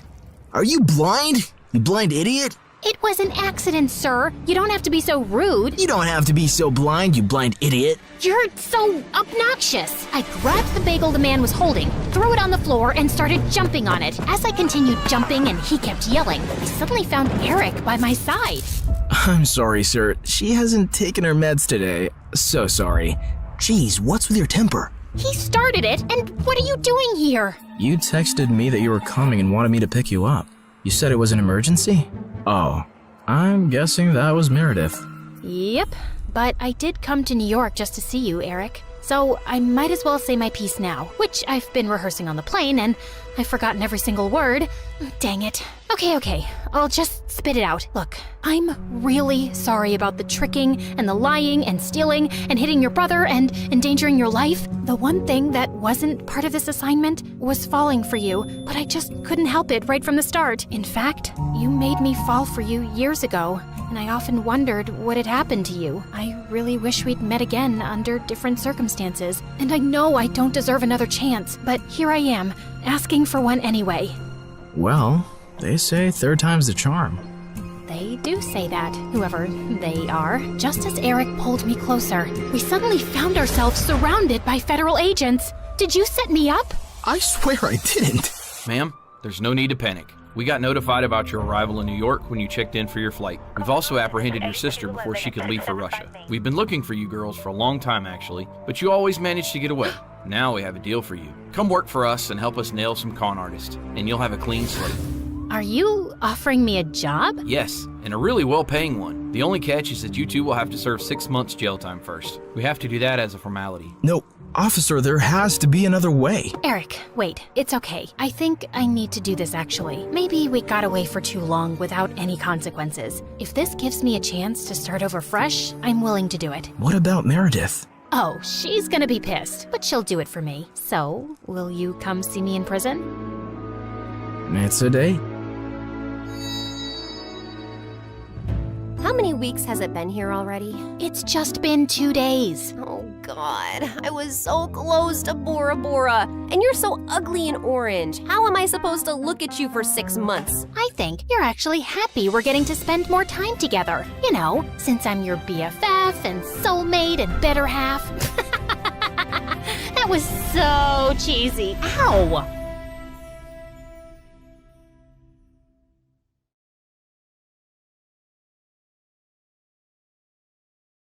I woke up in the middle of the night feeling extra thirsty and almost passed out when I saw the time. It was 3 a.m., the devil's hour. I tried to go back to sleep, but I just couldn't. Come on, girl. Ghosts aren't real, but dehydration is. So hold yourself together and get your ice-cold water. I silently prayed as I went down to the kitchen. Suddenly, I caught someone moving in the shadows. Holy Mother of God, was it the devil? I was about to scream when I realized that it was just my older brother, Kevin, who looked suspicious. I silently followed him as he went down the basement and was surprised when he opened a mysterious door that I had never seen before. But before he could enter, he looked back and saw me. Don't you ever tell anyone about this, especially Dad, no matter what happens. Why? What's inside that room? He just patted my head and smirked. The devil himself. He then disappeared into the room and locked it, leaving me shaking in fear and confusion. Hi, my name is Kendra, and this is my story of how my mysterious brother changed my life forever. Before I continue, please like and subscribe. After what happened last night, the first thing that I did in the morning was to check that door in the basement. But unfortunately, it was padlocked to death. Kevin was definitely hiding something in there, and it was killing my curiosity. I was finally able to corner him during dinner. Are you sure that you weren't dreaming? Because that totally didn't happen. That night was really weird, so he could be right. Our conversation was cut off when Dad joined us. Son, it's time for you to take over the company. We will be holding a gala next weekend to introduce you to everyone. They're all so excited to meet you. But Dad, no buts. You're graduating in a few months, so prepare yourself. I don't want any problems. Understood? Of course my brother couldn't say no to him. He was always Dad's favorite, his golden boy, the perfect son. While me, I was just a stranger to him. If Mom was still alive, things would probably be different. Later that night when I was about to sleep, I almost screamed when I saw Kevin leaning against my door. Can I help you? What makes you feel alive, Kendra? Huh? What's with you? Why are you being so weird? The less you know, the better. Good night, Peanut. Peanut? Where did that come from? That was the weirdest and longest interaction we've ever had. He was a year older than me, and we had never been close growing up. His time was spent in his room reading, in the piano corner perfecting his sonatas, or with Dad talking about business while playing chess. We also didn't see each other often at school because he was always with his best friend Cedric or surrounded by their crazy fangirls. The next morning, I woke up to Dad screaming from the library. I dashed to check what it was and found out that one of our maids found a letter under Kevin's pillow. I read it and froze. Kevin left. He didn't say where he went and when he was coming back. All the note said was, "Do not wait for him." I would expect something like this from you, but not my son. Kevin is a responsible young man. Well, the note says otherwise. The gala is this weekend. I need your brother to be there no matter what it takes. We tried looking for Kevin everywhere, but no one knew where he was. Even the police couldn't find him, and it was driving Dad crazy. One night, he just walked up to me and started inspecting my face. You would do. You were going to be him. Be who? Kevin. In case your brother is still on this stupid little adventure on the night of the gala, you will pretend to be him. But Dad, I don't think I can… Kendra, you are a capable young lady. Of course you can. You'll be saving our company from humiliation. I know I have not been very vocal about your accomplishments, but I do notice. Will you do this for me, sweetheart? I had never heard Dad talk to me that way, and it felt really good. So I found myself giving in. Besides, it would only be for just one night, right? I just needed to hide my hair under a wig and dress up like Kevin and just smile and avoid conversation as much as possible. Simple. When the big day finally came, I was a nervous wreck. There were too many important people, and Dad kept reminding me not to mess up. Luckily, the party was a success, and I thought my little mission was finally over until Dad came up to me. You did well. Now we just have to make sure that your brother will not fail his classes so he could graduate. You'll need to attend school as him. But how about me as Kendra and my grades? I'll call the school and tell them that I sent you out of the country for an emergency. Anything you fail, you can take for a summer class. But no buts. This was already decided. And remember, no one should ever know about this. But Kevin and I were just too different. After carefully thinking about it, I finally decided to do it. It was my chance to impress Dad. I just needed to do one little thing, which was to learn everything about my brother to make it believable. I checked his room, but I didn't find anything useful. I had to ask for help from the person closest to him, Cedric. But there was one problem. At school or whenever he visited my brother, I would usually lock myself in my room because every time our eyes met, I felt like passing out. The guy looked like a demigod, and I just couldn't handle him. But this time, I had no choice, and I knew exactly where to find him at school, the music room. As I peeked into the room, I saw him playing the violin, and I was instantly mesmerized. Just then, he stopped playing and smiled at me. Just avoid his eyes, and you'll be fine. Did it tickle your soul? Huh? The rhythm, the passion, the climax. Sorry, but I'm not into music. I stepped back, and he started walking towards me. How about this? Did it tickle your soul? I suddenly became mute. This is the first time you talked to me, and I'm surprised. What brings you here, Cupcake? Cupcake? I got a grip of myself and slapped his hand away. First of all, I'm not food. And second, I'm not here to talk about souls and music with you. It's about my brother. Suddenly, his face turned serious. I had already talked to your dad about it. Kevin ran away and he didn't want us to find him, and there's nothing we can do about it. I know, but I need your help with something. I told him about Dad's demands, and he suddenly laughed. That's a ridiculous idea. You two look similar, yeah, but you're too cute and girly to be a boy. Wait, he found me cute? I excused myself to the bathroom, and after calming down, he was nowhere to be found. It took me a whole day to finally find him playing violin in the school garden. So, are you going to help me with this, or are you just going to play your violin all day? I only help people who can look me in the eye. Ugh, why was he being like this? I gathered up all my courage before finally meeting his eyes, and thankfully, I was able to control myself until he smiled. You have the same eyes as your brother. They're very pretty. So he liked my brother's eyes? That was fruity. Whatever. Now, where do we start? Your appearance. And I think it needs a lot of work. For the makeover, he brought me to the mall to cut my hair short, and it took me several hours to finally say goodbye to my precious long hair. After accepting the fate of my hair, we tried on some clothes similar to Kevin's fashion. As I walked out in a leather jacket, he came up to me to zip it up. He was so close, I could hardly breathe. Looks perfect now. He then taught me about my brother's stance, walk, and gestures. I told you to walk faster, not like a gangster. And stick out your chest more. Think of yourself as the hunkiest man alive. Like this? He held my hips to guide me, and I felt like exploding from the sparks. Just then, I noticed some girls around drooling over us. Both guys are so cute. I'll take either of them. They look so in love. OMG. Love wins. Great. And now we were a gay couple. Cedric coached me about Kevin's interests, and I was surprised. I didn't know my brother was such a dork. He loves SpongeBob so much, he even thought of diving into the ocean just to look for its real-life version. But one revelation made me tear up a bit, and he adores you so much. But he thought you didn't like him, so he always chose to give you space. What? That's not true. He's too protective of you. He even told me not to talk to you because he thought I'm trouble. Oh yes, you're definitely gonna be trouble. To my heart.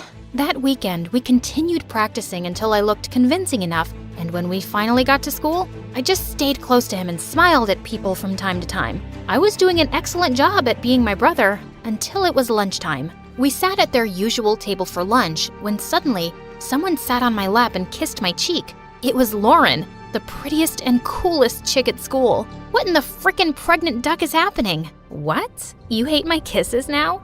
You look like you've seen a ghost. I turned into the ripest tomato when she giggled into my ear. I could never hate such a goddess like you. Wow. Since when did you become this cheesy? I gave Cedric a panicked look, but the jerk was trying his best not to burst out laughing. I kicked his leg under the table and his wince was satisfying. I then excused myself in the bathroom and dragged him with me. There, he revealed that Kevin had been dating Lauren for a while now, and I had no idea about it. Lauren had been all over me for the next several days. This was totally normal, of course, except for the little detail that I was not her actual boyfriend.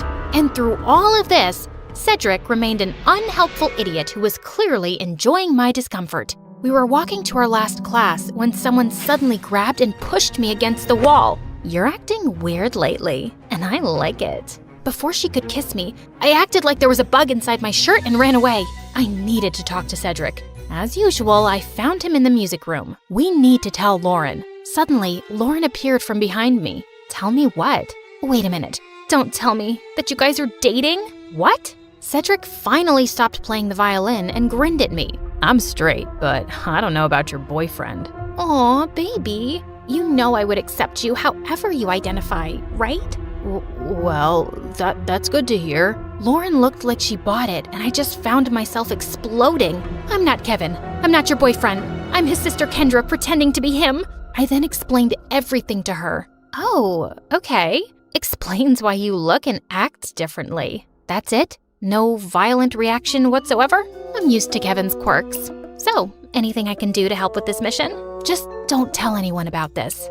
Got it, baby. Despite knowing the truth, she still kissed me on the cheek, and it made Cedric laugh. I started hanging out with both of them since then. They would talk fondly about my brother and share things about him that I didn't know. It made me realize that he wasn't as boring as I thought he was. One day, Cedric dragged me to the music room and asked me to listen to his new composition. It was a wrong move to come with him, because the way his fingers moved and his handsome face played with the painfully sweet tune screamed danger to my heart. I calmed myself down and hyped him up when he was done. You really like playing the violin, don't you? I like to touch people's hearts with classical music. How about you? What makes you happy, Kendra? I'm curious. I ended up telling him about my passion, which was fashion designing. I used to draw my designs every day, but when Dad saw it, he burned all of them. He found it lame and useless to his company. I'm sorry to say this, but your dad is the biggest jerk in the world. He treats you and Kevin as assets to his company,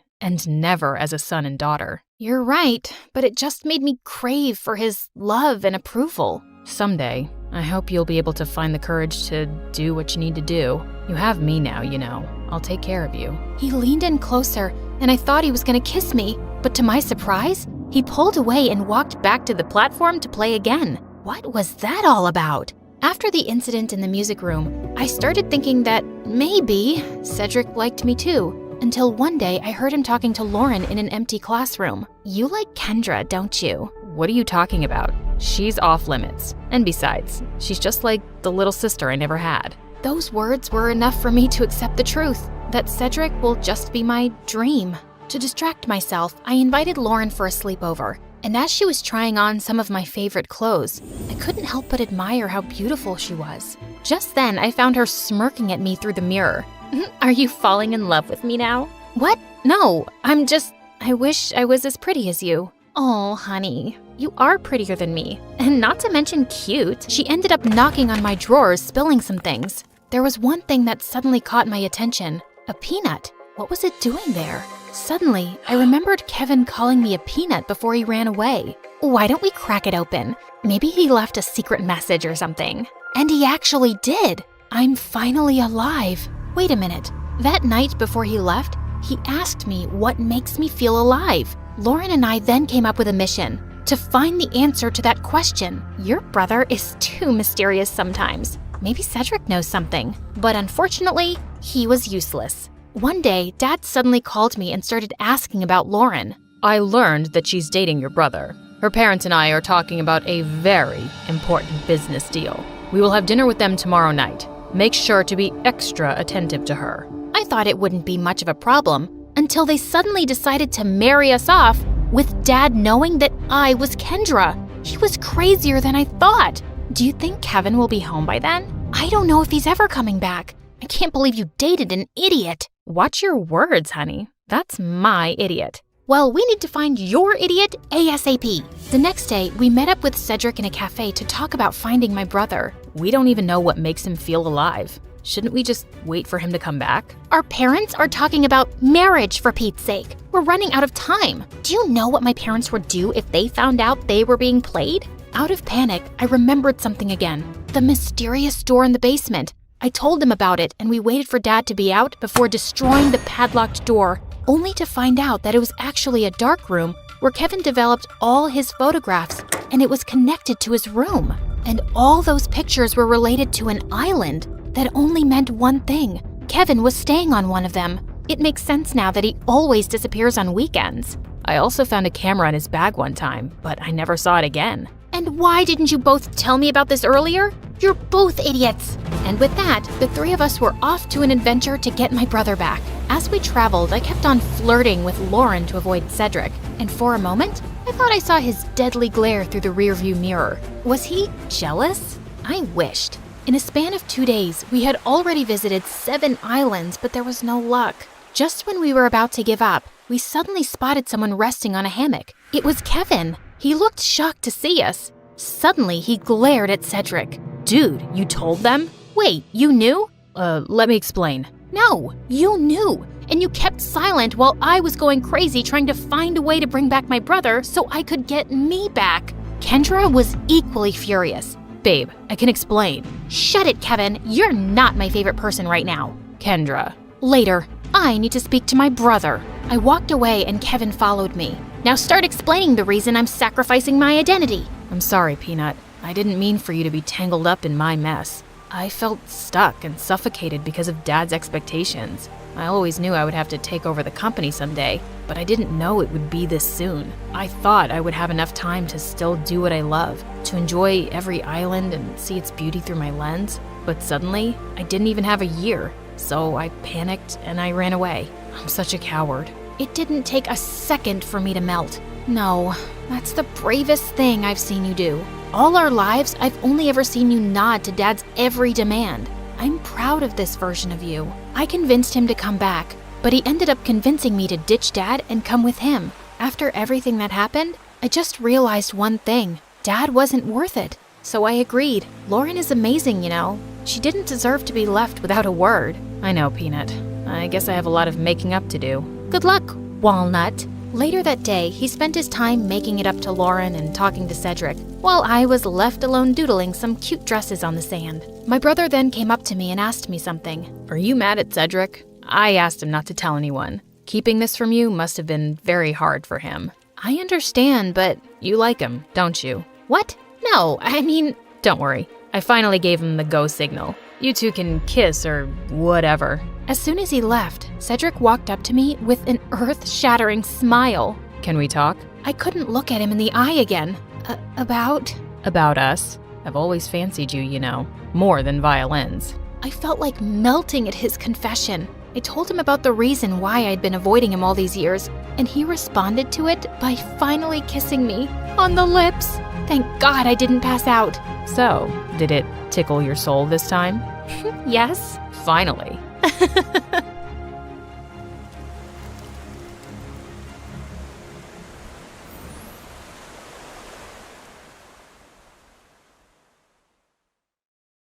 My mom had two passions in life: overworking in her successful tech firm and making up lies about my dad. He left us when I was a baby, and Mom hated him so much she wouldn't even tell me his name. But once when I was 10, I just wouldn't back down and kept asking, and finally she caved. Fine. Your dad's name is Roald Dahl. Can you leave me alone now? I was so excited. I had a name. I'd find out more about him, which I did only a few days later when our teacher said we'd be reading a famous book called Matilda by Roald Dahl. That's my dad. He wrote this book. I don't think so, Mila. He is. My mom told me that Roald Dahl is my father. Then your mom is lying, and you're stupid to believe her. The kids in class started laughing, and I was so mad. I threw the book at my teacher's face, and I got detention for a week. Growing up, I tried asking Mom's friends about Dad, and I snooped through every corner of her room, always hoping I'd find some clue. And when everything failed, I turned to YouTube. People of the world, I need your help. My dad is lost, and my mom won't tell me where he is. I don't know his name or what he looks like, but I do know that he's very handsome. Like me, my mom looks like a cross between a Dracula and a very sad clown, so I'm definitely not like her. Anyway, I just want to talk to my dad, and anyone who can make this happen will get my really expensive Barbie collection. You can email me on www.mymomisamonster.com. I did get responses, but they were all prank emails and creepy messages. And of course, Mom found out and got that channel blocked by her team of hackers. All my colleagues saw that video. It's so embarrassing. I wouldn't be if you'd just tell me who my dad is. Your dad is a nobody, and I don't want to talk about him. Also, you're grounded. With time, Mom and I grew further apart. Eventually, I stopped asking her about Dad and focused on school. And even though I was always a good student, my real passion was painting. I worked hard, watched a million YouTube videos, and by 18, I got pretty good. I even applied to a bunch of art schools and got accepted into a really prestigious one. Of course, Mom didn't approve and thought art was for losers. So I decided to prove her wrong and organized a small exhibition for all my paintings. I invited her friends, my teachers, and other artists I knew, and I was super excited until Mom walked in. So, what do you think? I really thought you were serious about this art school, but I have to tell you, I am so relieved that you're not. I just wish I'd seen your paintings before I wasted my time coming here, not to mention the money you spent on this event. What? Of course I'm serious about art school, and I've really worked hard, Mom, and you're just insulting me in front of all my friends. I'm telling the truth. I mean, look at that painting. It's a donkey, for God's sakes. It's not just a donkey. It's a metaphorical depiction of the pain someone goes through when you load them with expectations. It's art. No, Mila, it's rubbish. Now, I can stay here and give you 10 reasons why you suck, but I just don't have the time. So wrap this up and I'll see you at home. Everyone was staring at me, and I'd never felt so embarrassed in my life. I was still recovering from that when the next morning, I received a call from the art college that Mom had called the dean and withdrawn my application. I barged into Mom's office, boiling with rage. Are you insane? How dare you mess up my college application? I told you, it's a waste of time, and you're not even good at art, but I'm glad you're here. I've decided that you should do an internship at my company this summer and learn about the family business. It'll help you with business school applications too.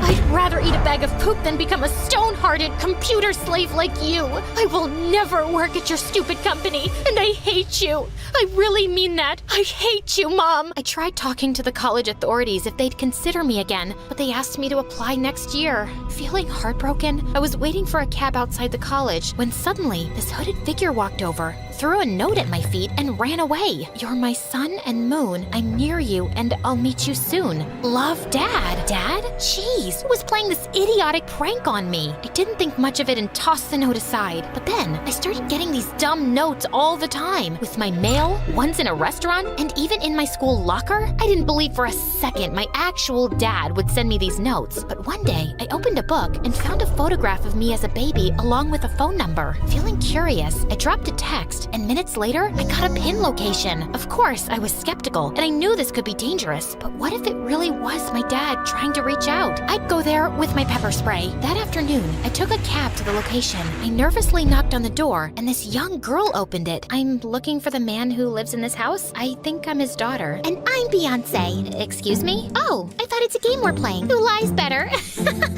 Now get lost, you imposter. I'm my dad's daughter. The only one. You don't. Before I could finish, the girl went inside and started chasing me around with a paintball machine. As I tried to dodge her aim, I tripped and hit my head, then blacked out. When I opened my eyes with some difficulty, I found myself lying on a sofa with a man next to me. I think she's waking up. She's certainly not dead. Hey, ugly eyebrows, open your eyes properly. I'm just 14, and I can't go to jail after killing you with a paintball machine. Stop shaking me. Oh, thank God you're okay. The man hugged me tight and told me that his name was John and that he was my real father. You're really my dad? You sent me all those notes? Yes. You creeped me out. Why didn't you just get in touch like a normal person? Because I was scared of your mom. Dad explained how Mom and Dad started their company together, but then Mom got greedy, started taking on clients for illegal things like hacking into companies' databases and stealing information. When she got busted, she framed him and he went to jail. I was released a few years later, but I couldn't find a job here, so I went to Spain where I met Estelle's mom, but I missed home, so I came back. Mila, your mom ruined my life. Dad started sobbing, and I felt terrible for him. Of course, it sounded just like Mom. If she could crush her own daughter's dreams, she could do anything. The entire next week, I met Dad secretly without letting Mom know. He was sweet and really interested in my life. And it was nice to have a parent who actually cared. And eventually, I told Dad about how Mom had withdrawn my college acceptance and how angry I was. And Dad suggested I move in with him. It'll give you time to calm down and we can bond better. I know my house is smaller than you're used to, but it's full of love and care and— Mold! What? Gold! Like golden hour. So good, it'll make your ugly face shine. Anyway, continue. So, what do you think? I'm in. And the next day, I told Mom I was leaving for a vacation and went to Dad's. I was looking forward to having a peaceful time, but Estelle was a nightmare. She spiked my food with earthworms, trashed my closet, and wrote threatening messages on the bathroom mirror. And one day, I was hanging out in the food court at the mall with my friends when out of nowhere, Estelle joined us. Did you follow me here? Guys, ignore her. She's, my crazy cousin. I just had a few questions for your friends. Did you know that Mila farts in her sleep and snores like a hibernating bear? You don't believe me? I have it here on record. Look. And that's her picking her nose when no one's watching. Isn't she adorable? That's enough. Estelle, please get lost. But I only want to hang out with you. You hate me, right? Is it because I'm not rich like you? Oh my God, it is! My cousin hates me because I'm poor. This is the worst day of my life. And Estelle started howling before dropping to the ground, and everyone was staring at us. I even had security come over to ask if everything was okay, and I literally had to drag her out of there. I went to Dad's room to complain, and he calmed me down. Estelle has had a tough life. Her mom and I never had the kind of money you did, and we were always working to make ends meet. She didn't get our attention and basically grew up alone. She's just acting out. Give her some time to warm up to you. I could kind of relate to that, so I softened towards Estelle and decided to make an effort. I thought I'd pick her up from school one afternoon, but when I got there, I saw a bunch of girls surrounding Estelle. Hey, double eyes, if I take your glasses away, will you turn blind? And what's with your hideous outfit? Wait, I might have something to make it better. And with that, one of the girls threw mud on Estelle, and she didn't even react. The girl charged at Estelle again. I walked in and pushed her away. Don't you dare! Hey, who the heck are you? I'm her sister. Now, if you don't want me to break your pretty nose, I suggest you buzz off. The girls looked scared and ran away, and then Estelle turned to me. You didn't have to do that. I know we hate each other, but you are technically my sister. It's kinda my job to look out for you. Aw, you almost made me cry, which never happens. Care for some ice cream? You're paying, obvi. We actually ended up having a really good time, and Estelle even opened up to me. She told me her mom was in Spain, working to give her a better life. My parents got got separated a while back, and I'm only here with my dad for a few months before I return. Will you stay in touch with me after you leave? Don't hold your breath. Estelle had a weird sense of humor, but at least I wasn't the target anymore, and we only got closer. Life was finally looking up until one day I walked into the kitchen to find Dad looking tense over a pile of papers. Is everything okay? I have no money and the bills are just piling up. If things don't get any better, I might have to pull Estelle from school. I'm sorry, Dad. Is there anything I can do? I could give you my credit card. And who would pay for that? My other credit card?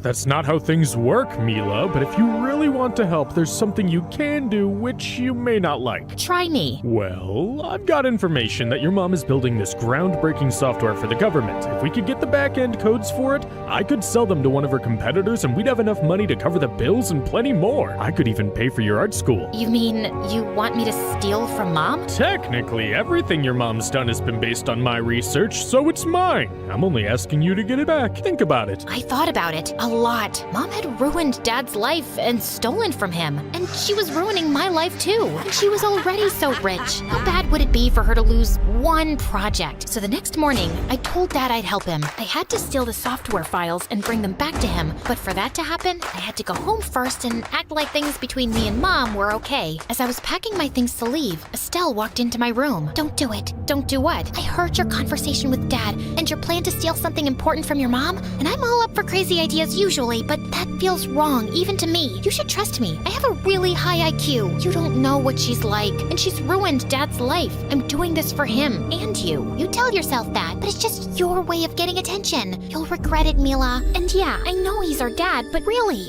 why are you trusting a guy you just met a month ago? Just go away and play with something, Estelle. You're just a kid. No need to butt into grown-up business. Fine, don't say I didn't warn ya. I went back home the next day, and Mom was pleasantly surprised. I've had a lot of time to think, and you're right. I don't want to be a painter and die poor. I'm ready to take you up on the internship offer. If that's open. Of course it is. I'm so happy you finally found your way back. Mom hugged me, and a couple of days later, I started working for her. I kept a close watch on Mom, carefully observing her routine. Any chance I got, I sneaked into her office, but I didn't find anything. So a few days later, while Mom was away, I stole the key to her home office from her room, and sure enough, I found the files on her personal computer. The next day, I went straight to Dad's and handed him the flash drive. Excellent, Mila. Now you can just sit back and relax while I put this information to good use. Did you really mean it when you said you'd pay for my art school? Of course, honey. Why wouldn't I mean that? Well, you've lied about everything you've ever said to me. You can see why I would have trust issues. Excuse me? What do you mean? I was so angry at Mom, and I'd been so keen to find you that when I finally met you, I just believed everything you said. But when you asked me to steal from her, I began wondering if you turned up in my life because you actually cared about me, or if you just wanted to use me to get back at Mom.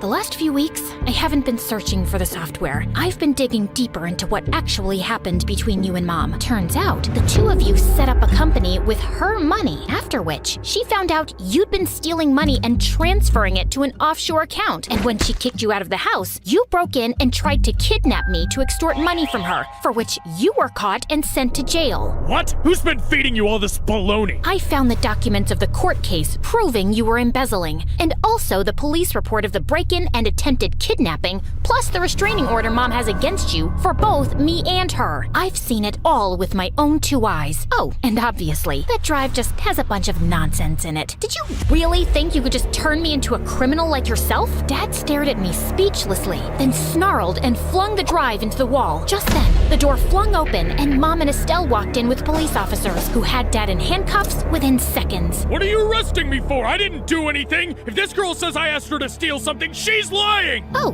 that's not why they're arresting you. You've broken the law by even being in the same room as me. Restraining order, remember? I'll be reporting this as another attempted kidnapping. Dad went kicking and screaming as Mom hugged me. I'm so glad you came to me and told me everything, Mila. I just wish I'd told you the truth sooner and kept you safe from that man. I had no idea he'd ever reach out to you. I'm really sorry about this and everything else. I haven't been a very good parent, have I? You can start now, and I know you were just protecting me from the truth. And if I wasn't angry at you, I wouldn't have trusted Dad so easily. Thank God Estelle knocked some sense into me and made me think about his agenda. Yeah, I'm very smart. Now, my mom's waiting for me in Spain, so can you buy me a ticket? And I hope you have a good life, which may be hard since you're kinda stupid. I don't like making a lot of trouble or a lot of noise.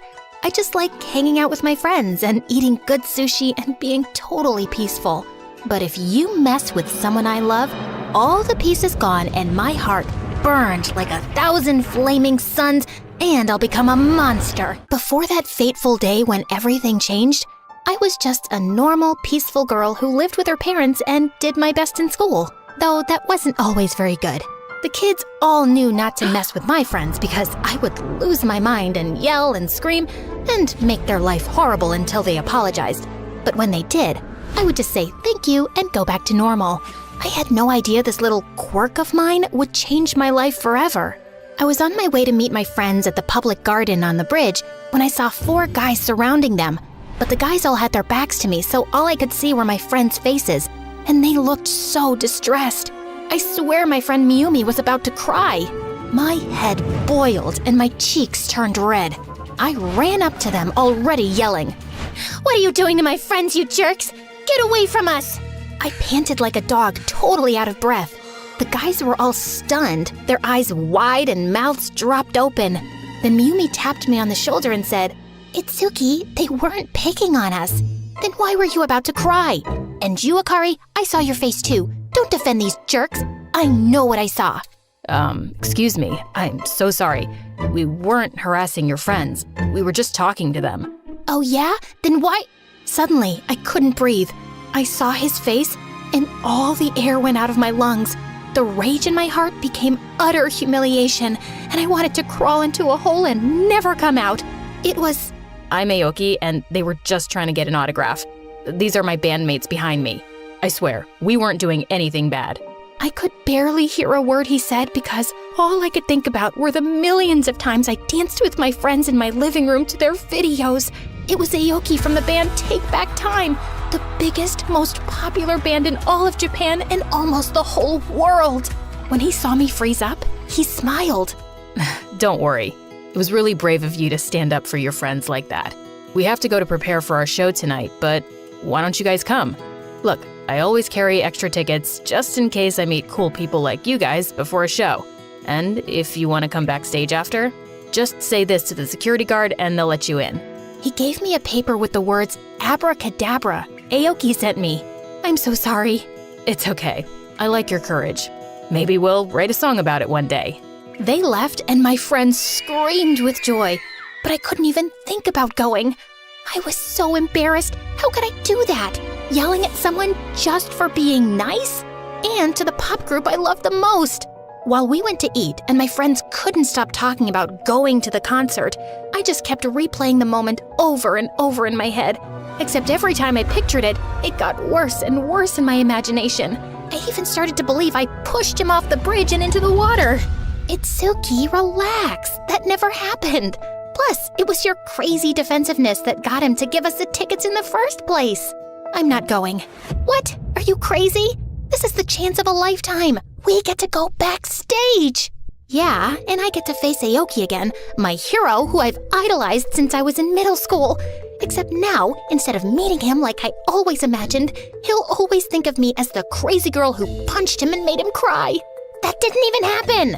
Well, that's what I remember, and you can't change my mind. So no, I won't go. I'll stay home and eat ice cream and cry. That night, I was home, eating ice cream and crying, when my phone dinged with a text message from a number I didn't recognize. All the message said was, outside. I looked out my window and there he was, the black SUV parked behind him. I assumed in case anyone saw him and he had to run away. I thought maybe I was dreaming, but nope, it was real. Even in my house, I couldn't hide from my embarrassment. I opened the window. I don't have makeup on. I can't come out. How did you find me? I asked your friends when they came backstage. I just want to talk. I wanted to talk to you. Talk to me about what? Come down and I'll tell you. I took a deep breath, got myself as ready as I could with such a short amount of time, and went out to meet him. Even now, after doing a whole show for hours and dancing and sweating, he looked perfect. I can't believe you came here. Don't you hate me after I yelled at you for no reason? Hate you? I think you're the coolest person I've ever met. I think your idea of cool and my idea of cool are two very different ideas of cool. He laughed. I wasn't even sure I'd made a joke. What did you want to talk about? Before we get to that, do you want to go to the beach? Now? It's the middle of the night. I know, but when I'm on tour, I almost never have time to go. Today was my only chance, but I wanted to see you, and I figured this way we could do both. So, I went to the beach in the middle of the night with a pop star. I guess I still wasn't sure this wasn't a dream. But on the way, we talked about regular things, like how he missed school and what TV shows we liked. And he asked me a lot about myself, and I just blabbed on. And by the time we got to the beach, I actually almost forgot he was famous. He was just a normal boy in my eyes. We sat on the shore, the stars shining, and it was so beautiful, except it was freezing. I tried not to shiver. I didn't want him to think I was uncomfortable and that we had to leave. But I couldn't help it when he asked me, "Are you cold?" "No." I stuttered, my teeth clattering. He took off his jacket and gave it to me. Finally, I could relax and enjoy being there. What I wanted to say to you is, I admire you. Me? Why? For yelling at you and making a total fool of myself? Yeah, actually. I'm kind of kidding, but the truth is, my whole life, I could never stand up for myself. I've always been so reserved and shy and, if I'm being honest, scared. But because of what you did, I finally had the courage to stand up to our manager tonight. He has been terrible to me and the others for years, and because of you, we're free of him now. I didn't know what to say. I had no idea being myself and just defending my friends could have such an impact on someone's life like that. We walked along the beach, and as we talked some more, I couldn't believe how funny he was. And then, out of nowhere, it started snowing. We had been so busy talking, we didn't even notice it got cloudy. He took my hand while we stood there, watching the snowflakes fall. I looked him in the eye. "Thank you for taking me out tonight. I'm having a really good time." Everyone thinks I'm so happy all the time because of what I do, but to be honest, sometimes all I want to do is talk to someone, connect to someone who doesn't see me as just part of their job. No one has ever said thank you for just spending time with me. I'm sorry to hear that. Those people don't realize how lucky they are to have you. He looked into my eyes, and that tiny little moment suddenly became an endless ocean. He leaned in to kiss me. I closed my eyes. I couldn't believe it. My first kiss was gonna be with the biggest pop star in the world. Then, a wave washed over our feet, and I screamed from the cold.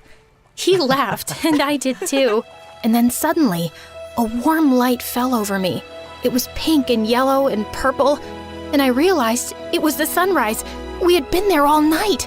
Oh no, I'm gonna get in so much trouble with my parents. He got me back home as soon as he could. When he parked in front of my house, he said, "If you ever want to come to my concert again, text me and I'll get you in. And use those words and come backstage to visit me." I leaned over and kissed him. The kiss made time stand still all over again. I swear in that moment, even the sunlight froze. When I pulled away, I was a little embarrassed. I'd done it without even thinking. I wondered what he would say. He just smiled and said, "The bravest girl I know." Finally, I went home, but my parents were already awake, and they were furious with me. I apologized, but I couldn't help but smile, which only made them angrier. They sent me to my room and said I was grounded for a whole week, but that was fine with me. For the next few days, all I did was write about that night. I texted with him as much as I could.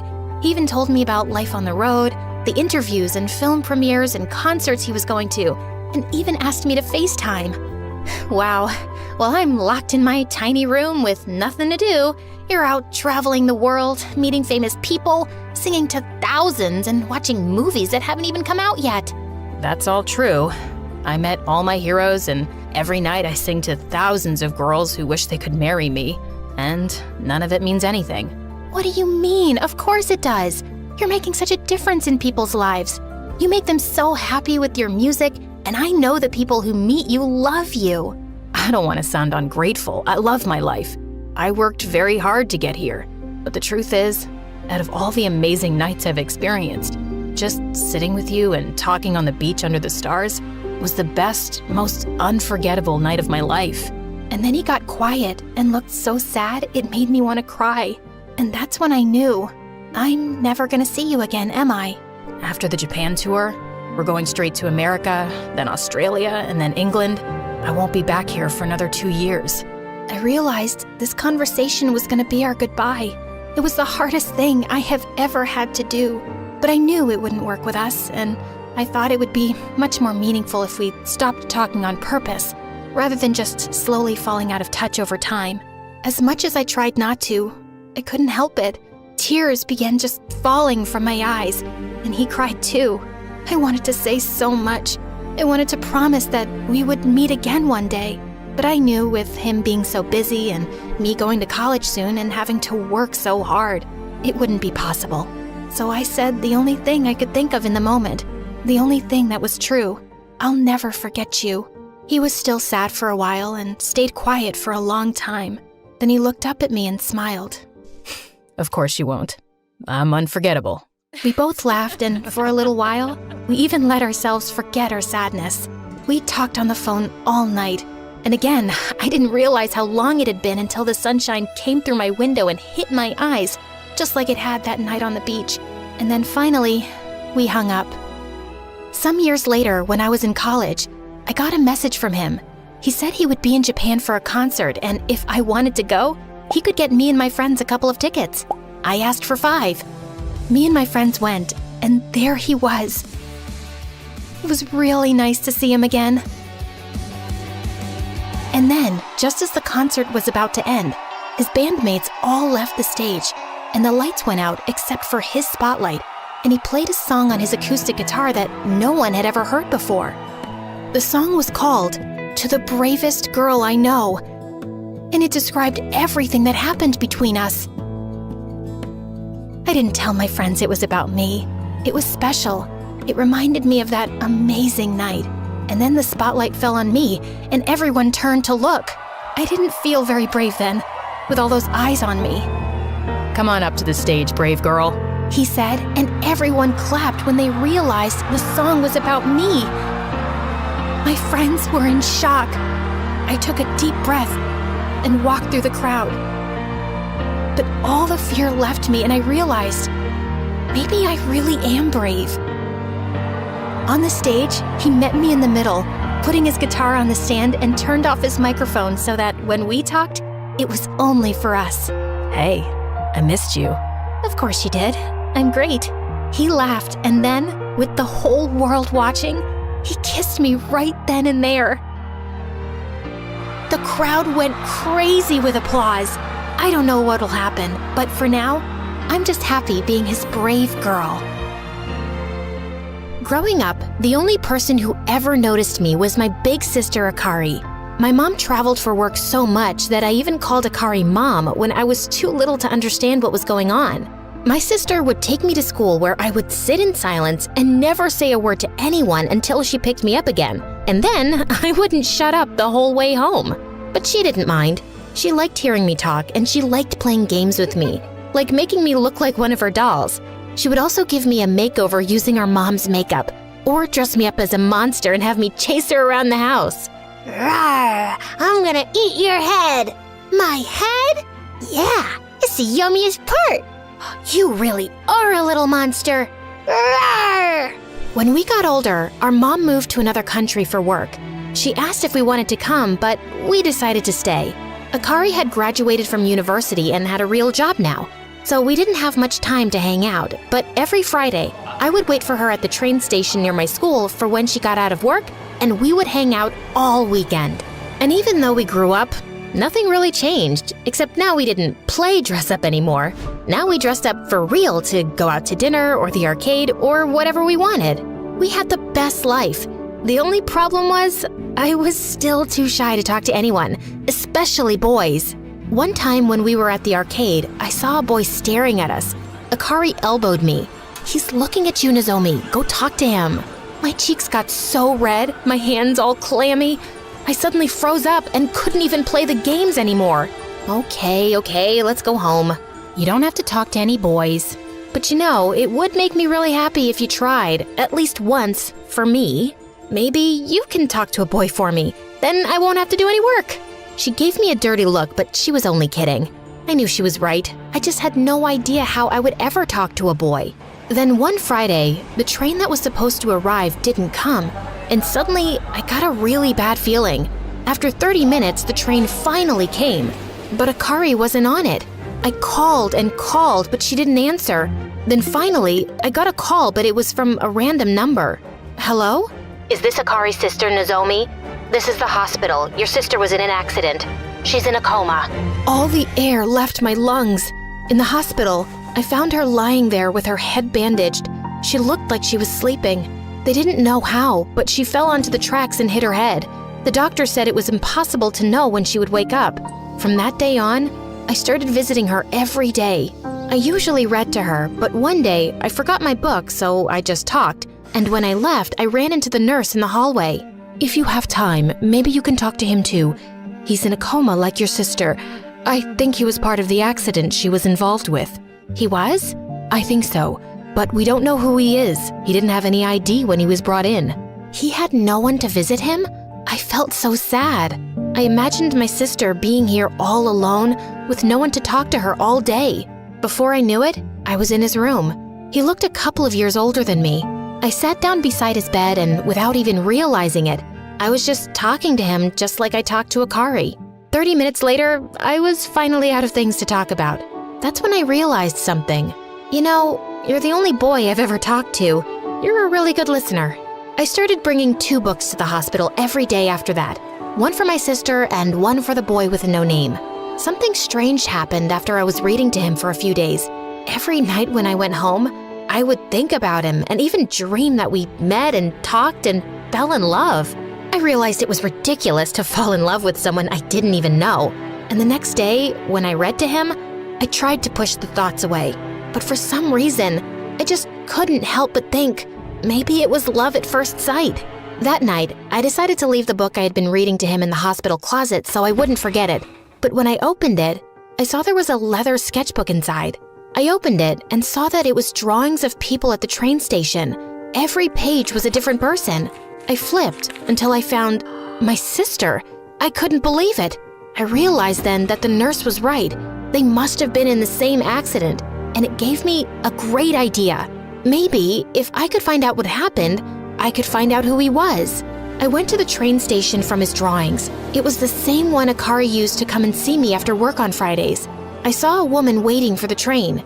Excuse me, do you know about an accident that happened here a few weeks ago? Yes, I was here. A young woman fell from the platform as the train was coming and she hit her head. She would have died, but then the boy jumped down and picked her up. But as he pulled her away, the side of the train hit his back and he fell too. Whoa, the boy I had been reading to all this time had saved my sister's life. Maybe I wasn't so ridiculous for having feelings for him. Maybe it was destiny. Then the woman pointed to an elderly lady. That older woman, I think it's the boy's grandmother. She's been coming here every day waiting for him. We tell her he's in the hospital, but she doesn't remember. I was so sad to see her waiting there for him. I wanted to tell her what happened. Excuse me, ma'am. Are you waiting for your grandson? Yes, he's never late. I don't know what happened. But I decided if she couldn't remember anything, maybe it wasn't a good idea to tell her something so terrible like he's in a coma and might never wake up. But I couldn't leave her there like that, waiting for him. She had a cane and looked very weak. I'm sure he'll come home soon. Can I help you get home? I walked with her as she told me stories about how kind and wonderful her grandson was. His name is Kenji. He's always drawing. He takes care of me. With every word she spoke about him, I was falling more and more in love. But then I realized, oh no, without him, she had no one to take care of her. After I walked her home, I went to the market and bought a bunch of food and took it to her house where we both cooked while she told me more stories about him. I always tell him he needs to meet a girl and have a life of his own, but he says he doesn't have time for girls. He says it's because of his work, but I know it's because he takes care of me every day. But there is one girl he likes a lot. He always draws her. See? She pointed to a stack of drawings. I looked through them all. They were all of Akari waiting at the train station. I couldn't believe it. He was in love with her. My heart broke into a million pieces. The love I felt for him, it was all for nothing. And what was worse, if they both woke up, they would probably end up together and I would have to watch. Still, I couldn't let his grandmother be alone with no one to take care of her. So every day, I would take the train and find her there waiting for him. And every day, we would cook while she told me stories about how wonderful he was. I had to smile, but I wanted to cry. And every night after visiting her, that's exactly what I did. I cried on the train ride home, on the walk, and in my bed. And every day, I would get up, go to the hospital, read to my sister, and then read to him. And then one day, I stopped reading and just talked. You know, Kenji, you're still the only boy I've ever talked to. And to be honest, the only boy I've ever loved. When you wake up, everything will be different. I'll miss spending time with you, but I hope we can at least be friends. One night while I was sleeping, I got a phone call. Hello? Fantastic news. Your sister woke up and she's doing really well. I ran to the hospital and found her sitting there eating pudding. She smiled big when she saw me. I hugged her so tight she begged me to let go. Before we left, I asked the nurse, "Can I come back to see him again?" "I'm sorry, but we don't allow anyone up here except family. I wasn't supposed to let you visit him at all, but I felt so bad." "Oh, I see. Can I say goodbye?" She nodded and went to Kenji's room. "When you wake up, I'll make sure you and my sister meet again. Oh, and don't worry. I'll take care of your grandmother until then. Goodbye, sleeping boy." I asked if Akari remembered anything, but she didn't. "I heard a boy saved your life when you fell." "Really? I would love to meet him one day." "I'm sure you will. Fate has a way of making things happen." After that, Akari was still too hurt to work, so she just lived with me. But I kept seeing Kenji's grandmother every day to make sure she ate and was doing okay. One day, I knocked on his grandmother's door, and when it opened, it wasn't her on the other side. It was Kenji. Hello. Are you looking for my grandmother? Yes. She told me someone was taking care of her while I was sick, but she couldn't remember your name. Thank you. Then he gave me a big hug, and all the thoughts I was trying to push away about being in love with him came back. He invited me inside, and we all had dinner. And this time, he had done all the cooking, and it was delicious. While we sat and ate, I realized all the stories his grandmother had told about him were true. He was kind, sweet, funny. Then he asked me to wait while he put her to bed. After, he asked if we could talk outside. I said yes, but to my surprise, instead of going out the door, he went to a ladder that led up to the attic. "Wait, why up there?" "This is where I go to draw when my grandmother goes to bed. And tonight, there will be fireworks." He went up and I followed him, even though I hated heights. He led me to a window and stepped out. He sat on the roof and I sat beside him looking over the faraway city. The lights twinkled like stars. "So, how did you meet my grandmother?" Oh no, I hadn't thought about this part. If I told him the truth, I would have to say that I read to him in the hospital. At the train station, she was always waiting for you. Which wasn't a lie exactly, but now that meant I couldn't even tell him thank you for saving my sister's life. Maybe if I ask him about the accident, it will all come out naturally. But he said he couldn't remember what had happened. I felt so foolish for not telling him the truth just to save myself from a little embarrassment. All he did was be nice to me. I decided I owed him for saving Akari. So even though I would be humiliated and look stupid, I would tell him the truth. But before I could, he said, "I kind of remember a little. There was this girl. I think she fell. I was in love with..." "I know." "You know? How could you know?" "I saw your drawing of her. Your grandmother showed me. You were in love with her. That's why you jumped and saved her." "Actually, no. I was in love with her sister." I couldn't breathe. Did he just say what I think he said? He looked down at the ground and said, "Every Friday, the girl from my drawings and I would get on the same train. Sometimes we talked a little. She said she was meeting her sister and she started telling me about her, what she was like. She was cool and funny and when she would get off, her sister would meet her and I guess it was love at first sight. Like we were meant to be." Sorry, I must sound stupid. Good thing he wasn't looking at me, or maybe he would have seen the hearts in my eyes. Why did you draw her sister and not the girl you liked? I only saw her for a few seconds every day, but I always tried. Then he showed me his book of drawings, and all the way in the back, there were drawings of parts of a girl, never the full picture, since he drew from memory but never saw her fully. It was me. I couldn't believe it. After the accident, I can't remember what they looked like. I went to the station today, but I didn't see anyone who could have been her or her sister. I guess I'll never see her again. Actually, you're looking at her right now. He turned to me, confused, and then his eyes lit up and he recognized me. But how? I don't understand. I put my hand on his and kissed him. Just then, the sky exploded with fireworks. I pulled away and looked into his eyes. It's a little complicated. Let's just say I took care of you. My dad used to be a basketball player for the national team, but he had to quit after a serious sports injury and a permanent limp. But he didn't give up his passion and became a basketball coach. He was my inspiration to always work hard. Always remember, Kayla, the harder you work, the higher you go. I was a very tall kid from the start, and while everyone around me thought I was a little weird, I loved and embraced my height. Hey, how's the weather up there? The weather is great. The view, not so much. When I turned 10, I got into basketball just like him, and I loved it. I worked really hard, and by the time I was 16, I was the best player in town, and also won a sports scholarship to a great school, which was in Dad's old hometown. On my first day in my new high school, everyone stared at me, but this one girl, Heidi, was the weirdest. She was the mayor's kid and a total brat. And even worse, she was on the girls' basketball team too. During the first day of practice, the coach introduced me to the team. Kayla's one of the best players in town, and we're lucky to have her on the team.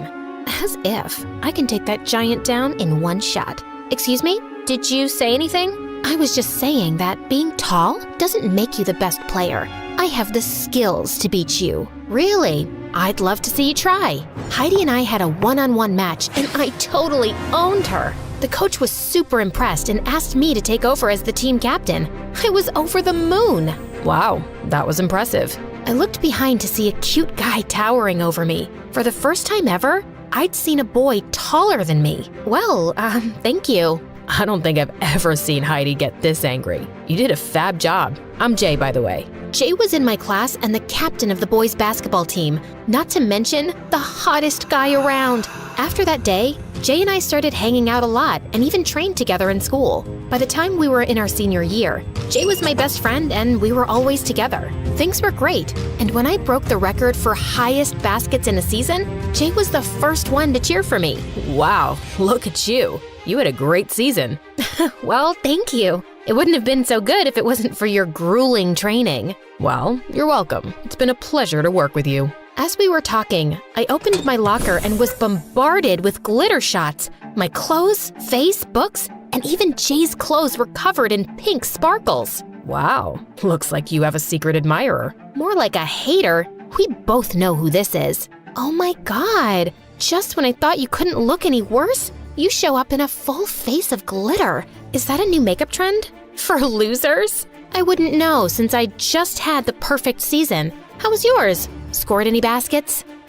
Cheeky are we? But hey, look, you've ruined Jay's clothes too. Just like you're ruining his reputation by hanging out with him. Why don't we ask him? Don't look at me. I just want to get changed. I am terribly late for class. As Jay left, Heidi stared at me with death in her eyes. What is your problem? You've been after me since the day I came here. I want you to pay for what your dad did to my dad. What? What did he do? And isn't your dad like the mayor? Yes, he is. But your dad made him miserable in school. He was a bully, and I'm gonna take his revenge on you. Someone's gotta pay. I think you're confusing my dad with someone else, weirdo. I walked off quickly. This girl was crazy and just making things up. My guess was that she hated me, mostly because I was close to Jay and she had the biggest crush on him, which she didn't hide. A few days later, while I was in the locker room changing, I heard Jay screaming my name. What's wrong? Why do you look like someone stole your Air Jordans?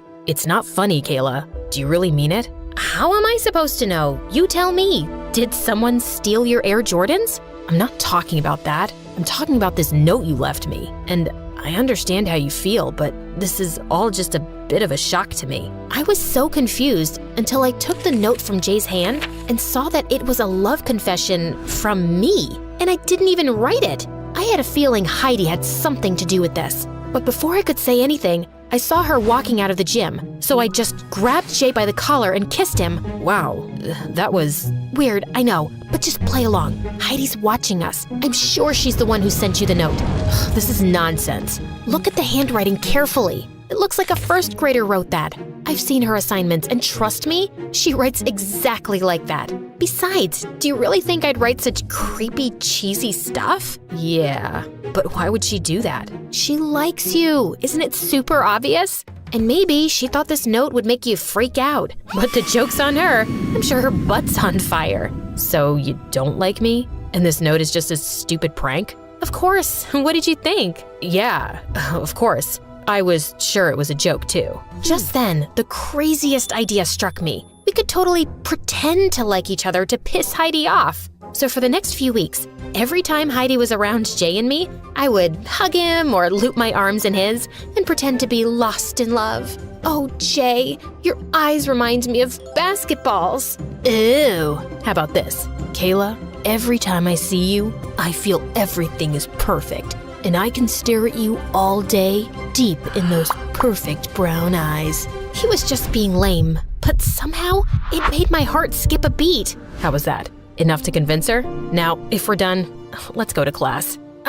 Yeah, totally. This continued for days, and I could tell that watching me and Jay together as a couple was burning Heidi to a crisp. She was so distracted by everything that her game was at an all-time low. And even the coach decided to bench her for the upcoming championship. Don't you think we've gone too far? We should just let it go now. But the fun's just begun. She's always been mean to me. Have you forgotten the days when she ruined my new shoes? Dad got them for me after saving for months. And what about the time she burned my jersey and the coach screamed at me? She deserves it. But pulling a prank on her only makes you more like her. Think about that. Jeez, relax. You don't have to go all Buddha on me. Besides, it's only for a few weeks. She can stay distracted, and I'll perfect my game for the championship. Only the best player will get to go to a college with the prestigious Stanford scholarship. So that's what this is really about? You want the scholarship? That's not what I meant, Jay. Yes, of course I want the scholarship because I'm not as rich. But you know what? I get it. You're right. It was me who got mixed signals. Mixed signals? What did he mean? I wanted to ask him, but before I could, he flung his bag and walked off. When I tried calling him that evening, he totally avoided my call and didn't show up to school the next day, or for a whole week after that. I left him a text, and all he said was that he was down with a bug. I was sitting in the cafeteria one day watching my favorite MSA videos, when suddenly, Heidi plopped her butt next to me. Trouble in paradise? Where's your boyfriend? Who? Oh, Jay. He's not well. Oh, but I saw him at the party last night, and he looked fine to me. Did he finally realize you're too trashy for him? Or maybe he finally got tired of looking at your dumb face every day. Who knows? I got up and left, but I felt bad about Jay lying to me. He said he wasn't well. Then why was he at a party? Or maybe Heidi was just lying to get under my skin. I had to confirm it, so I went to his place to check on him, but security told me he wasn't around. And the next day when Jay showed up, he totally blew me off. Hey, where have you been? And why aren't you answering my calls? Because I didn't feel like it. Now, can you move? I'm trying to get some practice. The championship is coming soon? Oh, you would know that, since it's so important for you and your precious scholarship.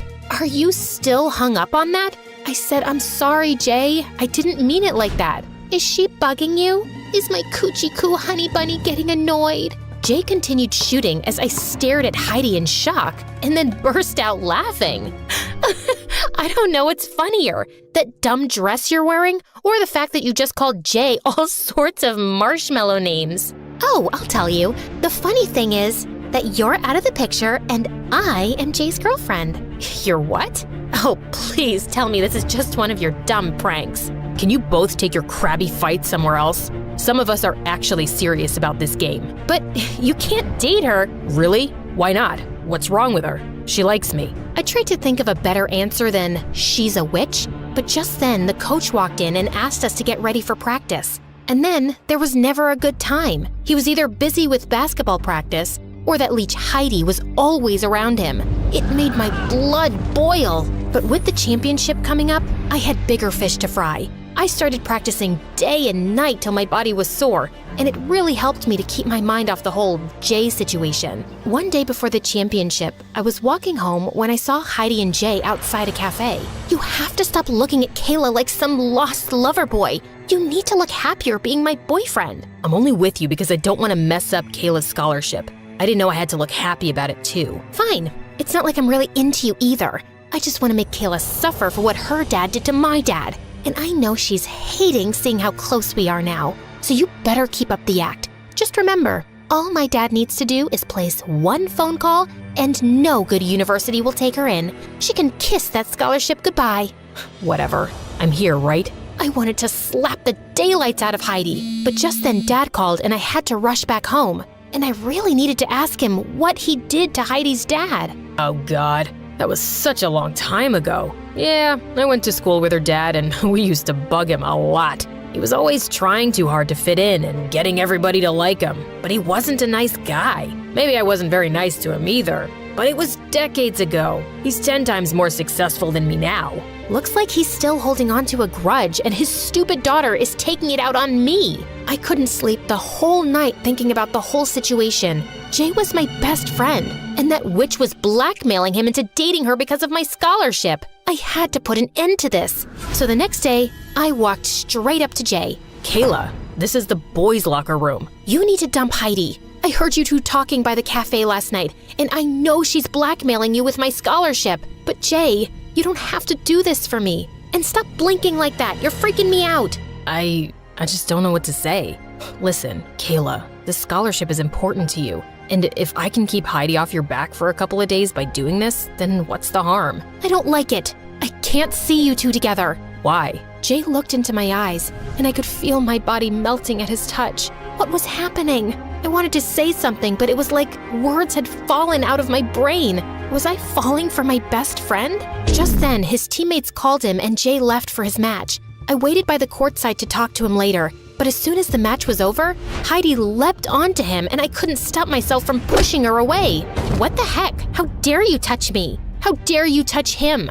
I know you're just blackmailing him into dating you, so please, why don't you save face and get lost? Jay, you don't have to date her for my scholarship. But don't be stupid, KK, or you'll end up losing everything. You can take away 1,000,000 chances from me, and I'll still make it because I know I'm talented, unlike you, who always gets everything because of your father's money. Oh, sweetheart, money speaks for itself, and right now, I can hear it saying that you've lost your chance of ever getting into a good college. Heidi stomped her feet and left, but I couldn't care less. I was about to confess my feelings for Jay, but before I could, the coach called me for the match. That evening, I played the best match of my life and also ended up getting the Best Player award. I had no idea if I'd get the scholarship, but at that moment, all that mattered was that I was happy with Jay by my side. A week after the match, I was waiting by the lockers when Heidi walked up to me. Hey, loser, I told you you'd never win this scholarship. Why do you look shocked? Oh, you didn't see the list yet? No. I'm shocked because you're still talking to me after I royally kicked your butt last week. Yeah, and so what if she didn't get the scholarship? She did get selected for the Nationals. I turned around to see Jay smiling down at me. What? I got selected? Yeah, and you'll be the team captain. Coach just told me about it, so I thought you should hear the news from me. This is the best day ever! And you didn't even have to date anyone for this. Ugh, I hate you. I'm gonna tell my... Dad? We know. Heidi left red-faced as Jay turned to me. So that was dramatic. Not as dramatic as your whole, leave me alone, Kayla. Oh, shut up. You act all smart, but you couldn't even figure out that I like you? You knew? No, but I know that I like you too, and if I have to date someone, why not my best friend? Not that easily. You'll have to take me out in basketball first. You're on. Growing up in Canada, I was always in awe of how beautiful the country was, besides the freezing cold and constant snow. But Mom and Dad loved to travel. That's why before I turned 10, I had already been to 5 different countries. One time, when we were at the Met Museum in New York, I had the worst stomach pain. My stomach burned and I couldn't walk. Mom, Dad, it hurts. They rushed me to the hospital, and throughout the day, they tried to calm me because I was so scared. Honey, you're gonna be fine. Don't worry, we're here. She must be in so much pain. Look at how much she's sweating. My poor baby. And then it all went blank. When I woke up, I found Mom and Dad talking to the doctor.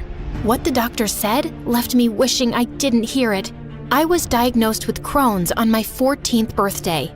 Crohn's is when your bowels are inflamed and can cause severe stomachache and may also require surgery at times. My parents did everything they could to cheer me up, but I was angry at everything. Even though I knew they were struggling financially and were very stressed, I couldn't help it. I was rude to the nurses and even snapped at my parents. One day, however, I had snapped to the point that I threw a bowl of custard at the door right behind the nurse. That's so disgusting! Who eats food like that? Billy, that's no way to behave. They're trying to help you. I don't want anyone's help. None of you understand how much pain I'm in or what it's like to be stuck in here. It would be an understatement to say my parents were shocked at how much my behavior had changed. I hated everything about my life. I was away from my friends, stuck at the hospital eating tasteless food, and worst of all, my condition got worse. When I turned 15, I had to get a stoma temporarily, which is kind of gross and you don't need to know the details, except that I had several questions for my doctor. Will it stink? Is it safe? It won't cause an infection, right? Honey, give the doctor a chance to answer. Because of the surgery, I had to stay in the hospital for a couple of months so I could be monitored. The pain was getting worse, and I hated being at the hospital at first. One day, I walked out of my room because I couldn't sleep. That's when I heard someone crying. I walked towards the sound and saw it was Mom, and Dad was trying to calm her down. I don't know how to help her. She's so upset here, and the bills will keep getting higher. What do we do? We will continue to be happy around her. She will be irritated, but if we stay happy, maybe she'll feel more hopeful. I felt like the biggest jerk. My parents were struggling, and I had no idea because they were trying so hard to make me happy, make me feel like a normal teenager. That was when I decided to repay the favor and make them feel better about everything. But the only way I could do that right now was to be happy, or pretend to be, even if I'm not. So, to make my parents feel better, I sucked it up and decided to stay happy.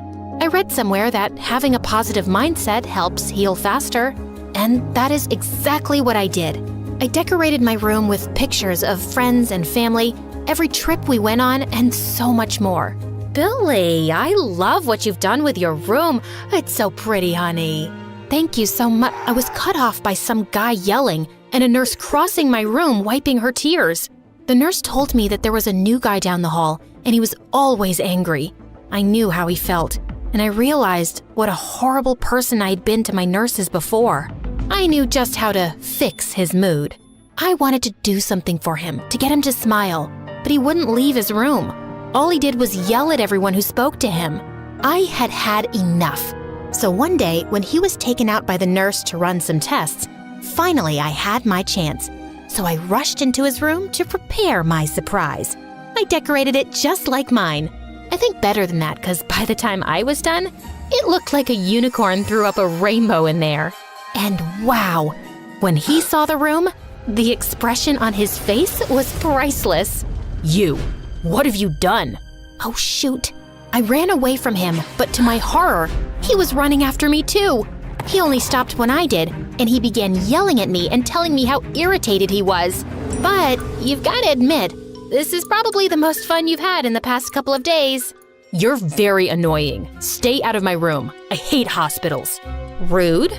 Since that day, I steered clear of the guy, whose name I learned was Steele. Silly name. And he seems to get bent out of shape much easier than his name suggests. He stayed away from me too. And every time he saw me, he would glare and walk the opposite way. One day, one of the nurses came to check up on me. She told me how bad she felt for Steele. Why would you feel bad for him? He's so rude. Oh, sweetie, who wouldn't be? It was his birthday last week. He was so excited to see his friends, but none of them showed up, even after they promised him. And his parents had to work. Poor guy. Oh, shoot. Now even I felt bad for him. My parents helped me get him a cake. I didn't want to go to his room after he asked me not to, so I asked a nurse to bring it with a note. Happy birthday, jerk boy, from the sick girl down the hall. 5 minutes later, I saw someone's shadow under my door, walking up and down the hallway. And then I heard a knock. Hey, sick girl. What do you do when you can't sleep? Wow, took you 6 rounds up and down the hallway to ask me that? Just stare at the stars, I guess. He just rolled his eyes at me. I brushed past him and dragged him with me to my favorite spot. We went to the courtyard and sat on the bench looking at the stars. I'm sorry. It's just that I hate missing out on everything. Why do I have to be sick? Why can't I just have a life like every other kid my age? It's just not fair. I was like that too at the beginning. But then I realized how much my parents continue to do for me, and what I'm trying to say is, you shouldn't just pay attention to what you don't have. I mean, look, you got to meet an amazing person like me right here. You really couldn't have asked for anything better. How are you this positive? How do you distract yourself from all this pain and stuff? If you wait to be happy until everything is fine, you'll waste your whole life. So, I gave myself a purpose, a mission. What mission? I haven't told anyone before. Oh, well, you don't have to tell me. No, it's okay. I need motivation to work harder on it. So here goes. I'm starting a foundation dedicated to help parents of kids who are sick, so they don't have to worry about bills. Wow, that's actually pretty amazing. I can help if you want, and would love to join for real once it's up and running. Yes, I need all the help I can get. Pretty soon, the both of us began hanging out often and working on plans and ideas for the foundation. I would spend all day in his room and he would at mine. We even introduced our parents to each other. It was nice to finally have someone close to my age to talk to, who understands exactly what it's like to have a condition. One evening, a couple of weeks after my stoma surgery, Steele came up to my room. Want a change of view? What did you have in mind? I followed Steele out, and he helped me walk by holding onto my hand and my waist. My face was turning red as a beet, and my heart was hammering in my chest. Was this what a crush felt like? He led me to the cafeteria, and my jaw dropped. He had set up a beautiful candlelight dinner. Whoa, Steele, I didn't know you were such a sap. Why? All you do is work to help other people. You deserve something just for you. Thank you. This is so beautiful. He led me to the table and it was all set up. The food was still steaming. Steele even pulled out the chair for me to sit first. What a gentleman. You know, even before I was sick, I wasn't very nice. I was rude, angry, and took everything for granted. And then I met you. I didn't know anyone could be so fun and positive while things aren't going the way they want. As much as I hate the hospital, I'm glad I'm here. It was so sweet, but then he leaned in to kiss me. I put my hands against his chest. Steele, we can't kiss. You could get sick. The look on his face broke my heart. So I held his hand in mine instead, and he smiled. The next day, I woke up with the biggest smile. Yesterday was like a dream come true, a fairy tale. Just then, the doctor and my parents walked in to talk to me. Honey, guess what? You get to go home, finally! What? You're all good now. You'll just have to come for a checkup in a few months, but other than that, you're fine. You can leave here today. Isn't that great, sweetheart? It is. It's amazing. While Mom and Dad were taking care of all the last-minute paperwork, I walked over to Steele's room. He gave me the tightest hug as soon as he saw me. Steele, I have some news. I'm being discharged today. I leave in a couple of hours. That's great news, Billy. Why aren't you excited about it? Because once I leave, I won't be able to visit you. I'll be moving back to Canada. Oh, is there... The first few months, I thought every other person I saw on the street was Steele. Everywhere I looked, there he was. I felt like Cupid had hit me with a bucket of love with Steele's name on it, but I pushed it aside. There was nothing I could do. As the years passed, life got in the way, and eventually, we both lost touch with each other. I got extremely busy with completing high school, trying to get into a university, and with the foundation. I put all of my focus on getting it open. After organizing talent shows and competitions as fundraisers and to get some awareness on it, I got some attention and eventually got to meet the CEOs of the biggest organizations who wanted to help me out with my own foundation. But I was in for a shock when I spoke to them. So, from all the donations and money you make, we will get 40% of the cut, and you can decide how much you want to keep and give the rest to the families. I'm sorry, but did you just suggest that you and I take the majority of the money that is supposed to go to struggling families? Of course, I don't agree. That is not the goal of my foundation. You're just a child. This is how it works. I have nothing to lose if you deny this offer. It's just you who will struggle. I was fuming with rage when I stepped out. I ranted about it for days to my parents. I had to take matters into my own hands. I worked hard for years at university and internships. And finally, at the age of 22, I opened my very own foundation. It became known globally. I was one of the youngest CEOs in the world, and I was on many magazine covers as well. I'm not gonna lie, that was fun and it made me feel great. But it wasn't the fame I was after. It was the families I got to help out. Many people showed up to donate and help out, and one day, my assistant ran up to my office to inform me that we had gotten one of the biggest donations ever, a whopping $100,000. He's here right now, and he wants to work with us as well. Isn't this exciting? Can I show him in? 100,000? Yes, of course. I can't wait to meet this angel of a person. I'm an angel now? I thought I was the jerk boy. It was Steele. I couldn't believe my eyes. 6 years later, and he was finally here. So I'm perfectly healthy now. Do you think we could pick up where we left off? Maybe I take you out somewhere that doesn't serve hospital food? I'm so happy for you, Steele. And I know a great coffee shop. There's so much catching up to do.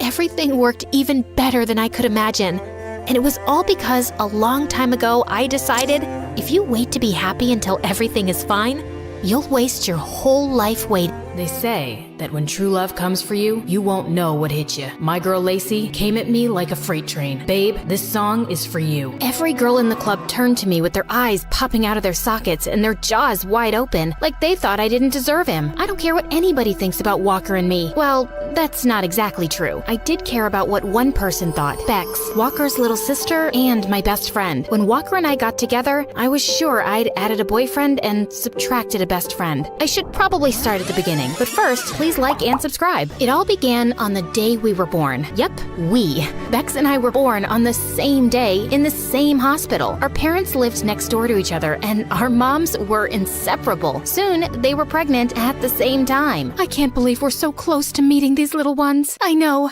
they're gonna be the best of friends. It's as if Bex's mom had a crystal ball because she was spot on. Bex arrived 17 minutes before me, and we've been BFFs since. She's always been kind of motherly to me, and she took her job as the oldest seriously. We should clean up these toys and get a snack. But I was still playing with that. Did you pack your raincoat? It looks like it's gonna rain. When I say we did everything together, I do mean everything. We went to dance class together. Lacey, how are you so flexible? I feel like a statue next to you. Double jointed, I guess. We were each other's biggest cheerleaders, and we told each other everything too. My parents were fighting again last night. I'm worried they won't make up. Don't worry, babe. Your dad'll get a new job and that stress will just go away. But then, one day, when we were 13, life as I knew it changed forever. Bex and I were walking home from school. We were on the crosswalk when suddenly a car came screeching through the red light at high speed. All I remember was the sound of metal and glass and the smell of burnt tires before I was hit with a huge force, and then everything went black. When I woke up, I found myself in the hospital. Oh, honey, thank goodness you're okay. What if something had happened to you? I couldn't do life without you, bestie. Sweetheart, you just take everything easy now. You need to heal. And I did heal, kind of. My body was fine, but my brain was broken. For some reason, every time I left my house, I was terrified. When I stepped outside my door, I could hear that car and I could smell the burnt rubber. My world shrank in an instant. The only place I could make it without a panic attack was across the 5 cement pavers that separated Bex's front door from mine. Anything else brought me paralyzing fear, and I even stopped attending school. Bex, can we just stay at my house today? I don't think I can go out. Oh, sure. Yeah, that's fine. I'll just cancel with our friends. Bex, do you want to watch a movie at your house? I thought we might go to the mall. I really don't want to go anywhere. I think that's when Bex started to resent me, which made me feel guilty. I didn't mean to be this way. I didn't want to live the rest of my life inside a house, but everything just felt safer there. At least to me. To Bex, it must have felt like a prison. Ugh, we never do anything anymore. This is boring, Lacey. There's so much out there to see and do. I was ashamed. Why was it so hard for me to just go outside and act like a normal teenager? Bex, you can go to the party if you want. I'm gonna stay here. Are you sure? You could try coming, right? We can leave early. Couldn't you just try today for me? Who knows? It might not be as bad as you're imagining it. A party sounded about as much fun as scrubbing tiles with a toothbrush, but I decided to make an effort for Bex. I was sweating bullets, and my heart was pounding by the time we made it to the party. My friends from school seemed happy to see me though, and I started to relax just a bit. I sat down in a corner, not ready to join the dancing crowd yet. Maybe Bex was right. This wasn't so bad. But just then, a waiter carrying a tray of drinks suddenly tripped, and everything went crashing to the floor. The sound of the smashing glass sent me into a panic. I dove under the table and buried my head in my arms, crying hysterically. Everything went completely silent, and Bex tried her best to make me come out, but I couldn't move an inch. Eventually, she had to call my parents to come and take me. Lacey, I'm sorry. I didn't know. I've been trying to tell you. I can't go out, and now things are even worse. Everyone probably thought I acted like a freak. I'm not trying to hold you back, Bex. You want to go to parties? You can go without me. I won't mind. Okay then, maybe I will. A few nights later, I went over to Bex's house, but I found her brother Walker instead. He smiled, and I was distracted by the dimples on his cheeks. Hey, Lace, Bex isn't here. Whoa, when did Walker get so hot? He was usually always in the garage practicing with his band. He had a major glow up. Right, I forgot she might be out. Is something the matter? You look a little glum. I'm just bored, I guess. Yeah, me too. Come on in. That's how it all began. That night, Walker and I talked. I told him I was scared I'd be hit by a car again. I said that I'd felt trapped in my own mind. I told him I felt guilty keeping Bex from living her life, and about what happened at the party. Don't be so hard on yourself. What happened to you was a huge trauma. Healing takes time. As for Bex, don't worry about her. She's your friend. She'll always be there for you. Hearing Walker say that felt good. You're right, Walker. I just can't help it. Sometimes I feel like a freak from another planet. I'm sure everyone at school now thinks I'm a total weirdo. That was when Walker picked up his guitar and started strumming it. Why does it matter what anyone thinks of you? It should only matter what you think of yourself. But for the record, I happen to think you're pretty great. My heart skipped a beat when he said that, and for the first time in a long time, I felt like I had someone to talk to, someone who cared about me, someone who saw me. The next time Bex came to see me, I tried to bring up Walker. I saw your brother playing his guitar on the porch the other day. He's gotten really good. Also,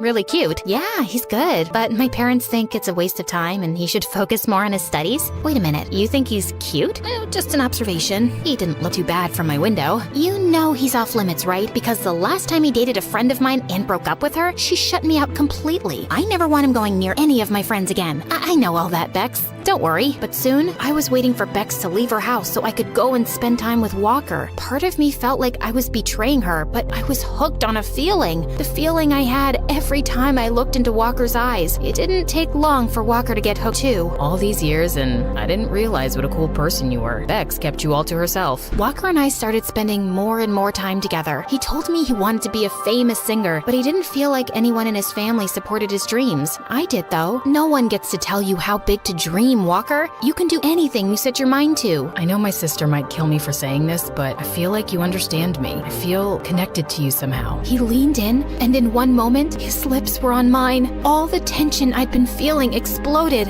and I almost saw stars. My knees felt wobbly, and my head spun.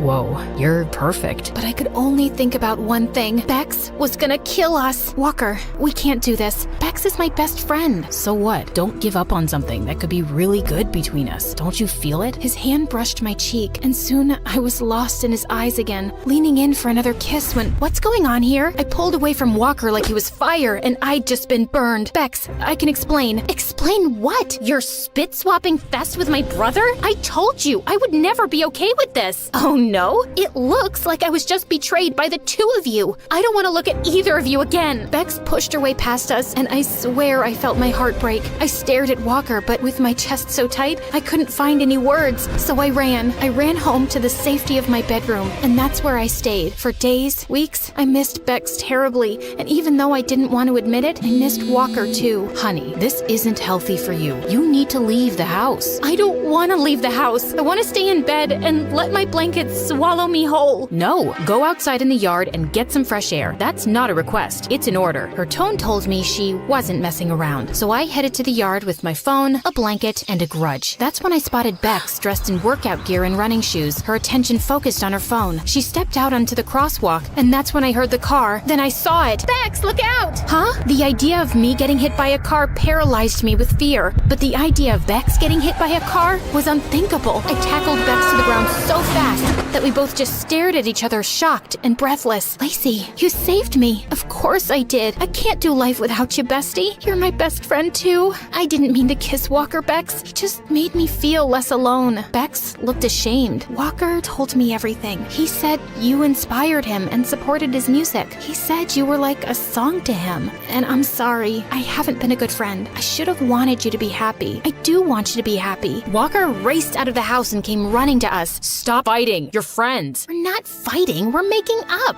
If being with each other makes you happy, I want you to be happy. Both of you. Bex, does that mean? It means that Lacey can be your song again. With that, Bex left us standing there. Walker, Be my girlfriend. No more secrets. No more hiding. Yes, 100% yes. You helped me believe in myself. You did the same thing for me, Walker. I feel stronger now. Like I can do anything. Anything? Anything. Walker stepped forward, taking my hands in his. Would you come to my first real gig? It's tomorrow, but only if you're ready. I hadn't left my house to go anywhere but school for such a long time. But when I saw the hope in Walker's eyes and the support I would give him by going, I felt I could do it. I think I'm ready, Walker. Walker wrapped his arms around me, pulling me close for a kiss. Bex squealed and gave me a big hug. This is it, babe. My brother is living his dream. I was born to workaholic parents, so I didn't see them much growing up.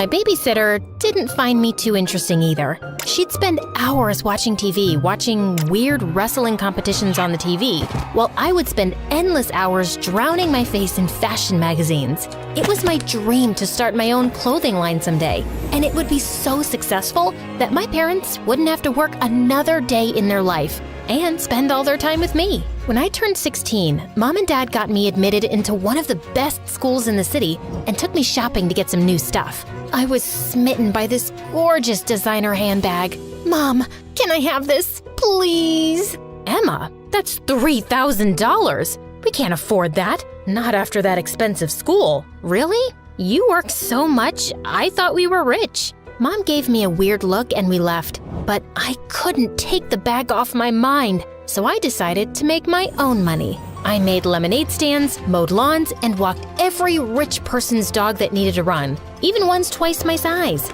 Wait, boy, not so fast. Right before the term started, I'd earned enough to buy a fake bag, and it looked somewhat similar. My first day, the entire parking lot was packed, but just then I found a cozy spot in corner. Slowly, I made my way in, feeling like a pro, until I heard an awful screeching sound. I'd hit a car and made a huge dent. While I was reeling in shock, calculating the damage, a tall boy stopped and stared at me. Wow, that's as big as the Grand Canyon. Good job. Sarcasm is not helping, dude. Do you have any idea whose car this is? Let me see. Looks like mine. Sure enough, he unlocked the door and tossed his backpack inside. My mind went into overdrive. How could he be so indifferent after I dented his very pricey-looking car?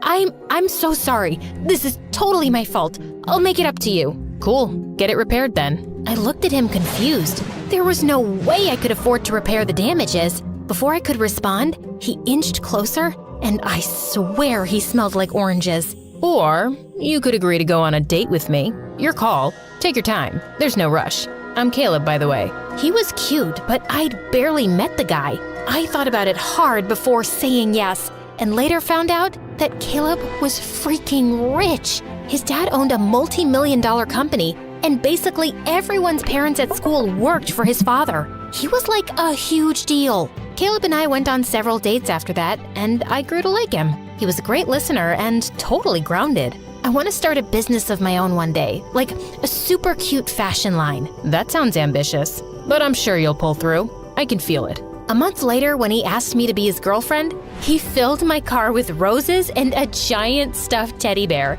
I was happy, but the girls in school just went bonkers. On our first date as a couple, Caleb gifted me an expensive handbag, the original version of my fake one. Wow, that's awesome, but I can't take this. You're my girlfriend now, and you only deserve the best. Caleb insisted, and I couldn't say no. It was my favorite brand after all. One day after school, Caleb invited me to his place where he lived all by himself. While he swam in his private pool, I sketched new fashion designs in my journal. What do you think? Very chic. You know you don't have to work, right? I'll have more than enough money to support us. I know, but this is my dream, and I want to do this for myself. Whatever floats your boat, love. Just remember, I'll always be there for you. That summer, I decided to take a business class at a local community college, and I was by far the youngest one there. Not that I cared. I belonged there. I was busy concentrating on what the professor was saying when a heavy voice interrupted me. So, Professor, you know all this from your successful businesses? I turned around to see a cute guy in the back corner, leaning in his chair with his feet propped up on the desk. Excuse me, I'm just saying, if you knew anything about marketing, you wouldn't be teaching. They went back and forth for a while. My professor got angrier and angrier while the boy remained calm. I couldn't believe how rude he was, but I had to agree. He wasn't entirely wrong. After class, I decided to grab lunch at the college dining hall. I was finishing a sketch in my journal when that rude boy came behind me in line. Is that meant for a unicorn? Excuse me? So now you're a PhD in designing too? That's designing? Let me show you something. Listen, I don't know what your deal is, but you cannot insult. Before I could finish, he pulled out his phone and showed me a clothing website filled with plain black t-shirts, and they were listed at over $100 each. This is my business. These boring black tees, you could get these anywhere. He clicked a few apps and showed me his bank statements. The number almost made me fall backwards. How could this guy be making thousands of dollars selling regular old t-shirts? I don't get it. Why are you even taking classes? What can I say? I'm a sucker for knowledge. You're crazy. Actually, I'm Eric, and you need a better teacher. Someone who knows how to make big bucks in real life and not some loser professor. He went on to cut me in line and buy the cheapest thing on the menu. For a while, I avoided Eric like the plague. I didn't want my work associated with him, but the more I researched about his business, the more I realized I needed his expertise. He could sell t-shirts just from the hype alone. So that following week, I put my pride aside and asked him to tutor me. Little did I know, it would turn out to be my biggest mistake. He talked way too fast and laughed at all my questions. He even made me work the customer service line for his business to understand how businesses work. I complained about Eric to Caleb all day. He's so rude and mean. I don't even know how to deal with him. Drop his classes then. I can't do that. He's good at what he does, and I can genuinely learn so much from him. Then take his attitude with a pinch of salt. Anyway, I have something that'll cheer you up. I want you to meet my parents. I was shocked. I only ever saw his dad on billboards or on TV commercials. Being nervous was an understatement. We met them at an expensive Italian restaurant in town the next week. His dad stood up to shake my hand, but when I looked over his shoulder, I saw none other than my tutor sitting at the same table. You must be Emma. We've heard great things. Just then, Caleb saw Eric too, and he seemed mad. What are you doing here? Not even a hello, brother? Brother? My head spun in a million circles. Eric and Caleb? Brothers? Caleb looked ready to fight him until their father got in between them. I invited him here, son. He's still family. Caleb backed off, but I was still in shock. And to make matters worse, Eric pretended he'd never met me. Caleb's parents ordered me all kinds of delicious courses, but I couldn't find the stomach to eat anything. And after dinner, Caleb took me straight home and angrily drove off without saying goodbye. During our next tutoring session, I was still fuming when Eric walked up. Why didn't you tell me about your family? You never asked. And besides, I didn't think we're that close. What do you mean? You're related to my boyfriend and you... Yeah, that's kind of unfortunate. You're not really his type, to be honest. That's not the point. I can't deal with this. I'm leaving. Wait, Emma, I'm sorry. I was just being a jerk. I calmed down as Eric spoke that he had been estranged from his family for 2 years because he refused to take over the family business. His clothing line was a result of wanting to prove he could make something successful without being connected to them. Part of me understood. I still wanted to pursue my clothing line dream, even though Caleb said I didn't have to. When I told Eric, he didn't laugh, but he seemed impressed. Take out your computer. You're making a website today. Eric helped me create my website from scratch. As usual, he was going super fast and I scrambled to keep up. But when I looked in my laptop reflection and saw him laugh, he looked different to me, almost attractive. Snap out of it, Emma. He's your boyfriend's brother. My website was good, but for the first few days, I didn't get many orders. But I didn't lose hope and continued sketching and building my brand. I worked on them for days until one night I got a call from Caleb and he sounded a bit off. Want to talk about it? Not really, but I have a surprise for you. Caleb told me that he'd put my name in a small fashion show for new designers. I couldn't believe it. Oh, you really shouldn't have. Yes, I should, and yes, I will. I've decided to be more supportive of your dream. Thank you. I was over the moon that day, but when I told Eric, he didn't sound as impressed. It's just a small show. Yeah, but it's big for me. And maybe after this, I might actually get some customers. You will come to the show, won't you? You're inviting me? Well, you've helped me get this far. It would be rude of me not to. When the day came, I peered at the audience behind the curtain. I was blown away to see Eric sitting in the back row. I was glad he showed up.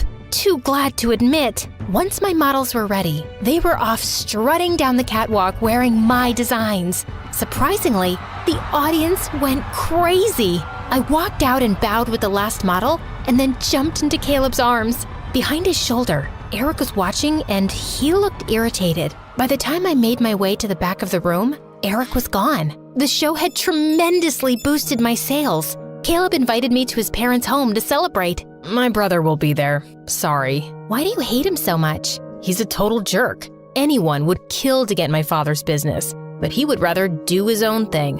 Whatever. Joke's on him. I get the business now. Caleb's words didn't sit right with me, but I kept it to myself. We got to his mansion, and my eyes instantly started searching for Eric, but he didn't show up. We were halfway into the party when Eric strode through the door with a girl. Guess I wasn't missed. Mom, Dad, this is Angelica. My stomach turned. Since when did Eric have a girlfriend? By the looks on everyone's faces, they were thinking the same thing. Angelica's a model from New York. She has her own beauty brand. The more I watched them interact, the more I felt sick. It didn't make sense to me why I cared so much. Caleb, however, seemed to care for different reasons. That's so typical. Inviting people without asking Dad? Ugh, spare me for not being Dad's little saint. Suddenly, Caleb's dad flew into a rage, making Eric's date shrink away from the scene. That's enough, Eric. If you don't want to be part of this family, then stay out. Gladly, Father. Gladly. He turned and left the party. I found myself following him. Eric, wait. I'm sure he didn't mean it. And you've known them for what, a week? Now you're an expert? I looked into his eyes and saw there was pain there, even though he tried to hide it. You do care. You act like you don't, but you do. His face was so tense, I thought he would snap. Instead, he sighed and turned away. Just leave me alone. Listen, I need to... As I rushed behind Eric, my toe caught on a bump in the sidewalk and the ground rushed up to me. When I sat up, my ankle was throbbing, and Eric swooped me up in his arms. As he carried me back, I couldn't stop myself from falling for him. I knew this was wrong. I was with Caleb, but Eric was so much kinder and helpful and sort of a jerk, but he was always there when I needed him. After that day, I decided to keep my distance from Eric. Caleb was my boyfriend, and I couldn't betray him. I spent my days working on making my business better, and one day, my brand ended up exploding all over social media. I had to investigate, so I went online and did some online digging. The root of it? I discovered was none other than Eric's site where he'd promoted my line. He also left me an email in my inbox. I know you don't want any boosts or freebies, but us entrepreneurs have to stick together. Enjoy the extra press. You've worked hard and you deserve it.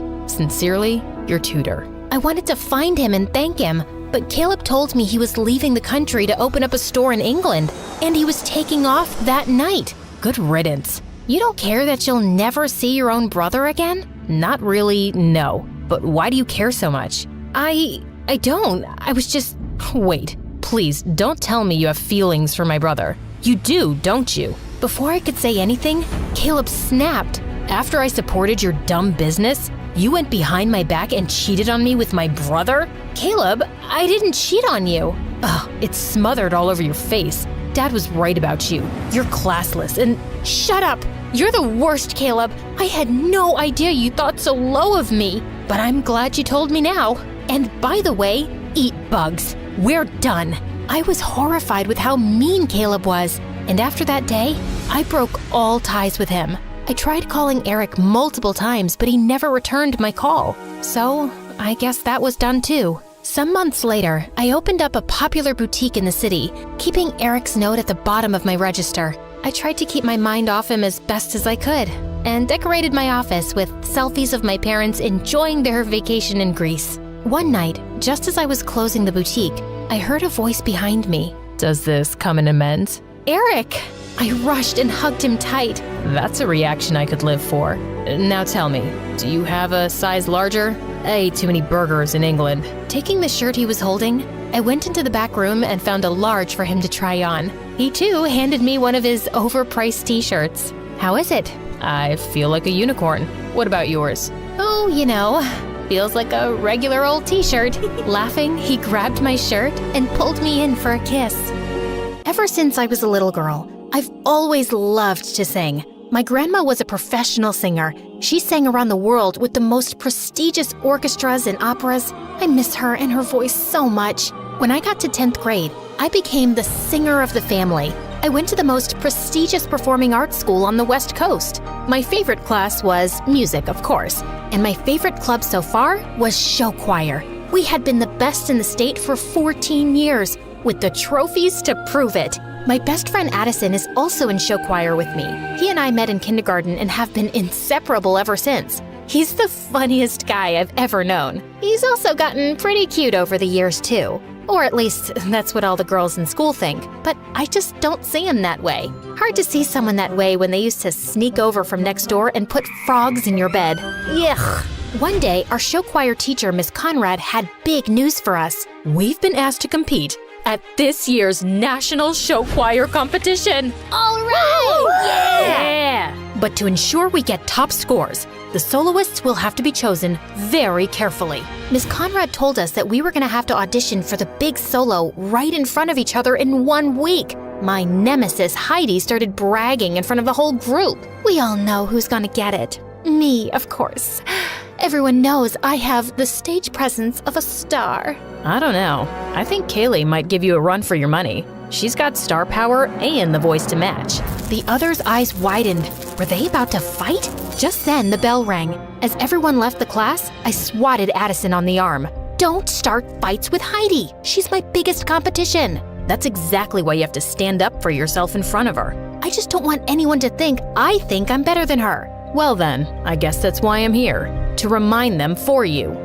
What would I do without you? Good thing we'll never have to find out. I was so nervous, even though I'd sung in front of our choir before, but the pressure was on. The whole week leading up to auditions, I practiced. In the shower, in the car, between classes. I really wanted to beat out Heidi for the big solo at the end of the show. Finally, audition day arrived. I woke up, put on my cutest outfit, curled my hair, and took extra time with my makeup. After all, if I'm gonna be a big star one day, I might as well start dressing like it now. When I stepped out of my house to walk to school with Addison, his cheeks turned super red. What's wrong? Nothing. You, just look different is all. Your hair is... Oh no, does it look bad? Maybe I should have worn it up. I'll just go change. No, leave it. You look good. Great. When I arrived in class, Heidi was sitting in the front row looking totally perfect. What was I thinking? With her shiny hair, big eyes, and as much as I hated to admit it, her beautiful voice, why would anyone ever look twice at me? But I just tried to remember what my grandma would always say. It's not about who sings the loudest or looks the prettiest. As long as your song comes from your heart, people can't help but listen. So I took a deep breath and sat down next to Heidi, right in the front row. She gave me a once-over and rolled her eyes. Who cared what she thought? I knew I looked great. Miss Conrad sat down at the piano and called Heidi up first. After she finished singing, I applauded politely, along with everyone else. Then, it was my turn. I stood confidently and turned to face everyone. Addison gave me a thumbs up from the back row. Such a good friend. Miss Conrad played the opening notes for my song when suddenly, the door to the classroom burst open behind me. I turned to look, and standing in the doorway was the most handsome boy I'd ever seen. Tall, with long brown hair that fell perfectly into his eyes. He looked just like a fairy tale prince. My jaw dropped. He handed a note to Miss Conrad. "Class, this is our newest addition, Patrick." He waved to everyone, then put his hand on my shoulder, looked deep into my eyes and said, "I'm so sorry I interrupted your audition. Knock 'em dead." Then he took my seat right in the front row. I gulped. Oh, now I was nervous again. I shook off my nerves, took a deep breath, and nodded to Miss Conrad. As she played, I could feel the music filling me up all the way to the top. I opened my mouth to sing and let my song come from my heart. When I finished, the whole class burst into applause. I felt like I was walking on air. Patrick got up to sing something last minute. He was so good. The next day, Miss Conrad put up the list, and I had gotten the solo. And she'd even added a duet in the middle of the show for Patrick to sing with me. Looks like it's you and me, Kaylee. I'm so honored to be singing with someone as talented as you. I felt my cheeks turn red, and he grinned. You're so cute when you blush like that. Be careful, or I might just fall in love. He walked away with a wink at me. I couldn't believe he'd just said that, and neither could Heidi, who'd been listening around the corner. Don't get too comfy with that solo. Once Miss Conrad figures out that you'll cave at the first sign of pressure, I'll be ready to step in. Eavesdrop much? Jealousy isn't your color, Heidi. The next day, we started rehearsing for nationals. Everyone was working so hard, and Patrick and I sounded great together. But when it came to our dance, it was like I'd suddenly grown a second left foot. No, Kaylee, no. Once more from the top. Miss Conrad, I'm happy to come up front and show Kaylee how it's done. Not necessary, but thank you, Heidi. Just here for the team. After I knocked Patrick over by mistake for the third time, Miss Conrad called it a day. Kaylee, please go home and practice, practice, practice. Ugh, I could have wiped that smug look off of Heidi's face. Everyone went to start packing up their bags, and I started to head backstage to get my bag when Patrick came up to me. Hey, gorgeous. Want to stay and practice a little with me? Then it'll be perfect by tomorrow. Oh, I wouldn't want to impose. Your toes must be all bruised. That's okay. I really don't mind. And I wouldn't mind spending a little quality time with my co-star. Well, if you insist. Just then, Addison came up to us. Hey, Kaylee, ready to go? That's okay. I should really practice a little longer. I can practice with you. I could use a few run-throughs myself. Oh, well, Patrick already offered to stay behind and practice with me here. He did he? How are you gonna get home? I can drive her. Oh, do you live in our neighborhood? No, but, I mean, if it's not really convenient for you, I'm not spending time with Kaylee because it's convenient. Neither am I. I'm spending time with her because she's cool. My face turned bright red. Did he really mean that? Addison, I'm gonna stay here too, just for a bit to practice.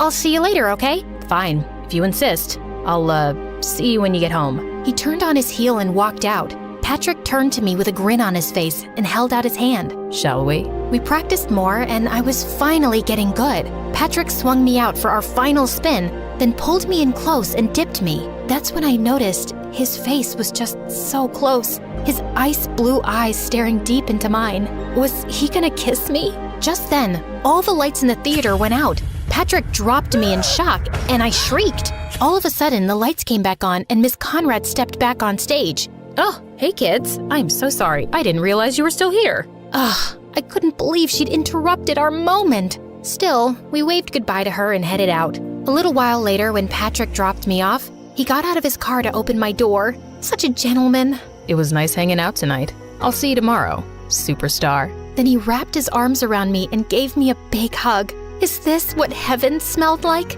Then I headed up the front walk to my door. So do you like him or something? I whipped around and saw Addison waiting on our front porch swing. I don't know, maybe. He's so cute and really talented.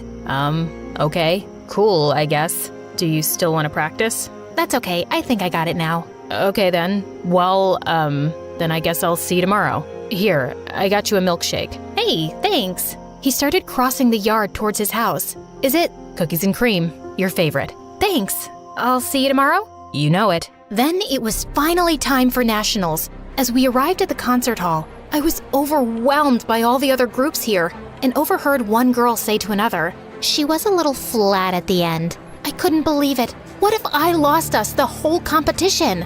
All night and throughout all our warm-ups the next day, it was all I could think about. If I messed up again, I'd be letting everyone down, including myself. And there were several famous music industry people judging the competition. What if I ended my career as a singer before it even started? And then, it was almost time to go up.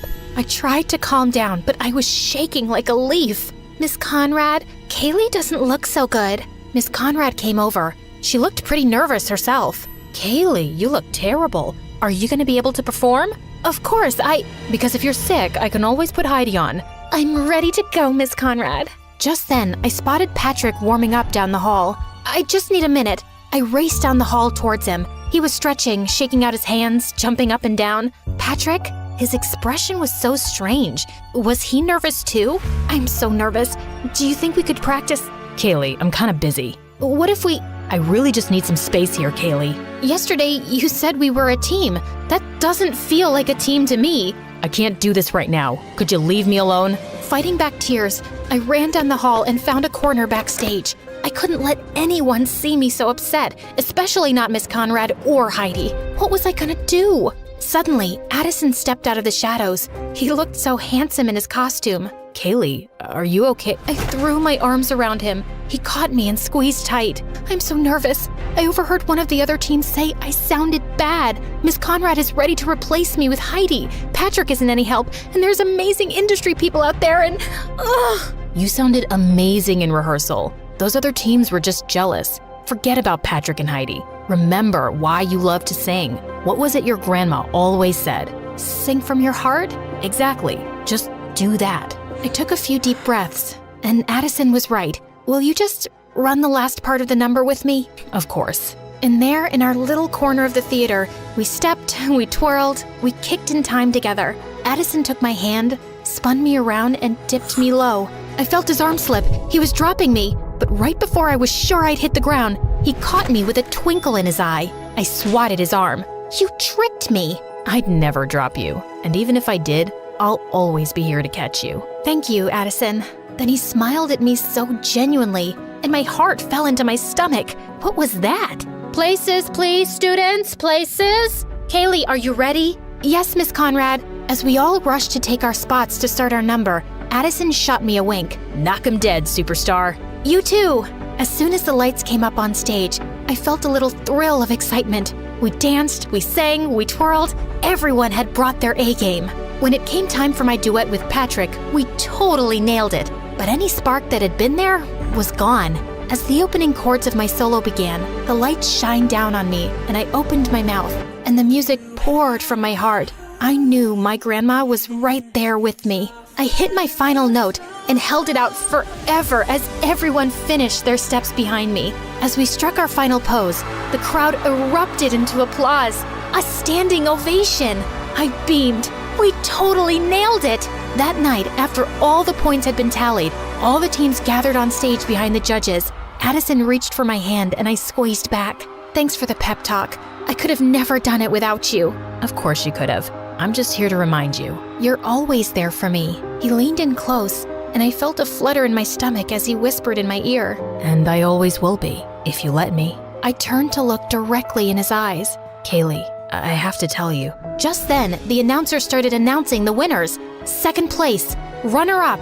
Our whole team clasped hands and took a deep breath together.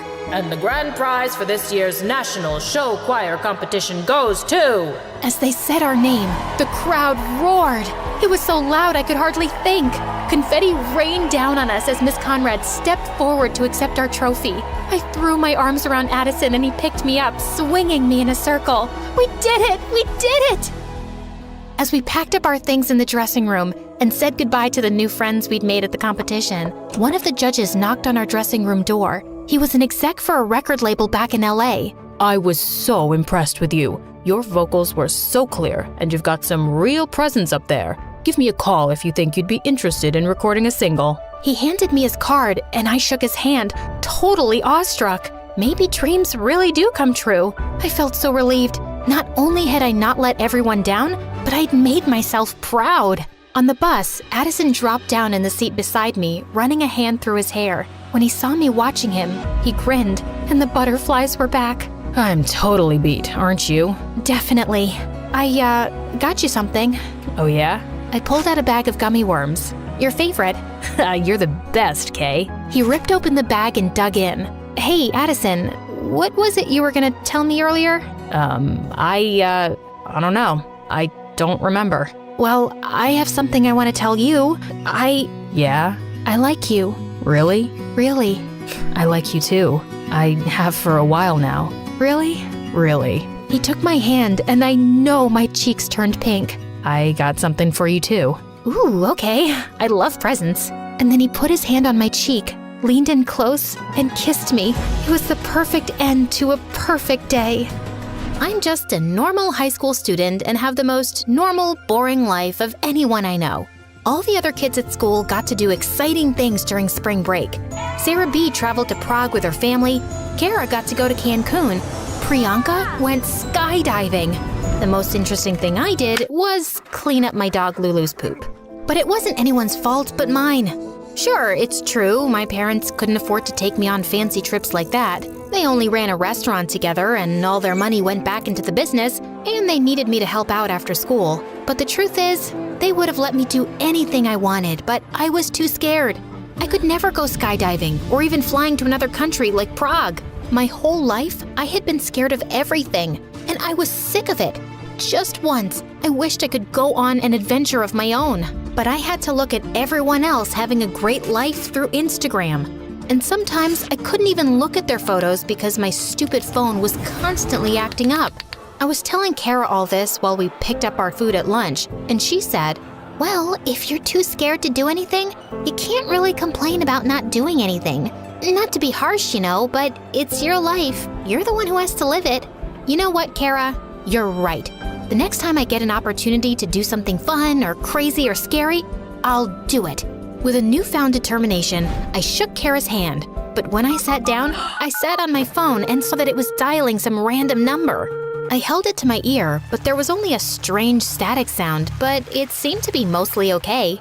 After school, my friend Kara and I were at my parents' restaurant studying for the history test. I don't know why you don't like this place. I'd be so happy if my parents had a restaurant and I could eat free breadsticks every day. You're eating free breadsticks now. A man came into the restaurant just then. He wasn't like our usual customers. He had a nice suit on and dark sunglasses. It seemed like he was looking for someone. His eyes landed on me and I looked down at my textbook. It was none of my business. Kara nudged me, and when I looked up again, the man was standing right in front of our booth. Agent Dark, I'm Agent West. I need you to come with me. I stared at him, dumbfounded. Was this a prank? Please, Agent Dark, we don't have much time. My name is Allison. No real names. In case one of us is captured, the less we know about each other, the better. My heart was pounding. Was this guy for real? None of what he was saying made any sense. Agent Dark and I were just finishing up. She's ready now. What? I couldn't believe it. Why would she do that? She kicked me under the table and looked at me as if to say, "What are you waiting for? He looks like a Greek god." "Would you excuse us, sir?" She dragged me up and pulled me to the corner. "This is your big chance. Adventure, no fear. You said you would take your next opportunity, remember?" "I didn't mean this. I don't know anything about being a spy or fighting. I'm boring, remember? That's the only thing anyone knows about me. And guess what? It's true." "Yeah, but that's not what you want. This is it, Allie. You either go and do this thing with this random, beautiful Greek god of a man, or you stay boring and safe forever. Remember, in life, nothing changes unless you change it. Maybe she was right. It was time to do something crazy, to finally step out of my comfort zone. I stood up. My mom glanced over from me from the kitchen window. Are you leaving, honey? Why don't you and your friends take some breadsticks with you? I grabbed the sticks and nodded to Agent West, who led me out of the restaurant by the hand. A black car was waiting for us outside. We both got into the back seat, and the car rolled out of the parking lot. I couldn't see the driver. There was a partition separating the front of the car from the back. Agent West breathed a sigh of relief. We were so glad to finally get your signal. We thought you were captured, or worse. What signal? The access code. You called in yesterday. The numbers you put in. We know it was you. Don't try to back out now. I thought hard. What code? What numbers? But then I remembered yesterday when I was eating lunch in the cafeteria. I sat on my phone. The butt dial. That was totally random, though. What were the odds that I sat on my phone in just the right way to dial a secret number and enter the correct 16-digit secret password? Maybe I should buy lottery tickets. Agent West was quiet for most of the ride. I had a million questions, but I was afraid if I opened my mouth, the truth would spill out, and my adventure would be over before it started. Finally, the car slowed down and parked. I stopped and stared as I got out. We were in the circle drive of a mansion. Not one of those fake McMansions either. Like a real, gigantic, beautiful palace. It looked like royalty lived there, or at least a really wealthy athlete. Agent West removed something draped over a hanger from the trunk and held it out to me. Put this on. I ducked into the back seat and changed as fast as I could. Thankfully, the partition was still up and the windows were almost as black as the paint. When I emerged, Agent West's jaw dropped. I was in a glittering blue dress. I didn't have a mirror, but judging by Agent West's expression, the dress must have looked pretty good. Everything all right? He pulled himself together and we approached the entrance. Your mission is to distract the ambassador. That'll give me time to crack the safe and steal the device. Distract him how? I'm sure you'll think of something. If anything, the inside was even more gorgeous. Spiral staircase, crystal chandelier, guests in glamorous attire all around. That's the ambassador over there. A small man with a mean, pinched face sipped champagne by himself in the corner. I don't think I can do this. I'm just a student. I'm not trained. Agent West took my hands. Don't panic. They wouldn't have chosen you for this mission if they didn't know you were capable. Besides, I believe in you. I gulped. It was nice to hear, but was it really me he believed in, or just the person he thought I was?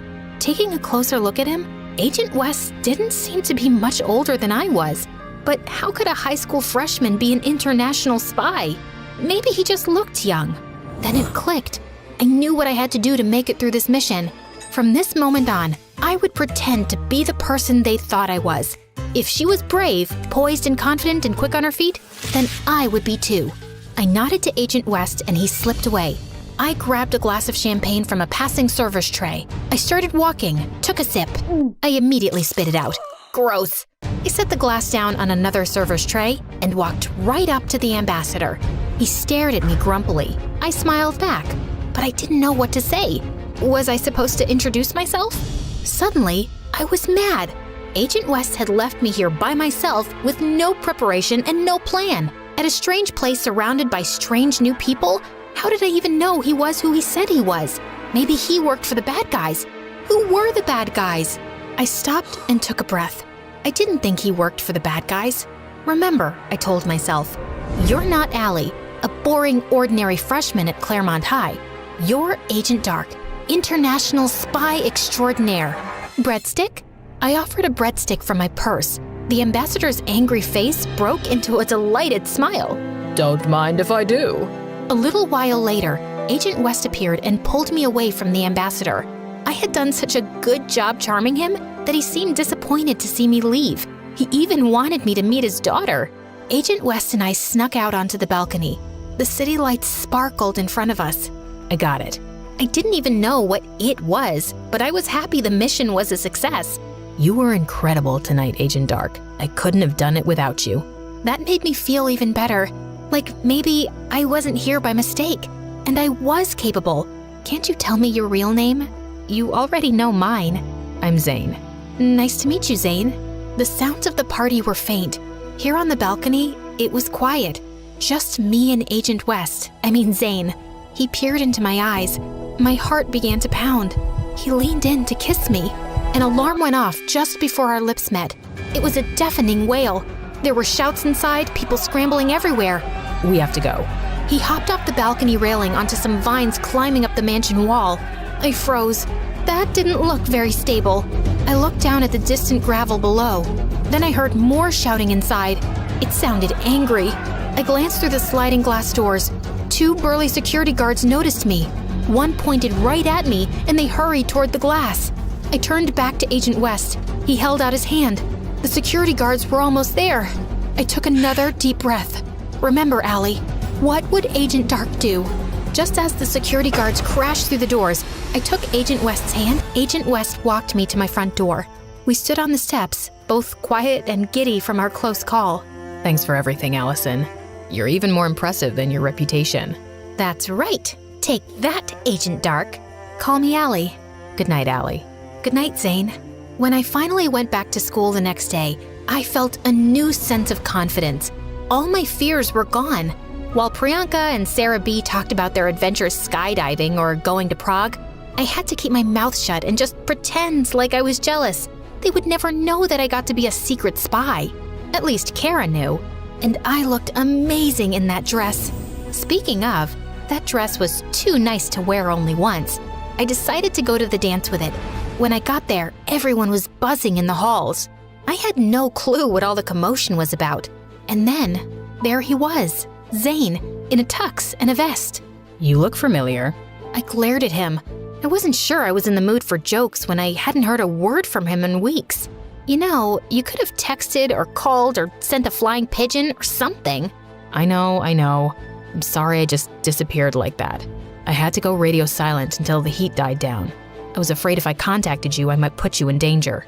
Yeah, well, I like danger, don't you know? I've jumped off balconies. I think I can handle a phone call. As mad as I am, I have to say, I'm glad to see you and I'm happy you're safe. Well, I appreciate that. I know I'm probably too late, but I wanted to ask you, just in case. I waited, nervous. Did he need me for another mission? I wasn't sure I was ready for that kind of excitement again so soon. Especially considering we'd almost been caught last time. What would have happened to me if I hadn't taken the leap off that balcony? Jail? Worse? I was okay with life being a little boring sometimes. Do you have a date for the dance? Mark was a jerk. I would always see him harassing one of the shy kids in the halls at school. One day, I had had enough. So I marched up to him and yelled, "Hey, stop bullying people, you're hurting their feelings." Mark was stunned. No one had ever stood up to him before. The shy kid ran away and we were left staring at each other. I was scared of what he would do or say, but he didn't really do or say anything. He only looked down like he was really sad and walked away. I was so shocked, and I had to admit, I felt kind of bad. I never yelled at anyone before, and I only did it because I thought he would get mad. But seeing him sad made me feel terrible. The next day, the entire hallway stunk. Everyone was trying to find out where the smell was coming from. As soon as I got close to my locker, I knew something was wrong. I opened it to find that it was yesterday's fish sandwich. It had been put in there and left all night. I almost puked. That's when I saw Mark smiling from down the hall. He was wearing those big, stupid headphones he always wore, and he even waved to me. All the guilt I had disappeared. I was gonna get him back. I just needed to figure out how. All day, I snuck behind him, following, watching, like a stealthy ninja.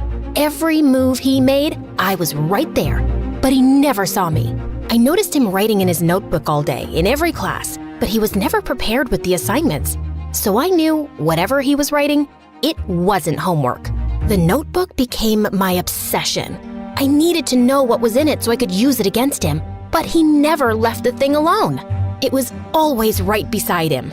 Finally, in English class, he went to the bathroom. But he was smart, or should I say paranoid enough to put the notebook in his bag. I pretended to drop my pencil and crawled to his bag. I couldn't take the whole notebook without being discovered, so I just opened the zipper and I hoped that would be enough for the notebook to fall out when he took his bag. And then, when the bell rang and class was done, he put his earphones on again, picked up the bag, and the notebook fell out. He didn't hear it, of course, so I ran and grabbed it. I ran home and read it. It wasn't jokes or anything mean. It was poems, and they were all really sad and beautifully written. I almost cried reading them. Suddenly, I understood why he was so mean to people. It sounded like his dad was really mean to him at home and made him feel like he was nothing at all. There was a time when we were little in kindergarten when Mark would tear up the notes that came with school lunches from other kids' moms. I saw him at school the next day. I felt totally different about him. I saw the sadness in him and how no one paid any attention at all to him. And I admit, I swooned a little when I realized he was actually pretty cute. I got the notebook out and walked up to him with it. Is that mine? It, fell out of your bag yesterday. And you didn't give it back? I got busy, sorry. I gave it to him. He opened it and saw my letter. He read it there as I stood watching, my cheeks getting redder and redder by the second. You read my journal? He kept his eyes on the page, like he couldn't face me. I understand why you're mean to people, but before I could finish, he ripped my letter from the notebook and dropped it on the floor. Don't ever read my stuff without permission again. All the good feelings I had for him disappeared. Didn't he know how hard I worked on that letter? How much I cared? Not to mention, I bore my soul to him. I got red again, but this time, it wasn't embarrassment. It was rage. That night, I told my mom everything. She told me, "Honey, you tried to do something nice, and that's great, but you read his private journal without asking. You invaded his privacy." I'm the only person who saw him. Everyone else ignores him. I understand, but that doesn't make him any less worthy of having privacy, does it? I went to my room without talking to her for the rest of the night. How could she not see what I had done? I put my heart on the line and got rejected. I did the right thing. All I wanted was to help him and let him know I understood. That night, I couldn't sleep. I kept tossing and turning, thinking about how he acted, but also what my mom said and how violated I would feel if someone read my diary. After barely sleeping a wink and finally calming down so I wasn't so angry anymore, I decided she was right. As soon as I got to school, I would apologize to him, and that would be that. I practiced my speech the entire walk to school that morning. Every word I would say, every gesture, I wanted to be understood and let him know that I understood him too. But when I got to school, I was horrified to see that there were printed posters of me all over the halls. They had my school photo and said Maggie is a stalker. Everyone was looking at me. I ran to the bathroom and cried. How could he do that to me? Maybe I was wrong to think he had any good in him at all. I wanted to run away and go home, but we had a big test that day, so I had to sit in class after class while the other kids whispered about me. I sat in all my classes getting angrier and angrier, waiting for my last class when I would finally see him. I couldn't wait to confront that jerk. When I finally saw him, he smirked at me. I stomped right up to him and yelled, "Tell them it was you." "It was me." "Tell them it's not true." "It is true. You read my journal." I was so frustrated. All I could think of was to scream. Ah!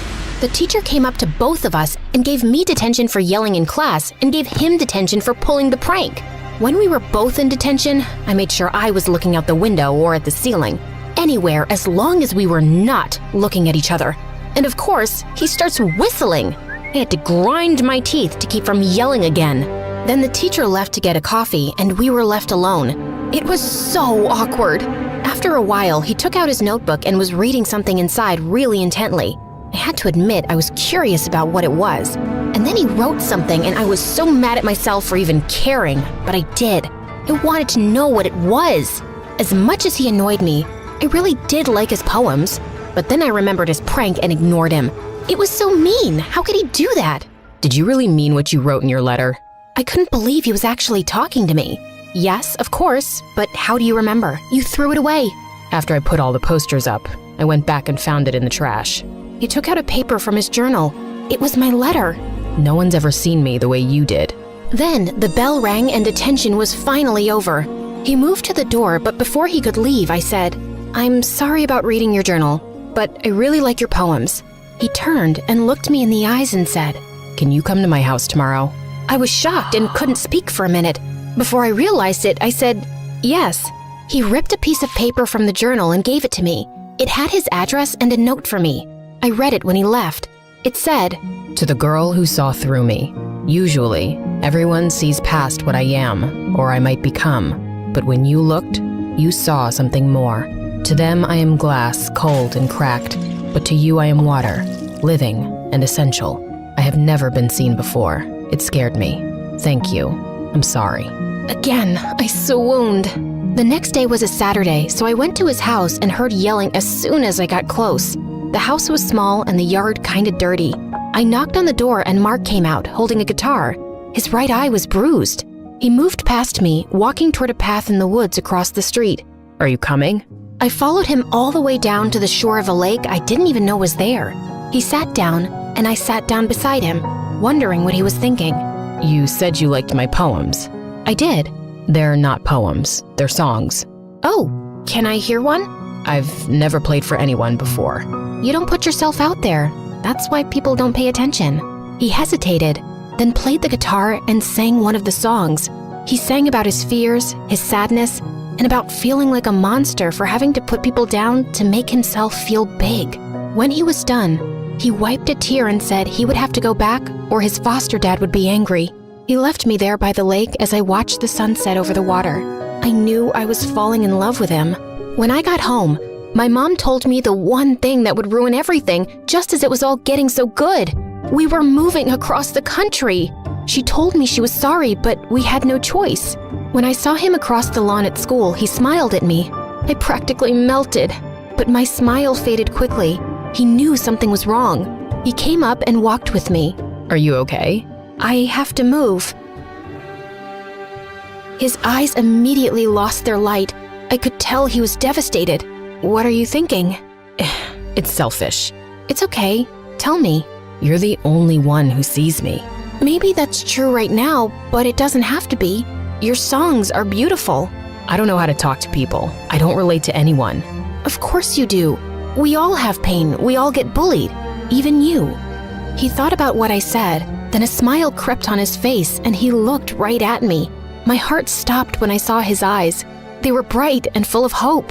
"I never thought about that. Thank you. I can't believe you're moving away." "I know." We both looked down, sad for ourselves because of how little time we had together. And then I raised my head and said, "You know what? We're here now, right? So why are we sad? We can be sad when I leave, but today, I want to be happy." "You can just decide to be happy?" "Yep, why not? You're here, I'm here, we have all day to talk and hang out." He thought about what I said, then smiled. He looked at me and asked, "What do you want to do?" Without thinking, I leaned over and kissed him. His cheeks turned bright red. We both laughed. He took me to a boba tea place, then we ate some ramen and even went to karaoke. I had never had so much fun. I was worried it would only last for today, but I put all the worry behind me and enjoyed the moment. That night, we had to say goodbye. It was the hardest thing I ever had to do. He walked me home and kissed me before he left. The last thing he said to me was, "If I never see you again, please know you'll always be with me and all the people I help with my music." I watched him leave, holding on to the moment as long as I could. When it was time, we packed the moving truck and left. Then to my surprise, I saw him. He was on the sidewalk, talking to one of the shy kids he used to pick on. But this time, they were both smiling. He was apologizing and making friends. I knew then that everything would be okay. And as for me, I was going somewhere new. Sure, it was scary and a little sad, but it was also exciting. Who would I meet? What would I do there? I decided to enjoy every day and made a promise that I would make the most of any situation that came up in my life, good or bad.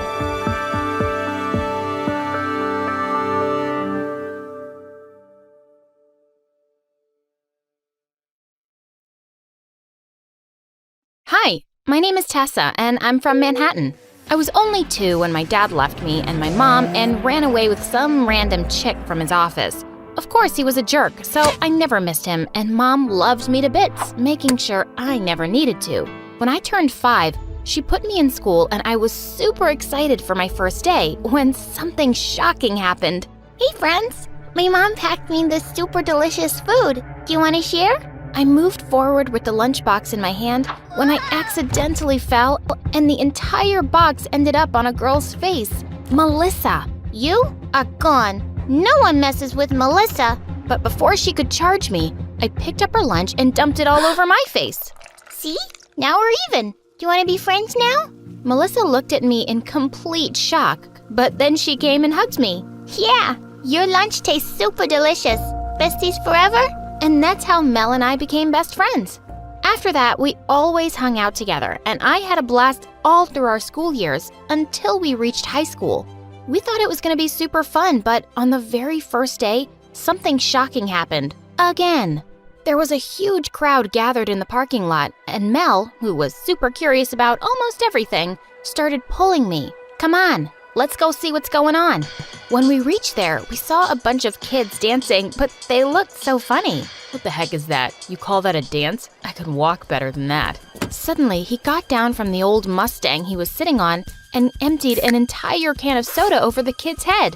You freshmen suck. You have no skills or talent. How are you going to survive the competition? God, what a jerk. I felt like punching him in the face, but before I could do that, Mel did it. Hey, do you think you're very cool picking on these kids? Oh, no, Melissa, not now. This is no time to be a hero. Let's get going. I tried to pull her back, but she shook my hand off and said, if you really want to mess, then pick on someone your own size, you jerk. Oh, and you think you're my competition, dwarf? Well, yeah, Mel was a little small, but he was so out of line. Hey, get your filthy hands off my friend right now, or what? You gonna kill me with your cuteness, lovely? What the freaking penguin? I was so gonna kill him, but then suddenly someone screamed that the principal was coming and all the kids ran away. The jerk got out of my hands just in time, but this wasn't over.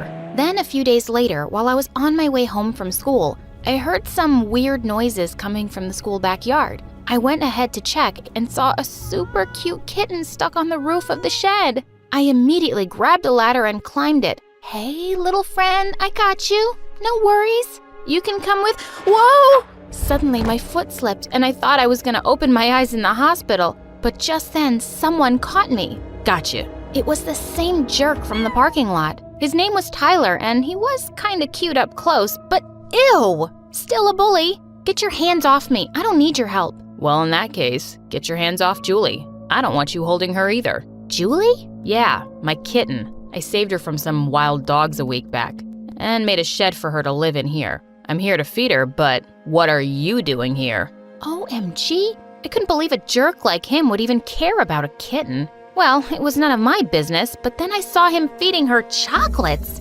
Hey, no, stop. You can't give her that. You'll make her sick. I took out some leftover scrambled eggs from my lunch and gave it to her. Tyler sighed with relief and told me I could feed her if I wanted to. Well, that was awesome. I loved cats. But I wasn't sure why he was being nice to me. Was this some prank? A few days later, I saw Tyler doing the most unexpected things. While the other kids ran around splashing their feet in some spilled water, Tyler helped the janitor with her brooms and trolley, and I was shocked to see this side of him. But then he saw me and walked over to me. Thanks for helping me with Julie the other day. Here, I got this for you. Oh, you didn't have to. Wait, this smells funny. I opened the box and a stinky smelling fish liquid fell out of it all over my hands. Ew! Ugh, jerk. What was with this guy? I hated him.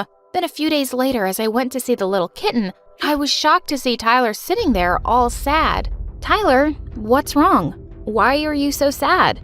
I'm not sad. You're hallucinating. Now, go away if you don't want any more fish oils all over your hands. You're a bad liar. I can tell you're hurting. Now, tell me why. It's nothing. Get away from me. I don't need your pity. I'm not pitying you. I'm just worried about you. As a friend. But he didn't say a word and looked at me super mad. I didn't want to trouble him more, so I started walking away, but then he held my hand. It's my mom. He told me his mom was very sick and he couldn't afford the medication costs. Oh, Tyler, it's gonna be fine. Don't worry. I'll help you with the money. But before he could reply, Mel came screaming at me. Really, Tess? You're gonna fall for his lies? Look at him. Do you think he's someone who needs help? He's a jerk and he's just playing you. Mel, listen. But she just grabbed my hand and rushed me out of there. Mel, stop. No, you stop. He's just trying to trick you to get money for his expenses. You think he's all innocent. Well, you should know. He stole money from me the other day and he even threatened me to keep my mouth shut or he'd hurt me. Oh my God. I couldn't believe my ears. I never thought Tyler could do that, but Mel would never lie to me. This was insane. Now I had no choice but to accept that he was just a bully who was trying to fool me, and I had to keep my distance from him. Days passed by and I didn't see him around anymore, and for some reason I was starting to miss him. But then soon it was my birthday and Mel threw me a grand surprise party in the school cafeteria. I was super excited to see all the decorations, but then I saw Tyler standing at the distance and he had a little box in his hand. Before I could walk towards him, Mel came rushing to me and introduced me to a guy. Hey, Tess, look, it's Ron. He bought you the handbag by your favorite designer that you love so much. How about you both go on a date tonight? Huh? Yeah, cool. Well, I wasn't really focused on what she was saying because I wanted to talk to Tyler. But by the time I looked at him again, he was gone. I followed him out and asked him what was going on. Nothing. It's nothing. Hey, it's okay if you want to say something, or, it's my birthday. Oh, is it? Well, it's not a national festival that I should know about. I mean, what's the big deal, really? You're just getting old. Tyler? You should just go back and enjoy it with your super rich friends and their expensive gifts, Tess. He just went away without even listening to me. Ugh, I was so pissed at him now. Mel was right. He was a jerk. Later that day, as I was going to my class, I heard a bunch of kids shouting in the hallway. I went in to check and I was shocked to see Tyler there. He was standing in front of my locker and it was open. You thief! How dare you try to steal things from my best friend's locker? I'm gonna report you to the principal right away. I wasn't stealing. Oh, really? Then how do you explain this open locker? Now don't tell me she gave you the key herself. Look, you witch. Enough, Tyler! I slapped him hard in the face. I'm done with taking a stand for you, thinking you're a good person. And don't you dare say a word to my friend. He looked at me in complete shock and his eyes all red, like he was gonna kill me, but he just ran away. After all the kids went back to their classes, I looked into my locker, and there I found the same little box I saw in Tyler's hands earlier. I opened it and there was a super cute necklace in there. And that's when I felt a stinging pain in my chest, like I had done something wrong. He wasn't stealing, he was just leaving a gift there for me. I immediately ran looking for Mel to tell her that Tyler wasn't stealing anything. But then, what she said shocked me. Yeah, I know he wasn't, but he deserved a lesson. Remember how he humiliated us in the beginning? I had to get back at him. Mel, what are you saying? You lied? I didn't lie, Tess. He's a thief. I've heard kids telling me how he stole from them. Heard? But you said he stole from you. Yeah, I said it because you wouldn't have believed it unless it was from me. OMG, I can't believe you. You lied to me, Mel. Yeah, because you were too blind to see that he is a jerk. No, he isn't. You are. You framed an innocent person and made him look like the bad guy. And you know what? If he was really a jerk, he'd have slapped us right in front of everyone after the way we humiliated him. But he held back. He held back, Mel. Ugh, I can't believe you. I stormed out of there in anger and Mel kept running after me. But I didn't have time. I had to find Tyler. I asked some of the kids around school where he was and they told me he worked at some restaurant after school. I ran there as fast as I could and when I reached there, I saw some fat guy screaming his lungs out at Tyler. I don't pay you to roam around free, Tyler. Get those plates moving, otherwise forget your payment this month and then you can find some other way to pay for your mother's hospital bills. OMG, he wasn't lying about his mom. I was so stupid to doubt him. Suddenly, I had tears running down my eyes, and that's when he saw me. Tess, what are you doing here? Why are you crying? Did someone say something to you? Tell me what happened. But I said nothing and just hugged him. Oh, Tyler, I'm so sorry. I was so horrible to you. You did nothing, but I still doubted you. I was so wrong. Please forgive me. Hey, it's okay. It's fine. You don't have to cry. But why did you do that? Why did you put up with what I did in front of everyone? Because I like you, Tess. I always kept acting funny and crazy to hide my sorrows, but you saw right through me. And honestly, I hated it at first, but then you offered to help me without asking for anything in return. And I couldn't help but fall for you. Then why didn't you tell me? I tried, but then I saw you all happy with your friends and those gifts and things I could never give you. So I thought it was best that I stayed away from you. Oh, Tyler, I don't want any riches or gifts or those fake friends. I want you. I want this. You wore it? Of course I did, dummy. 'Cause I love you. I love you too, Tess.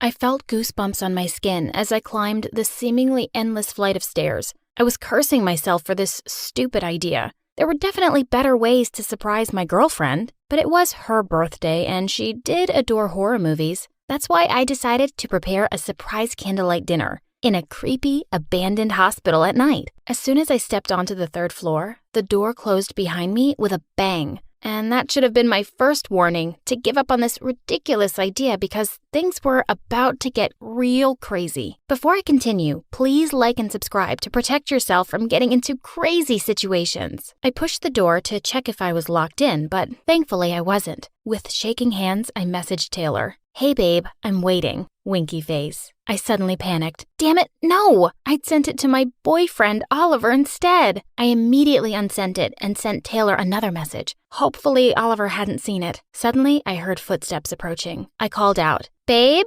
Taylor? Is anyone here? Just then, someone tapped on my shoulder, and I almost passed out. I heard laughter. Taylor? I yelled. Babe, don't do that. You nearly scared me to death. She answered. And who told you about this venue? I told her that I thought she'd love it, but then she caressed my cheek and said, I do, but you don't. My heart fluttered. My girlfriend was such a stud. Just as we sat down to eat, we heard a blood-curdling scream. Taylor got up and dashed out of the room to check it out, and I followed. We went into a room at the end of the hall, and we saw a guy looking out the window. Thinking it was a ghost, I hid behind Taylor. She called to him. Who are you? What do you want? The guy replied, My phone. I dropped my phone. Damn it. I gasped. His voice sounded familiar. Oh no, it couldn't be. But then he turned, and I almost wanted to jump out of the window myself. It was Oliver. I asked, What are you doing here? He replied, You told me to come. The blood drained from my face as Taylor turned to me. Thankfully, everyone was suddenly distracted when Oliver said, We have one little problem, guys. We're stuck. Taylor shouted, What do you mean we're stuck? Panicking, I ran outside to check the door, but it wouldn't open this time. I pushed even harder, but it wouldn't budge. The elevator wasn't working anymore, and the other fire exit door was locked as well. When I got back, Oliver and Taylor were staring at each other. I swear the tension between them was so strong, I could feel it in the air. And at that moment, I realized that my worst nightmare had come true. I was stuck in the creepiest place possible with my girlfriend and boyfriend. I yelled, We have to get out of here. Taylor said, The door opened easily when I came in. Someone must have locked it accidentally. Oliver snapped back. Why are you looking at me like that? Taylor replied, I don't know. You tell me. Geez, I had to do something before they killed each other. I pulled Oliver into a corner and explained, Babe,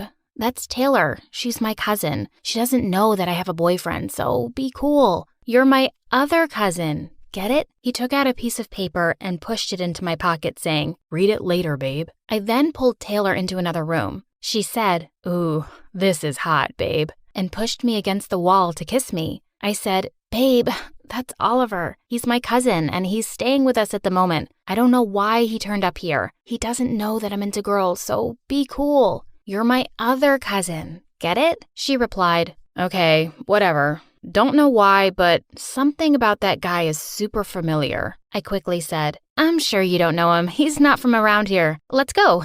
We started looking around to see if we could find a way out. Taylor's phone was in her bag, which was on her motorcycle outside, and Oliver had dropped his, so our only chance was my phone. I tried dialing 911, but of course, there was no signal. They were both holding onto my shirt as I led the way back to the room where Taylor and I had been on our date. Just then, Taylor picked up something from the floor. It was the little love note that Oliver had slipped into my pocket. She looked at me and then at Oliver and said, Kendra, Who gave this to you? Before I could reply, Oliver jumped in and said, What's it to you? Huh? Butt out of our personal business, will you? Taylor looked furious, and I did the only thing that I could think of and said it wasn't mine. You know I think these notes are stupid. Then I took it from her and tossed it away. I turned to the window and started screaming for help, but no one seemed to be in the area. Taylor suggested we gather the bed sheets, tie them together to make a rope, and use it to climb down from the window. But Oliver immediately rejected her idea. How are you so dumb?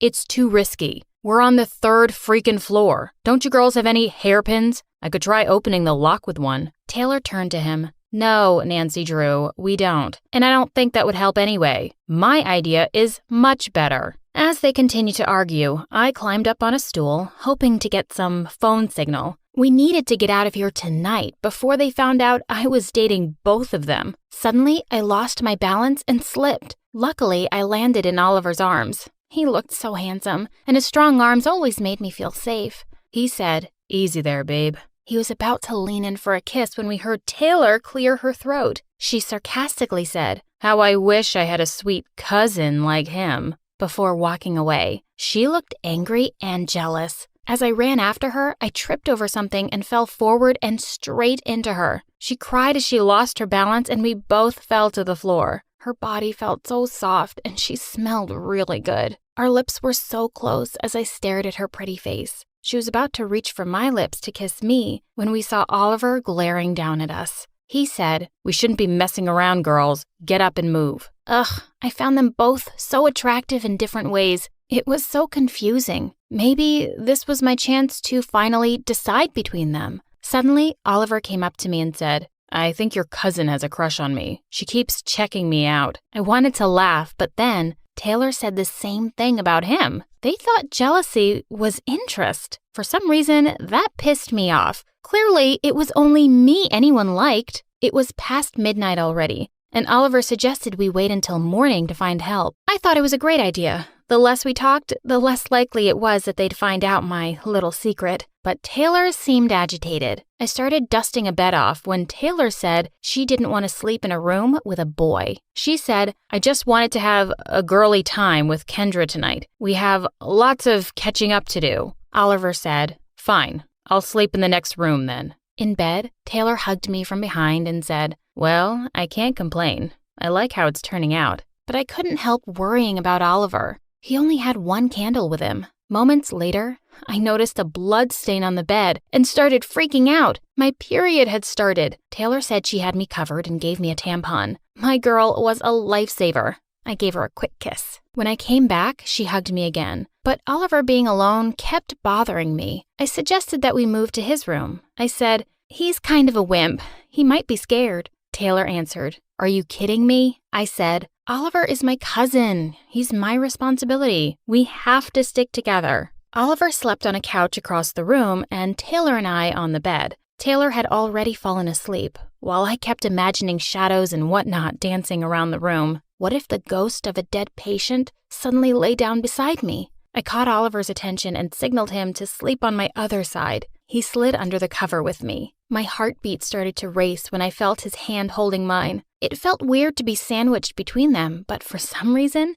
it felt exciting. Suddenly, a loud rustling noise in the hallway made us all jump to our feet. Oliver asked, What was that? Taylor answered him, I don't know. Why don't you check it out since you're the guy here? Using a candle, Taylor and I followed Oliver out of the room. We saw a lot of emergency things scattered on the floor. I screamed when a huge rat suddenly ran out in front of us. When I turned to them, I almost laughed when I saw them hugging each other tightly in fear. They took like 10 steps apart when they realized that it wasn't me they were hugging. Oliver said, Sorry about that. I thought you were my cousin. Taylor answered, It's not a big deal. We couldn't fall back asleep after that and just sat in silence. Man, this was getting uncomfortable. I spotted an empty bottle in the corner. I shouted, Let's play truth or dare. We sat down on the floor and Oliver spun the bottle. It landed on me. Oliver smirked and said, Okay, Kendra, I dare you to kiss Taylor. I looked at him in shock. Was this some kind of test? I laughed and said, That's gross, Oliver. She's my cousin. Taylor looked pissed when I said that. She said, Oh, well, I guess the only two people who aren't cousins here are me and Oliver. And she suddenly crawled over to him, pulled him towards her by the collar, and kissed him. Oliver looked really surprised and turned red. I was so angry, but it's not like I could say anything. Thankfully, it was morning now, and everything had started to brighten up. We looked like a bunch of zombies. I checked my phone and was horrified to see that my battery had totally drained. We followed Taylor to the laboratory room and saw some chemicals spilled on the floor. Oliver slipped, but before falling, Taylor was able to catch him. She told him, "Watch your step, dude." Oliver looked up at her, and seeing how they were staring into each other's eyes made me feel like I had been stabbed through the chest. I was jealous, but I didn't know of who. I pushed them apart and said, "Come on, let's get to work. I don't want to be stuck here forever." We found some jars and test tubes with scary-looking things inside. Taylor explained what they were with confidence, and Oliver looked oh so fascinated. He said, "Wow, that sounds so cool." Taylor replied, "My dad's a surgeon. That's why I know these things." Oliver just stared at her, and Taylor looked like she was enjoying it. Suddenly, Taylor said, "I'm so cold." I started taking off my jacket, but she said she didn't want me to catch a cold, so she went to our room and got into bed. Oliver went in after her and put his jacket around her shoulders. Taylor must have thought it was me because she said, "I love you, babe." But Oliver just turned red, and when Taylor saw who it was, she blushed too. Ugh, it was so annoying. I had to get their attention back. I walked away and tripped on purpose. Acting like I had a sprain, I shouted for help, but no one came. I was furious. I marched back to the laboratory room and my jaw dropped in horror at what I saw. My boyfriend and girlfriend were kissing. I screamed, "What the hell? I hate you both." Both of them looked so shocked as they stepped away from each other. Taylor said, "What did you say, babe?"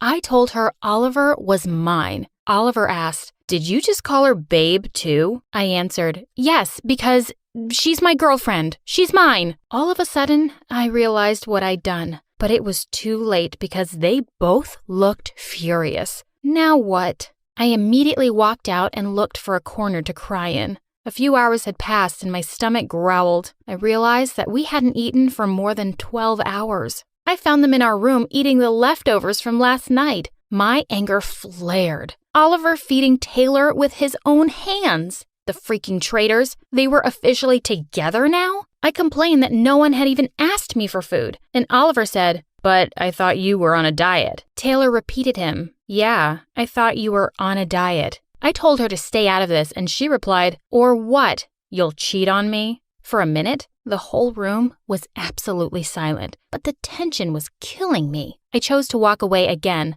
or I'd go crazy. Nighttime came again, and I was so pissed. I spent another hour screaming for help, even though I knew it was useless. When it was time to sleep, I went to join them, wondering what the sleeping arrangement would be tonight. I'd probably be the one on the couch now. I noticed that Taylor was missing. I asked Oliver where she was, and he told me that he had been looking for her too. Oliver tried to hold my hand as we checked each room, but I smacked it away. How dare he? He had kissed my girlfriend, and it was unforgivable. He then told me that he didn't trust Taylor. "I think she already escaped and left us here. We should get out already." I was annoyed.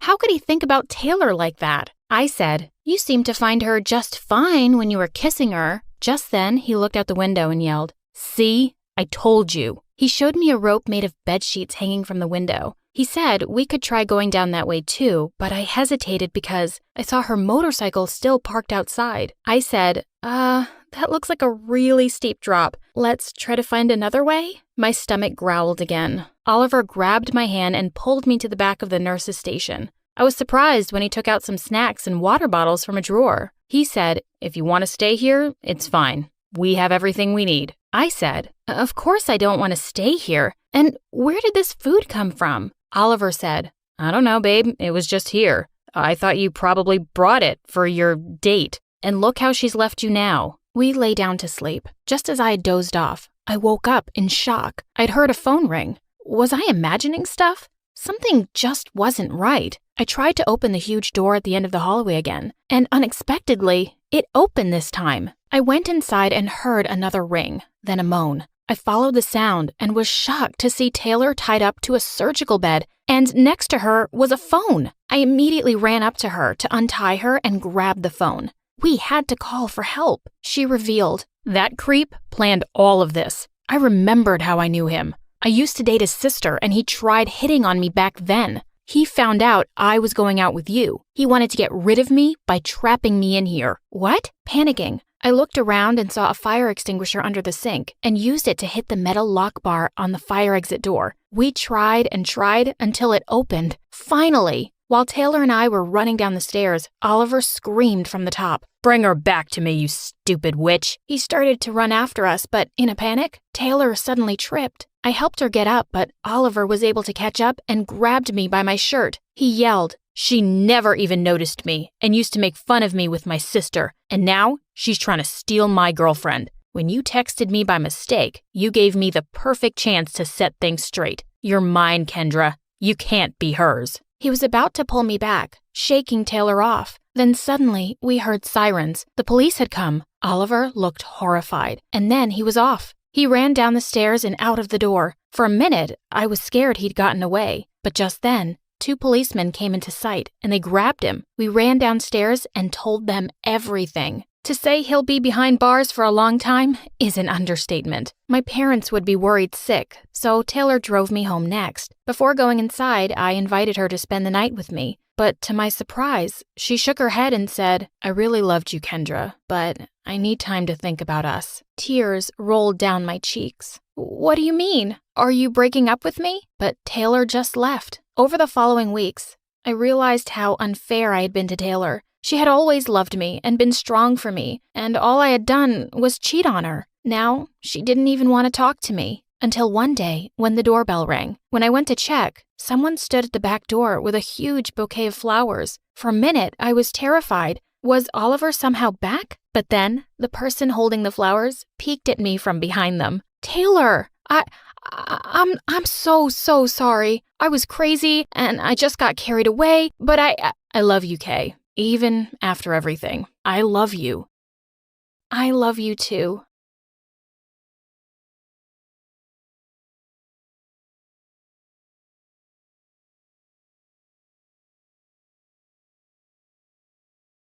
Hi, I'm Elena from Manhattan. Please like and subscribe. I was raised by an amazing single mom who worked as a cleaning lady in a fancy hotel. Even though we weren't rich at all, I always had everything I needed. And more importantly, I always knew I was loved. Once, when I was 7, Mom took me to the hotel with her. While she was busy cleaning some rich lady's suite, I spotted something sparkling under the bed. It was a gorgeous diamond necklace. "Look, Mom, look what I found!" "Elena, where did you take this from? We have to put it back." Just then, the rich lady walked into the room, and she started screaming that she was being robbed. Minutes later, the cops arrived on the scene, and the lady insisted Mom had broken into her safe. They immediately arrested Mom and took her away. Suddenly, my whole world turned upside down, and I was sent off to live with my grandma in another city. But after only a few months, Grandma said that she was too old and tired to take care of me, and she shipped me off to an orphanage. Many years passed there, and I really missed Mom. When I was 15, the warden told us one day that some rich benefactors would be paying a visit, and she told me that I had to sing something for the guests. I loved to sing, but I felt really nervous in front of those fancy-looking people. I closed my eyes and gathered all my courage. "People have a way of bringing you down. I've been told I'm not good enough. I wish they could be in my shoes just once to hear how their words sound so rough. Just believe in yourself, 'cause there's no doubt you're beautiful and strong inside and out. I wouldn't change a thing. To me, you're a star. You're pretty much perfect just as you are." Everyone seemed stunned, and then they broke out into loud applause. Just then, a very handsome young guy, who was 3 or 4 years older than me, walked over to me from the audience. "Your voice, it's truly a gift, Elena. I'm Harry, and I'm a music producer. I would really love it if you'd come and sing for me. It would be amazing to record an album with you." I couldn't believe my ears. Sing for him? Me? An album? It almost seemed too good to be true. But before I knew it, he'd made arrangements for me to leave the orphanage and was whisking me off to his huge mansion. He introduced me to his lovely parents, and then a maid led me to the most gorgeous room. The second they left, I jumped onto my huge bed. This was awesome! But then I went downstairs for dinner. I bumped into a girl in the hallway, and she started screaming at me. Watch where you're going, you clumsy moron! When were you hired as a maid? You're fired! I'm not a maid. And who are you? Who am I? I'm the mistress of this mansion and Harry's fiancé. Just then, Harry came running in. Amanda, remember I told you we were looking for a talented young girl for the new project? Well, we found her, and she's staying here as my guest. Staying here? Are you crazy? You didn't think it was important to ask me first? I'm your freaking fiancé, and no way is this beggar girl living here. He took me by the arm and pulled me into a room. Harry was engaged? He was too young. And to this witch? What is wrong with you, Amanda? Don't make me say something I might regret later. Yes, you're my fiancé, but we both know why. You're not allowed to interfere with my music. Yeah, we both know why. And you'd better not forget it, Harry. Your family will be broke if my dad finds out you don't want to marry me. I started training with a vocal coach. And soon enough, I was ready for my first song. On the morning of the recording, a maid walked in with some tea. Hey there, miss. Drink this. It's good for your throat and will make you sound even lovelier. I was touched by her sweet gesture and gulped it down before rushing off to the studio. But the minute I started singing, something really strange happened. I love you, baby. I cleared my throat and tried again, but my voice just kept cracking, and I had no idea why. Harry looked shocked, and the director started shouting angrily. What is this rubbish, Harry? I'm a very busy man, and this is a waste of time. She obviously can't sing a note. I rushed out of the studio in tears and stepped out in the back alley. There, I ran smack into Amanda, who was laughing her head off.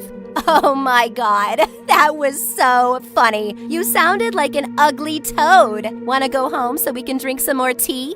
Wait, what? Did you put something in my tea? Are you insane? Why would you do that? Because I know what you're up to, you gold digger. You're trying to impress Harry because you're after him and his money. But you're not getting either over my dead body.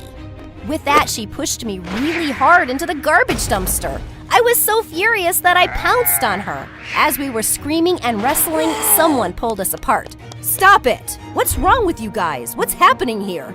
And suddenly, she burst into crocodile tears, acting all hurt. This filthy rat has gone crazy. She's just angry she couldn't sing, and she's taking it all out on me. She tried to kill me, Harry. This is what happens when you pick up poor people and try to help them. I'm gonna call the cops. No one's calling the cops. Elena, please just go home with the driver. We'll talk later. It made me upset to see his disappointed face, and I quickly left. This Amanda was an evil witch who was out to get me. Oh, Mom, I wish you were around. I wouldn't have to deal with any of this. Later that night, I heard someone playing the most beautiful music. I followed the sound to the library, and I saw Harry sitting at the grand piano. Suddenly, he looked up straight at me. Oh, sorry. I didn't mean to bother you. You're not bothering me, Elena. Come join me. I sat next to him, and he asked me to sing this new song he'd written. As it ended, he turned to me with a smile. There's that beautiful voice I know. Listen, Harry, I'm sorry about what happened in the studio. It's okay. You were just nervous. We'll get you back there again. In fact, this music I'm playing is part of an album no one knows about yet. You're the first one, and I wrote this song for you. For your voice. It's perfect. As Harry looked into my eyes, I felt butterflies in my stomach. He moved a little closer and put a hand under my chin. Was he going to kiss me? I suddenly jumped off the bench. I should really go to bed now. Good night. And with that, I fled from there, my heart going 100 miles a minute. After that, I decided I was going to focus on my music only, and I definitely couldn't be alone with Harry, which wasn't too hard because Amanda had practically moved in and was always clinging to him like a snake. One evening, when I returned to my room, I switched on the light and screamed. Freaking Amanda was sitting on my bed. She instantly leapt at me and pinned me against the wall. Amanda, what the heck are you doing? I'm warning you, witch. Do you think I don't see what's happening? I have my eyes and ears everywhere in this house. Half the staff here works for me. Don't even think about it, Elena. Harry's mine, and he's never going to be yours. Oh, if you're so sure of that, why are you here in my room? You're clearly threatened by me, and maybe you should be. She looked livid. Step carefully, or I'll ruin you. And with that, she climbed out of the window and jumped. She was a psycho, and now I'd made her even angrier. In a few months, I was able to record my first album, and Harry wanted to celebrate our success by throwing a huge music release party. I really wanted Mom to be there, and Harry had been helping me look for her, but we hadn't found anything. On the night of the party, I walked into the hall and was suddenly surrounded by big music directors, producers, and artists wanting to talk to me, and I was on top of the world. Suddenly, I felt a gentle tap on my shoulder. May I have this dance? Harry led me to the floor, and my heart skipped a beat as he drew me close. We were dancing like no one was watching, when suddenly, the song changed, and we both stopped in our tracks. The DJ was playing Harry's song from the album that wasn't even released yet. Harry walked over to the DJ furiously and shut off his system. Where did you get a hold of this song? What are you talking about, dude? It's been on the radio all day and going viral everywhere. Harry stormed out of the hall, and we followed him out. We went to the library and found all his sheet music, notes, and CDs gone. It has to be someone from the house. It was all right here. Harry demanded to see security footage of everyone who'd been in and out of the house lately. And suddenly we came across a video of me handing a large envelope to the maid. OMG, that's what you're doing, witch? What do you mean? I'm just giving the maid something to mail to the orphanage. But Amanda screamed for the maid to be called in, and what she said left me shook. Oh, this. Miss Elena told me to drop this package at some music producer's studio 2 weeks ago. What? Oh my God, why are you lying? I didn't do anything of the sort. Harry, please. You have to believe me. The disbelief on Harry's face just broke my heart. But why would the maid lie, Elena? And you were the only one who knew. The only one. I trusted you. And you sold my work? Harry, I would never do that. But suddenly Amanda leapt forward and slapped me. You thief! I always knew what you were like. Harry, will you call the cops now? If anyone has something to do with all this, it's you, Amanda. I know it's you. I leapt forward to attack her, but Harry stopped me. She didn't know about that music. You did. I want you to leave my house right now, before I change my mind about calling the cops. I just burst into tears and left that house within minutes. I couldn't believe Harry thought I'd betray him. I left that city and went back to New York so I could look for Mom. Soon I found a job as a singer in a fancy restaurant, and I kept searching for her, but to no avail. A couple of months later, I was just finishing my performance when I spotted someone in the crowd. Someone I never thought I'd see again. Mom? She gave me a huge smile, and I ran to her, flinging myself in her arms. Oh, Mom, where have you been? Where were you all this time? Oh, my baby, I'm so glad to see you. Oh, you've grown up so much. And I looked for you everywhere, honey. After I came out of jail, I went to your granny's house, but she'd already passed away, and I had no idea how to reach you. But how did you find me now, Mom? I heard about your music album and tracked down the music producer. He helped me find you, and he brought me here. She pointed to someone behind her, and it was Harry. Before I could even say anything, he stepped forward and kissed me. I'm so sorry, Elena. You were right. It was Amanda all along, and that maid was working for her. And I was stupid enough to fall for it. I was only ever engaged to Amanda because my family owes her family a huge debt, and they said they'd forgive it if I married their daughter. I did it for my parents, but after they found out everything Amanda did, they told me to break it off immediately. I knew he couldn't possibly love that witch. Please forgive me for doubting you. And I'm a much poorer man now, but I'm yours, if you'll have me. I love you, Elena. I forgive you, Harry. And I love you too.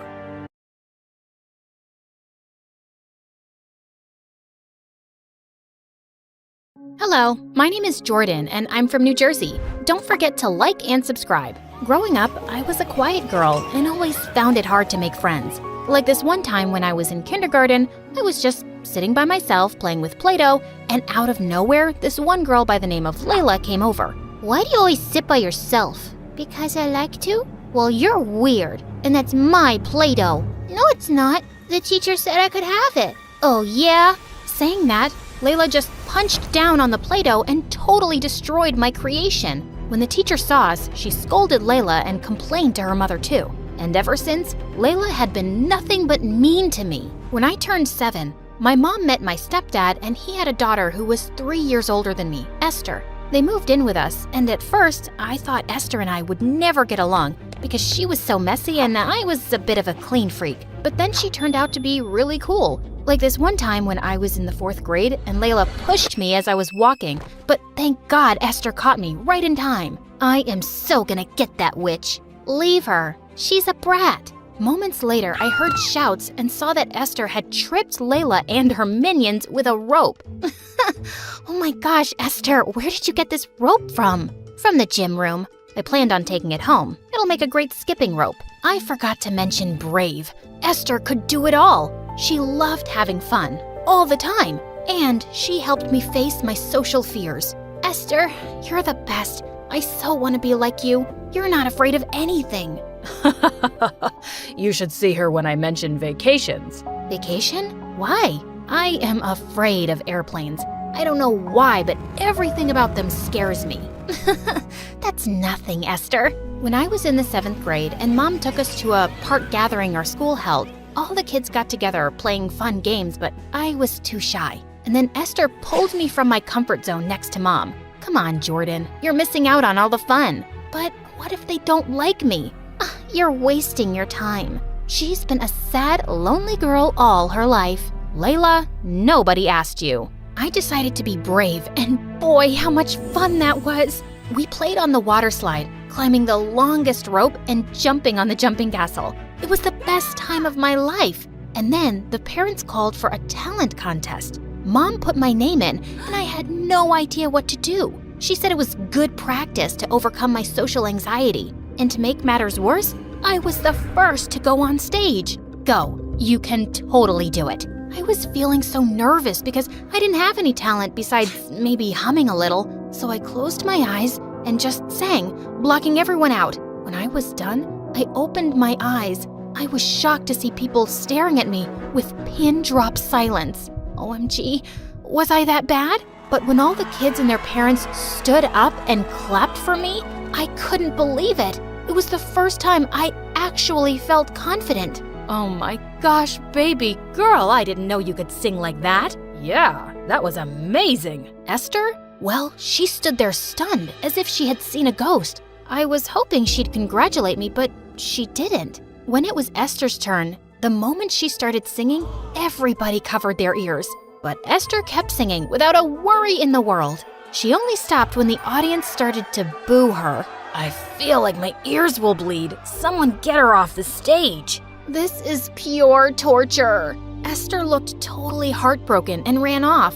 Don't worry about them. I think he sang pretty well. Yeah, right. Easy for you to say. Just leave me alone. Right then, Layla put her arm around Esther, and she actually let her. Looks like your stepsister has stolen your spotlight. Esther didn't say anything and pushed past me. After that day, Esther and I kept growing further apart. She stopped talking to me, and whenever Mom and Dad would praise me for anything, Esther would roll her eyes and leave the room. Don't worry, sweetheart. She'll come around. I so wished she did, but things only got worse, especially when Esther started hanging out with none other than Layla. One night, I just had enough and wanted to talk to my sister. So I went to Esther's room and found the door ajar and saw that she was making a face call with Layla. How do you live with Jordan? She is such a Miss Perfect. She totally outshined you on purpose. She could have refused to participate, but she wanted to show how perfect she was and you were not. You really think so?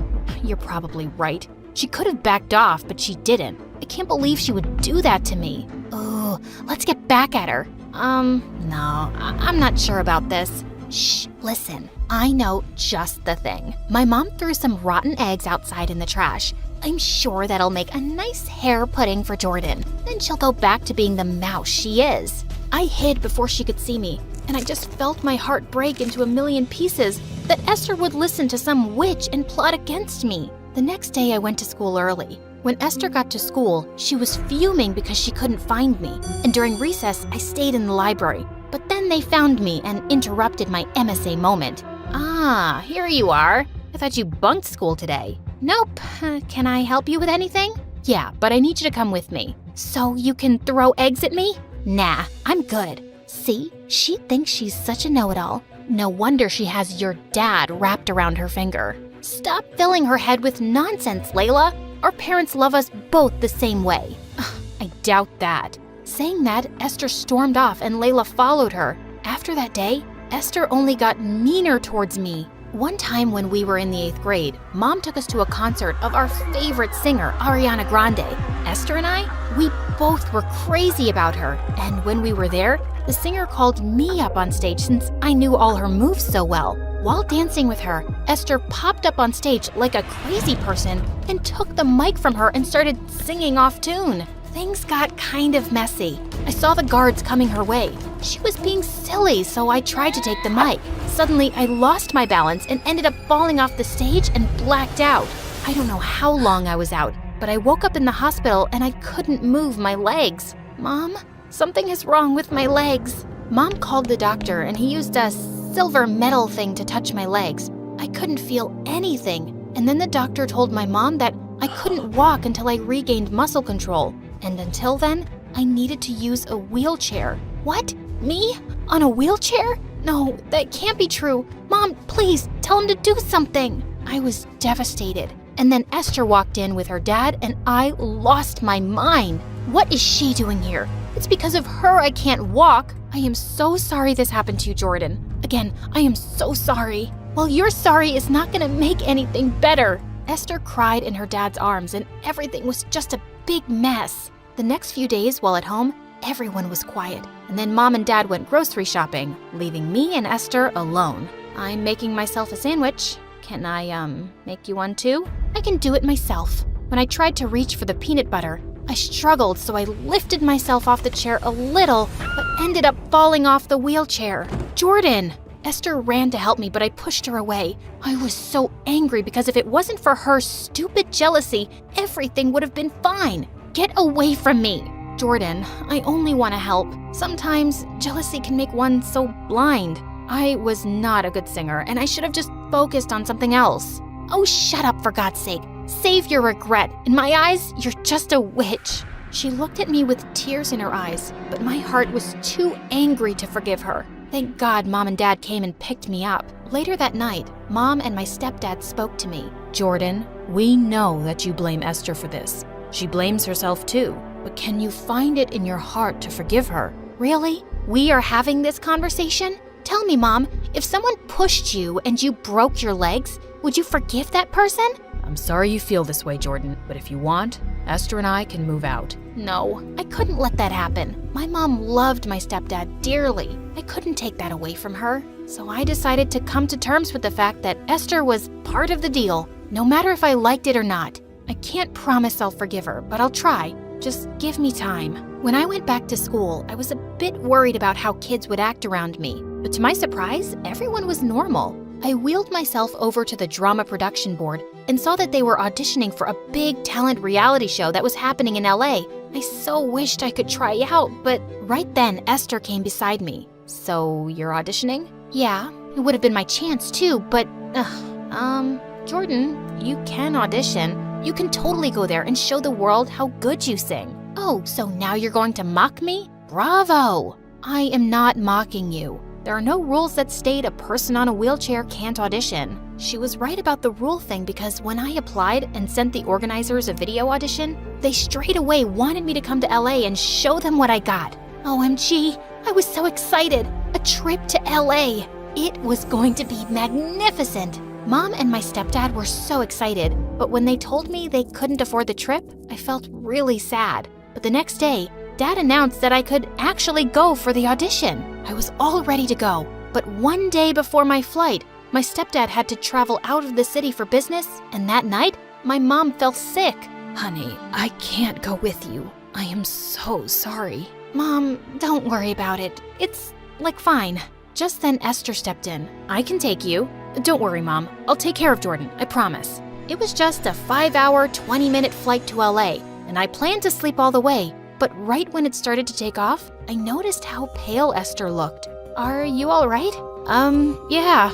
Why wouldn't I be? I'm fine. And then it hit me. Esther hates airplanes. She was scared of flying. I held her hand tight and told her to calm down. Throughout the flight, Esther was more concerned for me than herself. The entire flight she held my hand, even when she was asleep. At that moment, I felt grateful, but I just couldn't forget what she did to me. Once we landed, Esther took me to the audition, and to my utter shock, Layla was there too. Oh God, why her? Yeah, Layla. How come you're here? I don't think you have any talent. I can ask the same question. Why are you two here? How could you even afford the trip? Sold Dad's car or something? Excuse me, it's my turn. Move aside. Afford the trip? What was she talking about, Esther? Just nothing. Are you ready for the performance? Who paid for this trip? Our parents can't afford it. I sold the diamond ring my birth mom gave to me when I was little. It's just a ring. You matter more to me, more than anything. I couldn't believe she did that for me. I smiled at her, and she smiled back. Go get him, Tiger. When I went on stage, I absolutely nailed it. The judges clapped for me, and I could see Esther with tears in her eyes giving me a thumbs up. When I reached backstage, Esther came running and hugged me tight, but suddenly, Layla appeared with tears in her eyes. Apparently, the judges hated her magic tricks and she was disqualified right away. You can't have everything in life. She then tried to push my wheelchair, but Esther lunged at Layla and the two broke out into a catfight, while all the other contestants looked at them like they were freaks. I had to help Esther because Layla had her hair in her grip, so I tried to lift myself from the wheelchair but fell hard on the floor. I had to help my sister. I gathered all my strength, and when I finally stood on my feet, I was ecstatic. Esther, look!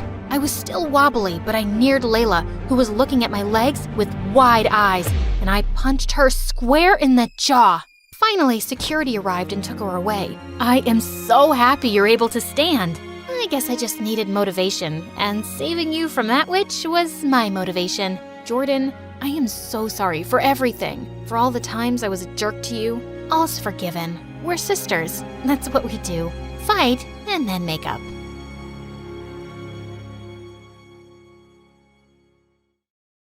I heard noises coming from the kitchen and immediately thought someone had broken in. I grabbed my baseball bat and tiptoed down the stairs to catch the intruder red-handed.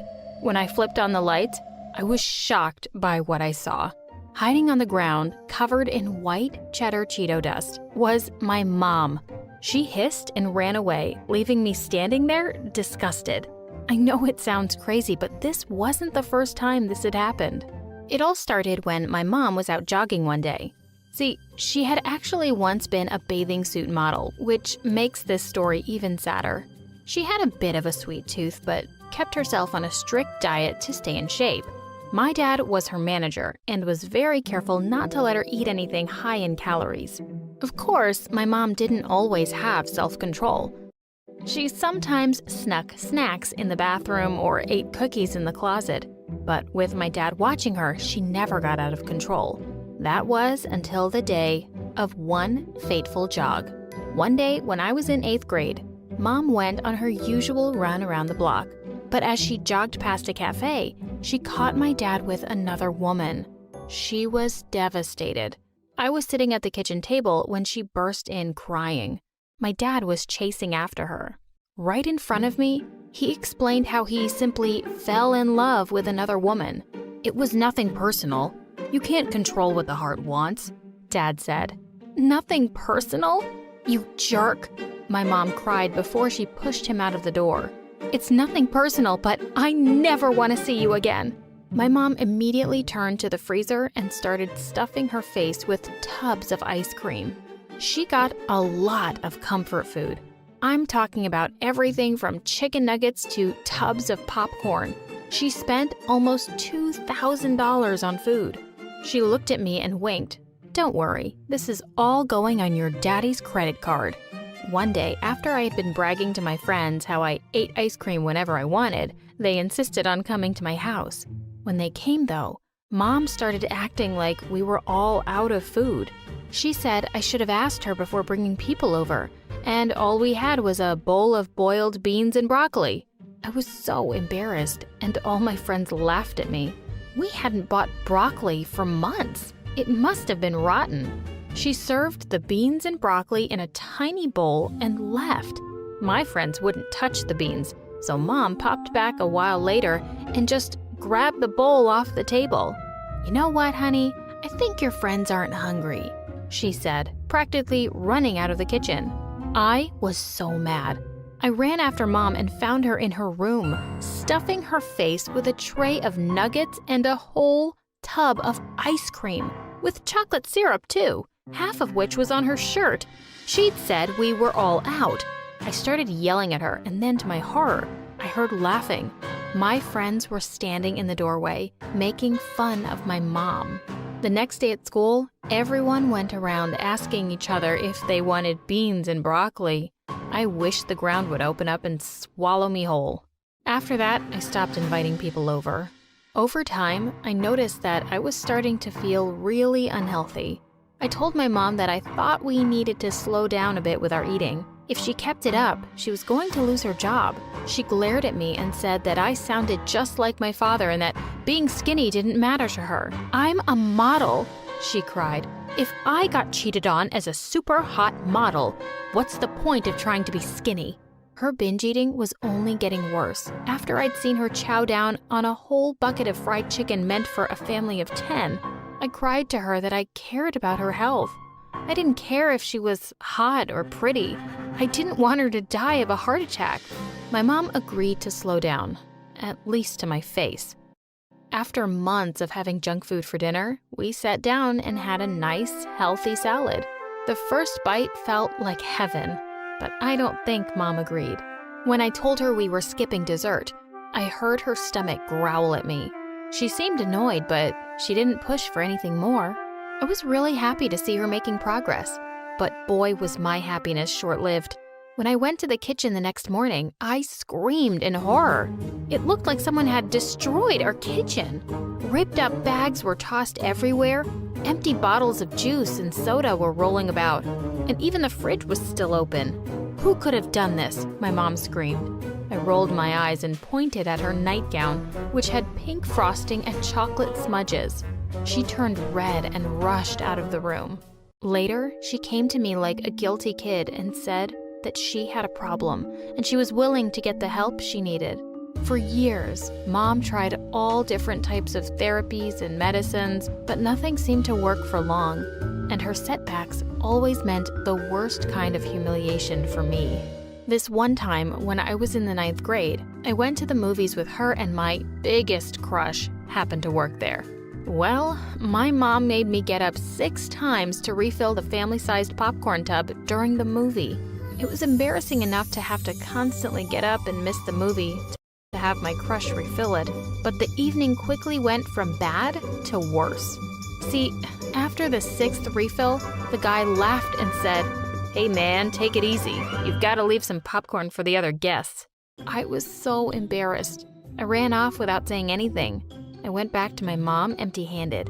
She charged out and made a huge scene.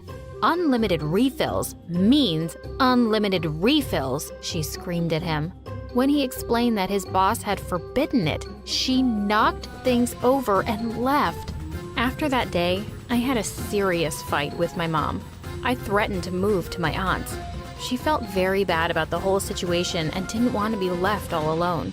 She begged me to stay and said she just didn't have any control. I warned her that if she wanted me to stay, I was about to get serious. I was in charge of what food went in and out of the house. We had snacks that I kept under lock and key. Even though it made me feel like a prison guard, it worked pretty well for a while. We lived a pretty normal life. My mom even got back to her old figure. Now I was back to having the boys in class staring at my mom. This one time, I even caught my crush looking at her with puppy dog eyes. I rolled my eyes. Still, it was better than her shoving Twinkies in her mouth all night.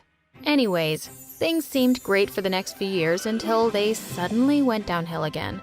If it hadn't been for Felix, that angel in a man's disguise, I would have lost it in high school. See, when I was in high school, one day my mom met this guy, Felix, and fell in love.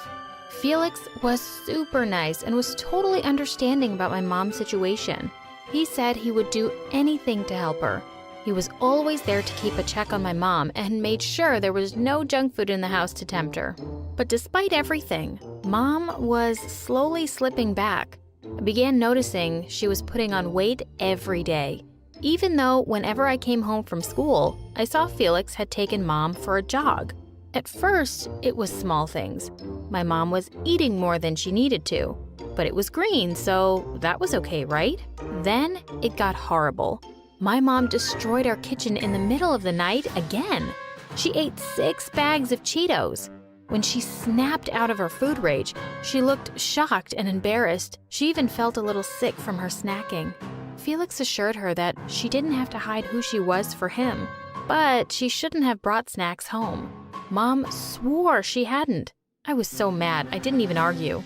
I wasn't just annoyed at how utterly irresponsible she was being, but also at how this was affecting me directly. On top of the fact that I never had any snacks in the house anymore, she made it impossible for me to have friends over late.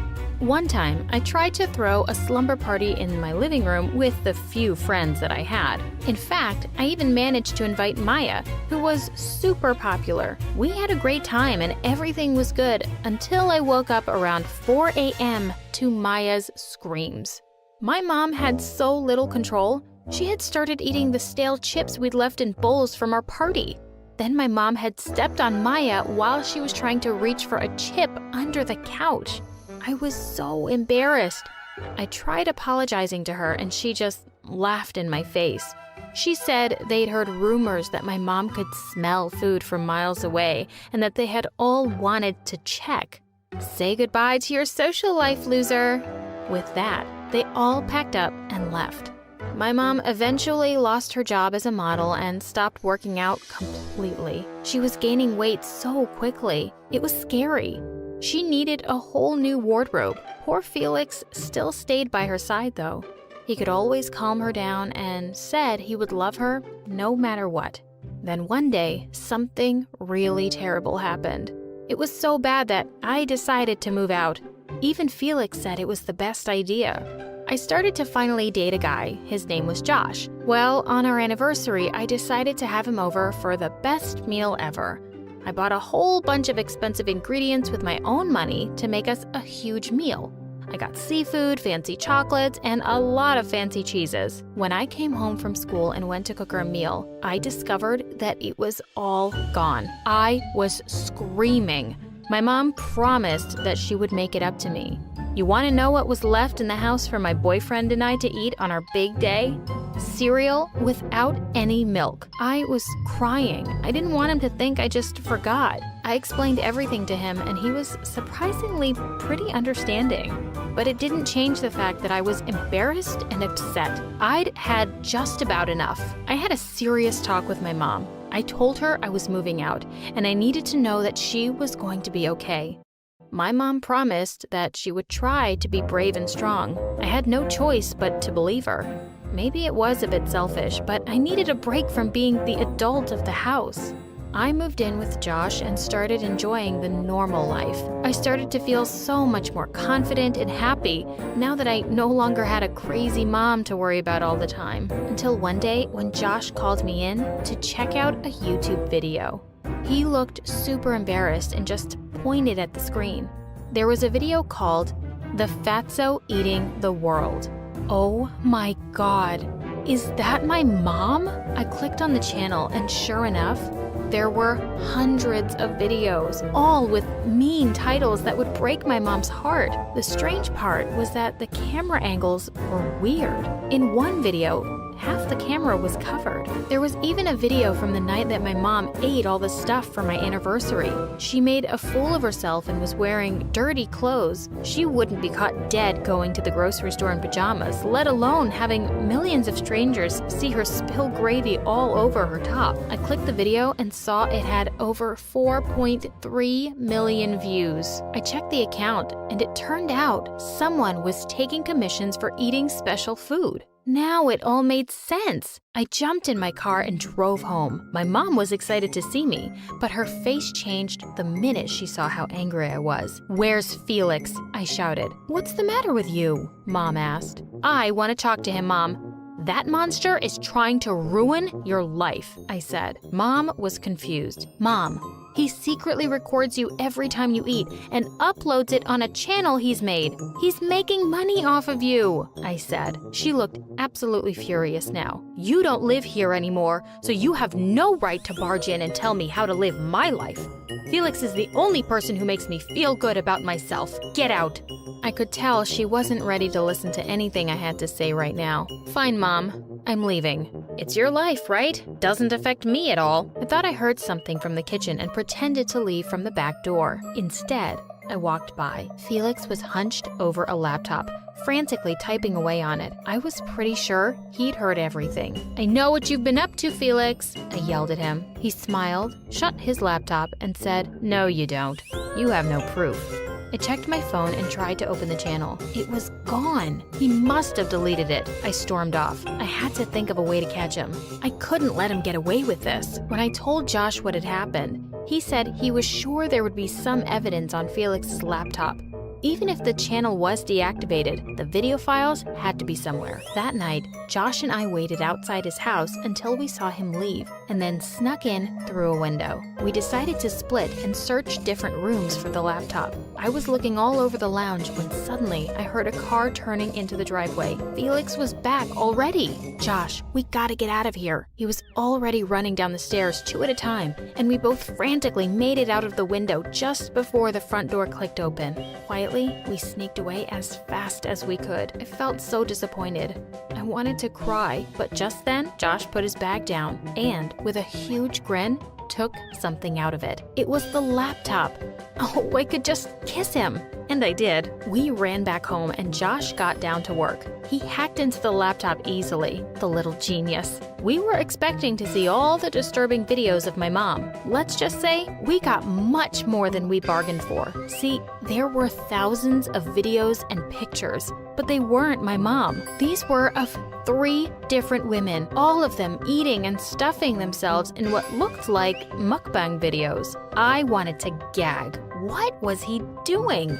Where were my mom's pictures? And who were these women? We tried looking up the first woman.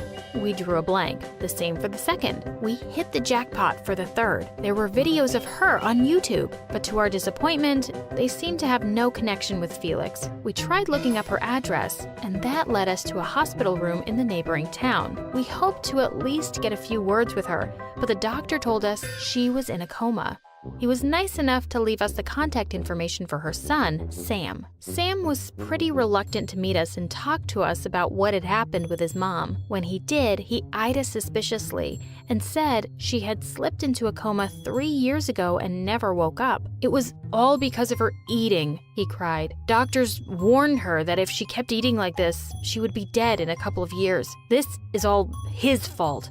When we asked who he was, all he said was that his mom had had this horrible boyfriend, Gary, who made his mom eat so much that she ended up permanently in a hospital bed. Is this what Gary looks like? I showed him a picture of Felix. Yes, that's the jerk who ruined our lives, Sam cried out. We told him that we found videos of his mom on Felix's computer and even showed him some of them. He started to cry. I told him that my mom was his next victim. He said he was sorry, but he never wanted to have anything to do with that man again. Hearing what Sam had to tell us, Josh and I rushed home. We heard Mom yelling from practically a block away. I was terrified. What had Felix done to her? But what I saw took me entirely by surprise. Mom had Felix tied to a chair and was yelling at him. Next to Mom, he looked so tiny I wanted to laugh. Go Mom! So, you found out?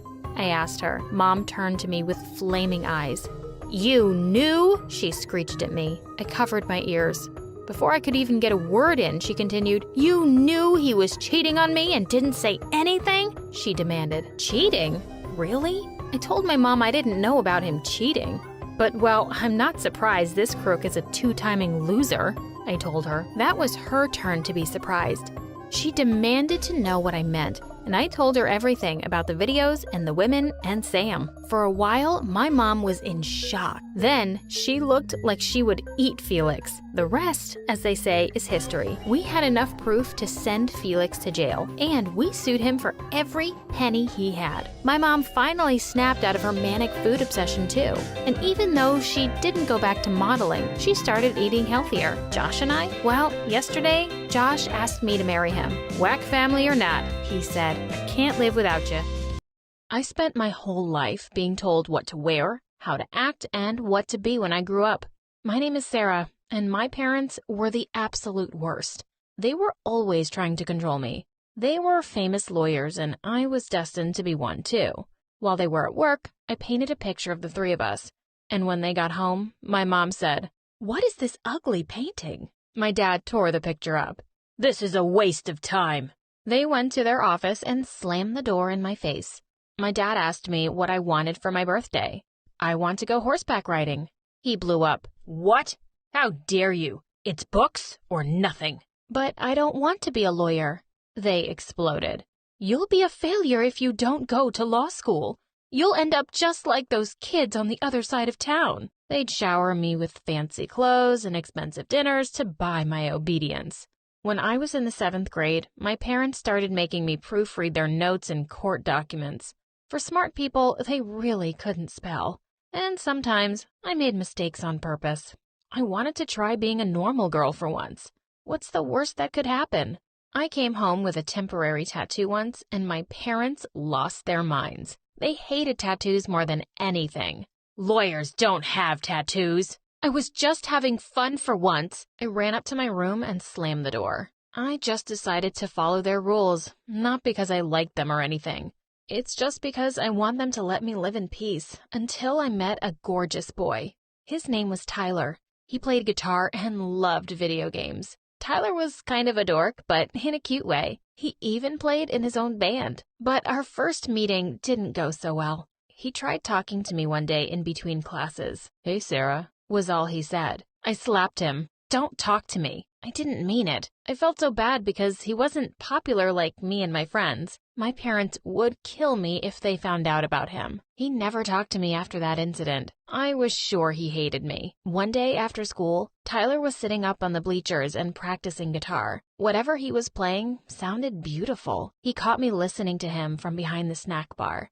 He got nervous and stood to walk away. I yelled out, Wait, don't stop. I swear I'm not gonna slap you this time. But he kept going. I tried to chase after him, but my high heels made it hard to run. I took them off and ran barefoot after Tyler. I could tell he was surprised once I caught up to him. Why are you talking to me? Is this some sort of prank? I thought I wasn't cool enough for you. I like your music, really. You're such a good guitar player, I answered, and I meant it.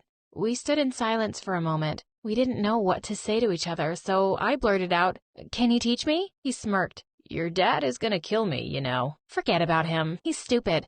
Let's just go back to your place. Tyler agreed, and we met up every Tuesday and Thursday after school for secret guitar lessons on the bleachers. I knew my parents wouldn't approve. I told them I was working with my history teacher to learn about famous 19th century court cases. They were impressed and didn't question it. Tyler had an extra guitar he let me borrow for lessons, but I didn't dare bring it home. He even let me borrow a few CDs of his favorite bands to listen to for inspiration. My parents were not the musical type. When I would sing Happy Birthday, my mom would cover her ears. Oh, stop, you're giving me a headache. I wasn't bad at guitar. I wasn't good either.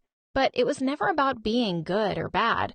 It was about doing something that I wanted to do, something that made me happy for once. One day, my mother decided to call the school and personally thank my history teacher for helping me with my studies. Of course, he didn't have a clue what she was talking about. She drove to the school and caught me and Tyler on the bleachers. She marches right up, ripped the guitar out of my hands, and smashed it over the metal steps. "How dare you lie to me, Sarah?" She turned her attention on Tyler. "Don't you dare come near my daughter again." I'd had enough. I wasn't about to let her treat Tyler the way she treated me. "Get away from him," I screamed and pushed her away. To my horror, she lost her balance and tumbled down the bleachers, landing on the dirt below.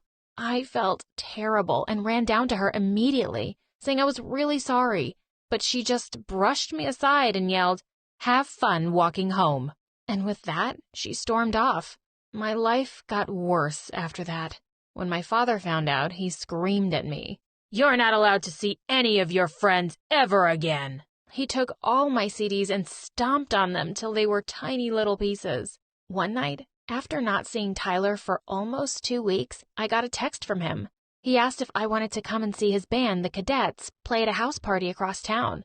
I sent back an enthusiastic yes and started planning my outfit.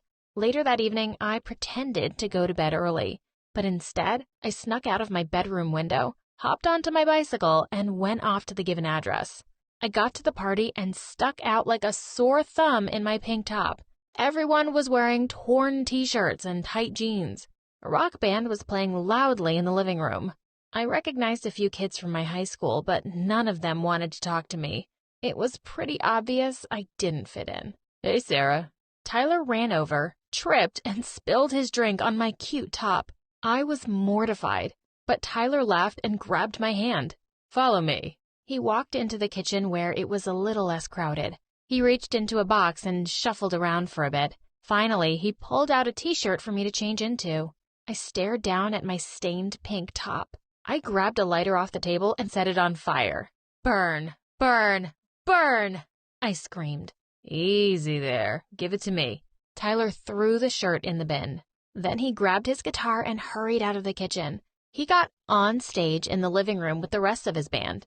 Everyone was dancing and singing along. The Cadets were actually really good. They might actually make it big one day. It was the greatest night of my life. Tyler drove me home and kissed me goodnight. It was my first kiss, and it was amazing. I had the best night's sleep ever. But the next morning, I was rudely woken up by my mom's screams. "What's this?" She had found the Cadet's shirt in the laundry. "Where is the pink top I got you for your birthday?" I set it on fire. It was uncool, just like you. "Oh, yeah?" She took my Cadet shirt downstairs and threw it in the oven. "Let's see how well this holds up at 400 degrees. I tried to open the oven door, but my mother held it shut. "Please, please, Tyler gave that to me." "I told you, I don't want you seeing that boy. Now go to your room and study." I can't wait to go to college. I can't wait to be away from you and this house. I stormed off and slammed my door. College was only a few weeks away. Even if it meant I wouldn't see Tyler again, at least I'd get away from my parents. But I could never really get away from them. I met all sorts of new people at college, but I only focused on my classes and didn't make any friends.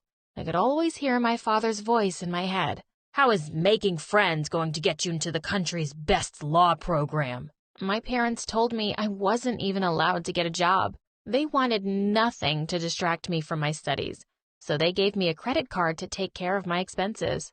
The only thing I'd really started enjoying was studying at a quiet little cafe I'd discovered. But Dad even found a way to ruin that for me, sitting hundreds of miles away. "I didn't give you a credit card to spend hundreds of dollars on coffee. Stay in your dorm to study." One morning, I noticed a help wanted sign on the front door of the cafe. I marched up to the counter and, instead of ordering my usual coffee, I asked for an application. The job was easy. It was fun even. Making my own money felt so good. And I also realized something. I didn't want to pour coffee for the rest of my life, but owning my own cafe sounded really cool. I went to pay my family a visit on the weekend, and for a change, I was actually looking forward to it. The minute we sat down for dinner at a fancy restaurant, the questions started pouring in. "How's school?" "How are your grades?" Even Grandma chimed in. "Where are you going to get a job?" As I cut up my steak, I casually replied, "Oh, Grandma, I already have a job at a coffee shop." They stared at me like I'd lost my mind. What are you doing wasting time in a coffee shop? How's that going to help you become a lawyer? I looked Dad straight in the eye. It won't, because I'm not going to be a lawyer. Dad went ballistic and smashed his plate onto the floor. Everyone in the restaurant was staring at us, but he didn't seem to care. Are you crazy? We spent so much money on you and gave you everything, and you just want to throw your life away? I'm going to cut off your allowance. I didn't scream back. I stood up and took his credit card out of my wallet. Then I snapped it in half and walked out of the restaurant. They would never control me again. I went back to college and reconnected with Tyler. We met up for a cup of coffee at my favorite place. He told me that the cadets were playing a few towns over and needed a tour manager. And even though the opportunity to travel the world seemed really exciting, I wanted to complete my degree and save up for my coffee shop. So I turned his offer down, but we started dating. We got married a few years later, and he was my biggest support in setting up my dream cafe. To this day, I run the most popular cafe in the city. Even my parents eventually forgave me, and they sometimes stop by for coffee in between court dates. People from all walks of life come through my doors, each with a unique dream or goal. Here in my little coffee shop, I hope they make their dreams come true. Hi, I'm Latte from LA, and I'll be representing the struggles of every ignored middle child out there, only 1,000 times worse. Before I continue, please like and subscribe. First things first, let me introduce you to my parents. Dad's a businessman who's always pacing around, shouting into his Bluetooth about money, business, and other rich grown-up stuff I have no clue about. Buy, sell, move those investments. No, not the tech stocks, the blue chips. And why is nobody checking the quarterly profits? Meanwhile, Mom's basically a TikTok royalty. She made cooking videos while looking like a goddess, and somehow every single one of them gets 1 million views. One time, she was just boiling water, and the comments were acting like she just saved the world. Now, let's talk about my sisters. So here's the thing. I was born right in the middle of triplets. According to Mom, order matters. So Marie was decided as the oldest because she burst out 1.2 seconds before me, and our youngest popped out last, blinking those iconic eyelashes and pouting those extra plump lips at everyone in the hospital room. Mom named her Princess because, honestly, she looked just like one. Even the doctor and nurses said so. They immediately put a tiny little tiara on her baby head as soon as she was born, and I swear she's never taken it off since. Meanwhile, Marie was a certified genius. When she was born, she didn't even cry. She spoke. And it wasn't just any word. It was the longest word ever. Extra supercalifragilisticexpialidocious. Everyone clapped, then fainted. And because of that, our parents named her after the legendary Marie Curie, the most iconic female genius in history. She could solve a Rubik's Cube with her eyes closed at 3 months old. Naturally, she just kept getting smarter as we grew up, and Dad was obsessed. He literally framed her report cards and all her other academic achievements and plastered them on our walls. Oh, my smart little cookie. One day, you're gonna be the CEO of my company, and you'd take over the world with that genius brain of yours. Meanwhile, when the nurse asked for my name, Mom just glanced around the room and spotted Dad's favorite coffee, latte. So they slapped the name on me right then and there, and it stuck. Even the bitterness. If Marie's the smart and serious one, Princess is the pretty and sweet one. Her face card never declined. Her lashes are so long you can mop the floors with them. All she has to do is blink and TikTok loses its mind. She literally went viral for just yawning once, and Mom was so proud. Look at those lips, those lashes, that perfect little nose. Of course, she got it from her mama, which is me. Oh, I think I'm gonna cry. They would do each other's makeup, go on shopping sprees, and film TikToks together. So basically, Dad was Team Marie, Mom was Team Princess, and I was on Team Wallpaper. Or maybe Team Houseplant, just quietly existing in the background, hoping someone remembers to water me. I was the normal triplet, so I was just there. There was nothing special about me. Maybe my name really did fit me after all. Most of the time, they just totally forgot I existed. Like that time when they literally left me at the park, packed up, loaded the car, and just drove away. There I was, vibing on the swing, trying not to panic, when a stranger found my emergency number taped to my unicorn toy and called my mom. Hi, ma'am. I think you left your child at the park. Oh, right. I thought we only had twins. Sorry about that. By the time they finally picked me up, I had already befriended 3 squirrels, learned how to swing with one hand, and considered joining a new family. Even dinner was brutal. Marie had her steak cut into perfect cubes and served with organic pomegranate juice. Princess got her spaghetti swirled into a heart shape with glitter sprinkles, while me, a single, sad, boiled egg. Can someone pass the salt, please? I had to ask 6 times before anyone noticed. You have hands, sweetie. You can do it yourself. Then she literally walked around me to give napkins to Princess. Oh, thanks, Mom. You're literally the best. Mwah. Even our relatives and neighbors weren't different. You guys have such beautiful twins. Hey, Marie. Hi, Princess. And, the other one. Basically, I was the other one. And don't even get me started on birthdays. Every year, Marie and Princess got mountains of cake, giant crowns, and enough presents to fill a delivery truck, while I got a single cupcake with a bite already taken out of it and a used birthday candle that barely stayed lit.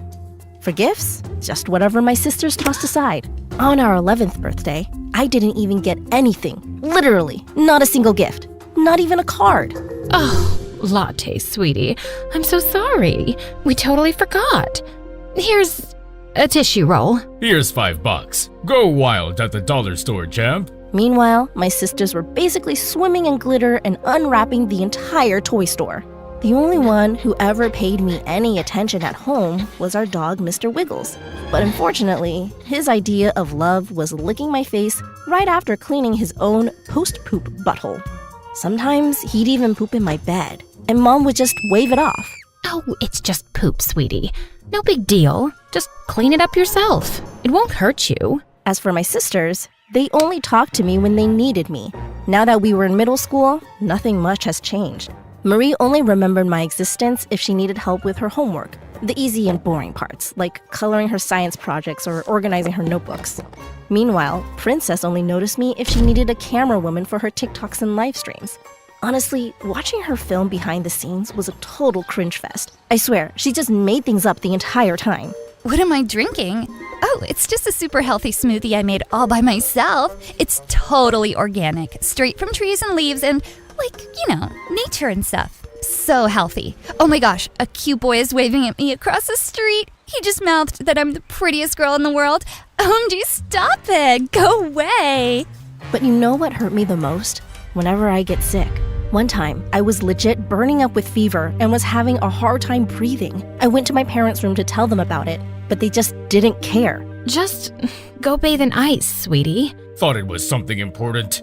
I had the most beautiful dream, and now it's ruined. But the second Princess coughed once across the room, Mom did a triple backflip off the couch. Is my precious pumpkin okay? Should I call the ambulance? Marie sneezed in her room, and Dad parachuted in with orange juice. We heard a noise, sweetheart. Are you okay? Need anything? I'm studying, Dad. Please leave. And close the window. Quietly. Sometimes I wondered, if I vanished into thin air, would anyone notice? The only time I ever felt truly seen was whenever my grandma visited.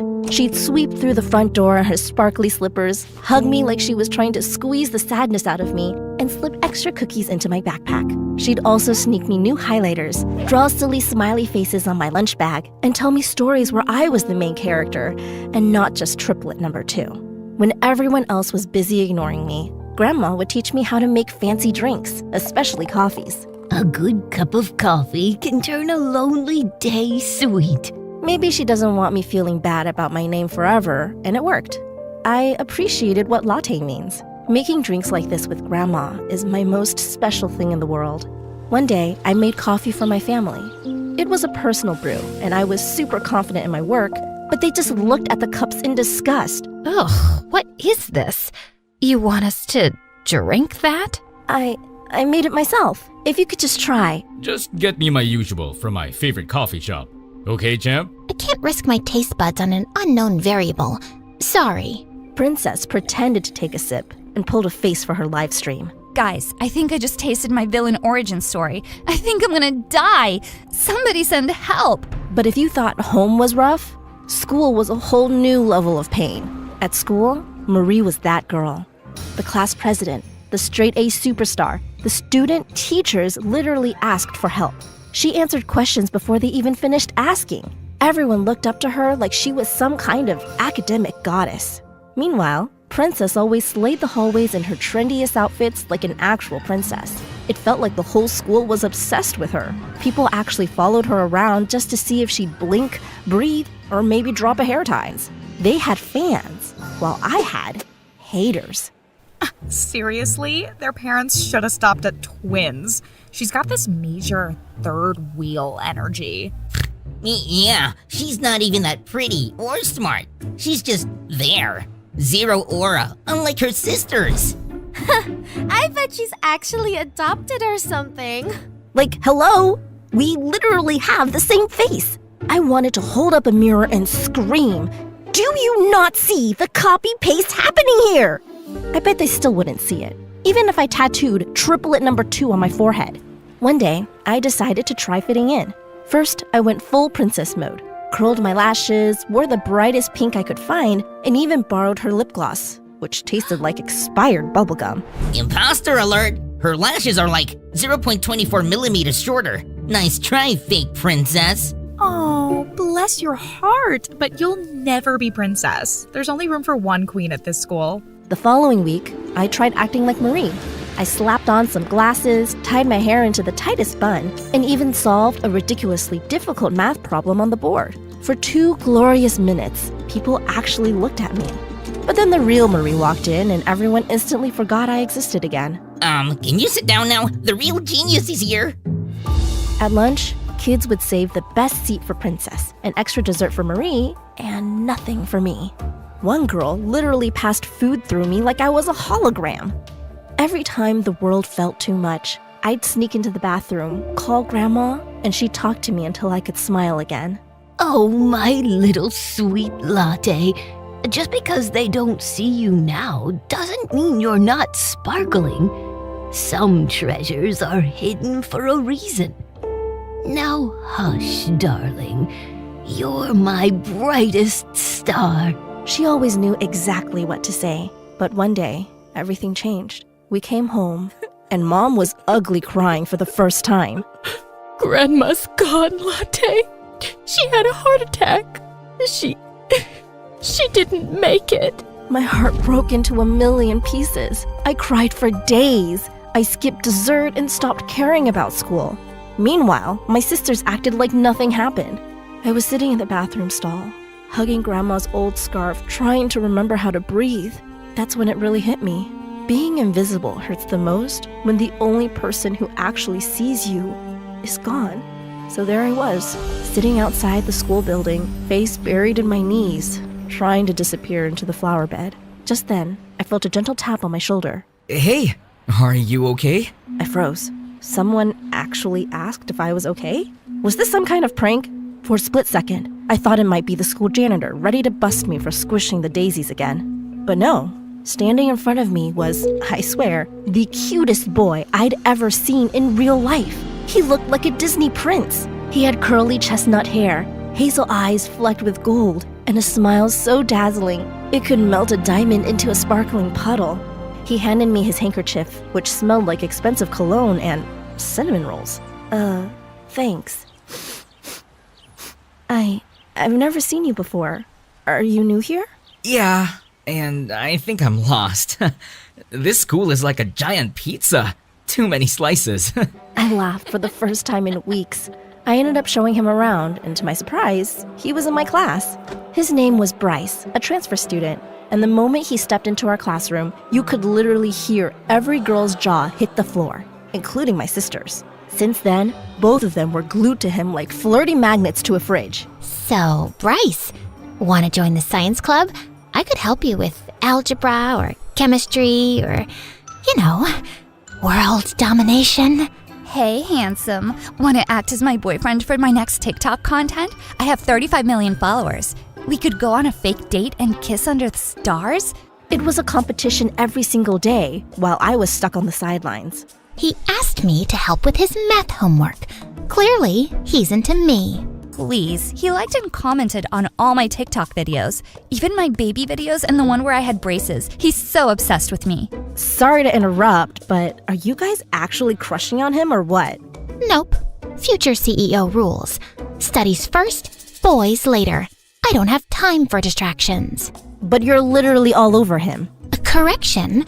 He's all over me. Aren't you supposed to be the genius one? So why are you being so delusional? Bryce is basically my fanboy. He even collects my photo cards. Sorry, sissy. Sorry to burst your stupid little bubble, but he asked me to be his private tutor 24/7. So clearly, he likes me more. I couldn't take it anymore, so I finally inserted myself into the conversation. He actually talked to me first. We literally walked in together on his first day, remember? He found me crying and gave me his handkerchief. It wasn't just some random thing. He noticed me first and made the first move. Both of them looked at me like I just said I was moving to Mars. Oh, please. He was just being polite. Don't get your hopes up, Latte. Oh, our dear Latte. Bryce is just really kind to everyone. I'm sure he felt bad because you looked so sad. He's just got that big, soft heart. What a sweetheart. And that was it. They went right back to fighting over him while I just faded into the background again, hugging Bryce's handkerchief close to my chest. So the next day at school, I decided it was time to make a move on him. I needed him to remember me. Later that day, I spotted him at his locker, looking all mysterious and handsome with his hair perfectly messy like he just rolled out of an expensive magazine. I marched over, clutching my book so tight my fingers turned white. Hey Bryce, remember me? I helped you when you got lost on your first day, and you gave me your handkerchief? He glanced at me, blinked twice, and his face lit up with recognition. Oh, yeah, you're Latte, right? You were really helpful that day. Thanks again. I probably would have ended up in the janitor's closet without you. Oh, yeah. I mean, I get lost all the time too.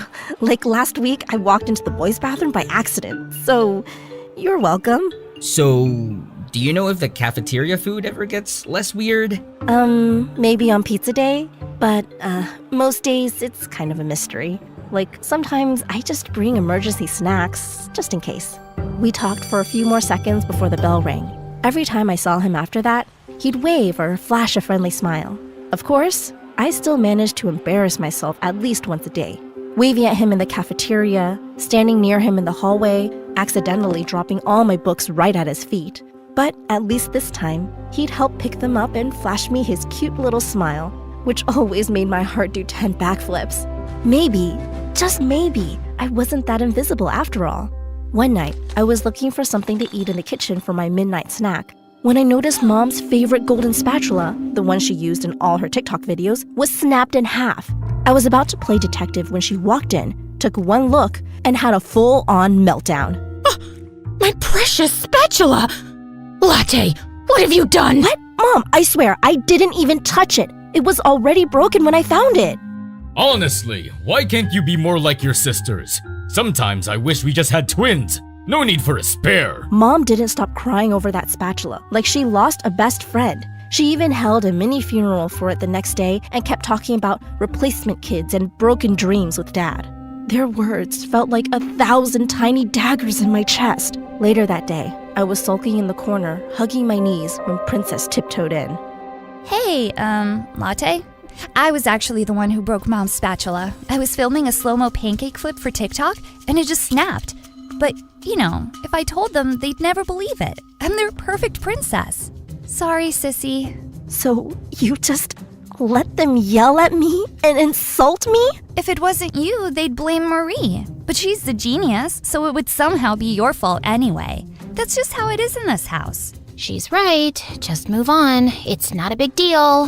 But to me, it was a big deal. That night, I cried myself to sleep, hugging Grandma's old scarf and staring at the moon outside my window.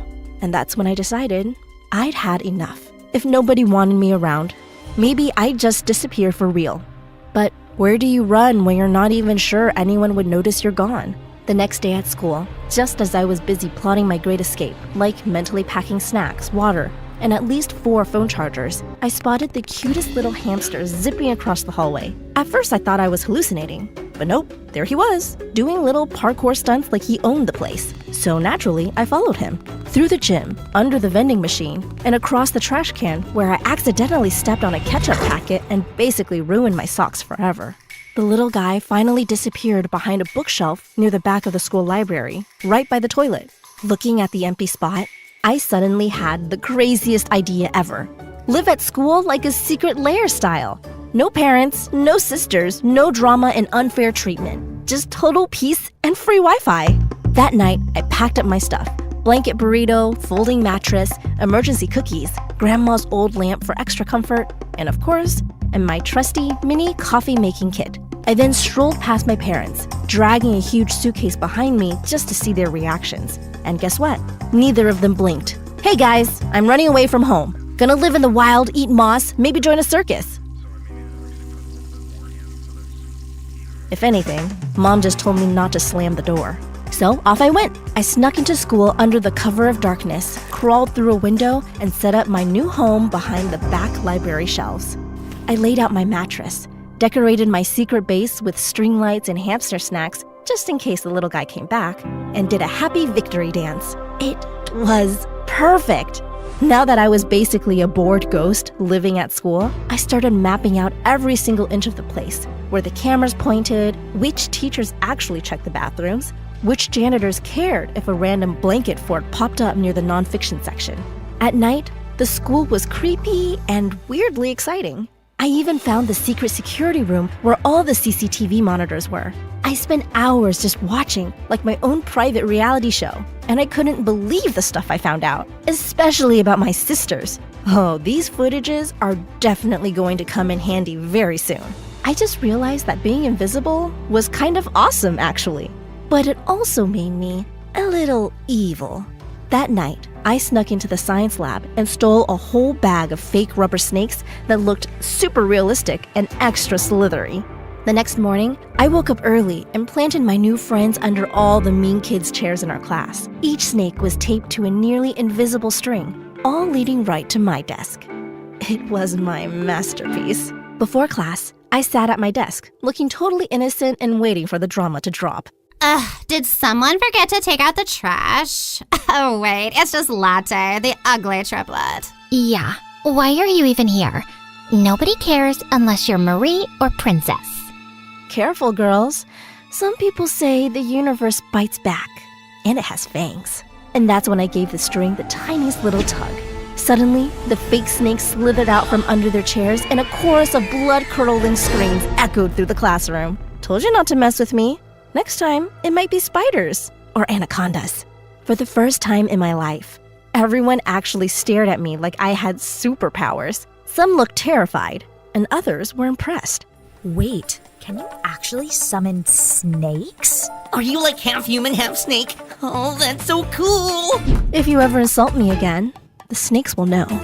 For once, I felt cool and powerful. That night, powered up by my brand new bad girl reputation, I plotted even more epic pranks and powers. I swapped out the teacher's chalk with color-changing markers, so every lesson turned into a rainbow rave. I glued googly eyes to every classroom door. Seriously, everywhere you looked, it felt like the whole school was staring you down. With every prank, my legend grew. People started whispering my name in the halls. I also started wearing smoky eyeliner, spiky bracelets, and a random leather jacket I found in Lost and Found. Suddenly, everyone thought I was cool. Even the lunch lady raised an eyebrow and gave me an extra meatball. But my sisters hated it. They cornered me at lunch. What is happening to you, Latte? You used to be normal. Now you're just embarrassing. So you're a bad girl now? Seriously, you look like a raccoon in that eyeliner. Sorry, I can't hear you over the sound of everyone actually paying attention to me for once. Jealous much? Jealous of what? Getting attention for causing trouble? Whatever helps you sleep at night, I guess. You wish you could go viral for something other than being a disaster. Even your pranks are cringe, sissy. Try harder next time. I couldn't take it anymore. So for the first time ever, I hit back.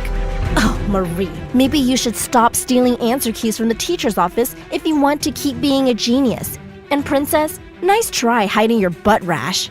Right then and there, I posted Marie's secret footage and Princess's embarrassing clip for everyone to see, and the look on their faces was priceless. But after a few days of watching them get roasted and ghosted at school, I actually felt awful. For once, they were the invisible ones, and it hurt to watch. It just made me feel worse. Being the bad girl was starting to lose its sparkle. Later that day, I was at my locker when Bryce showed up right next to me. Hey, troublemaker. Hey, Bryce. He leaned against the locker, studying me for a second. You really went full savage mode, huh? Saw your pranks. They were a lot. Guess people finally notice me now. But is that what you really want? I kinda like the old you. The one who helped lost kids like me. That hit me hard. Suddenly, all the hurt and loneliness spilled out. You don't get it. All my life I've been invisible. Nobody ever picks me. I'm just the extra triplet, the backup plan. It sucks, Bryce. I just wanted to matter, even if it meant being a little evil. He looked at me like he really saw me. Not as a joke, not as an extra. Well, I notice you. You're kind of impossible to ignore, you know? My cheeks went red. I tried to act chill, but I felt like melting right there. Hey, want to see something cool? I grabbed his hand and dragged him through the hallway until we ducked into the back of the library. Welcome to my secret lair. No parents, no sisters, no drama. Just books, coffee, and fairy lights. I don't think you're allowed to live here. But not gonna lie, this is pretty cool. I know, right? Here, sit. I made him a cup and handed it over. My hands were shaking a little. He took a sip and his eyes went wide. Hold up. Did you put magic in this? This coffee literally slaps. It tastes so good. It was the first time my coffee got validated, and I felt like bouncing across the clouds in happiness. It's my thing. Started making drinks with my grandma when I was little. It always made me feel less invisible. Well, here's to you. You're not invisible to me. We sat together, just sipping coffee in the soft fairy light. For the first time, I felt seen, and maybe even special. Since then, Bryce and I started getting closer. We'd talk between classes, share snacks, and sometimes I'd sneak him my best coffee under the table. Of course, my sisters were not happy about it. Every time we talked, I could literally feel their jealous stares burning into the back of my head.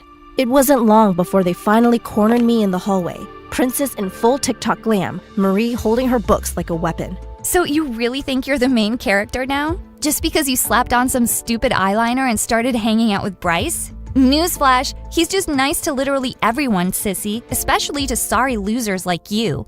Don't let it go to your head. He literally DM'd me first. I just rejected him. Enjoy my leftovers, I guess? Let's be honest. He's likely motivated by pity. Some guys are attracted to so-called projects. And well, Latte's not exactly an academic or aesthetic outlier. Oh, and you really think we forgot what you did to us? Exposing us like that? Don't worry, sissy. Revenge is coming. And trust me, it's gonna be iconic. I couldn't take it anymore, so I finally snapped. You two are just pressed because someone finally noticed me instead of you. And worse, he's your crush. Sorry, Princess, but not every boy wants to be your TikTok prop. And Marie, maybe Bryce is sick of girls who act like human calculators. Girl, you're so delulu. Keep dreaming. Yeah. Don't come crying to us when you get your heart broken, okay? I just rolled my eyes and walked away. But inside, I felt like I finally won something. For once, I had the upper hand. One night, I was sneaking past the admin office when I heard someone talking on the phone inside. I took a peek and realized that it was the principal, and she sounded super sketchy. I need that designer bag, but the donation funds aren't enough yet. Well, I already used the last batch to pay off my car. Just all the library people if they ask. My jaw dropped. She was literally blowing school donation money on herself. That money was supposed to be for the library, not for her luxury car or a designer bag. I ran to tell Bryce during lunch. Bryce, guess what? The principal is a total scammer. She bought her car with our school's donation money. Seriously? That's messed up. But do you have any proof? No. I forgot to record it. But I swear I know what I heard. Don't worry, I believe you. But what are we supposed to do about it? Easy. We prank her. Teach her a lesson, make her squirm. I then leaned in closer and whispered my plan. Latte, are you sure about this? I mean, it's kind of illegal. Cat poop isn't illegal. Plus, she deserves it. Fine. But if we get caught, you owe me a year's worth of coffee. Deal. That afternoon, we snuck out of class and spent way too long hunting down and collecting cat poop around the campus. We then found the principal's car, and after Bryce awkwardly fumbled with a bobby pin, we finally popped the door open. We spread the poop into her fancy leather seats, trying not to gag or laugh too loudly. Just as we were about to sneak away, we heard footsteps. It was the principal. Bryce panicked, grabbed my hand, and pulled me down into the back seat. We were suddenly squished together, barely breathing, and not just because of the cat poop. His face was so close I could count every single freckle on his nose. To my relief, the principal just grabbed her wallet from the dashboard and left without noticing a thing. As soon as the coast was clear, Bryce grinned at me, still a little breathless. That was close. I mean, us getting caught.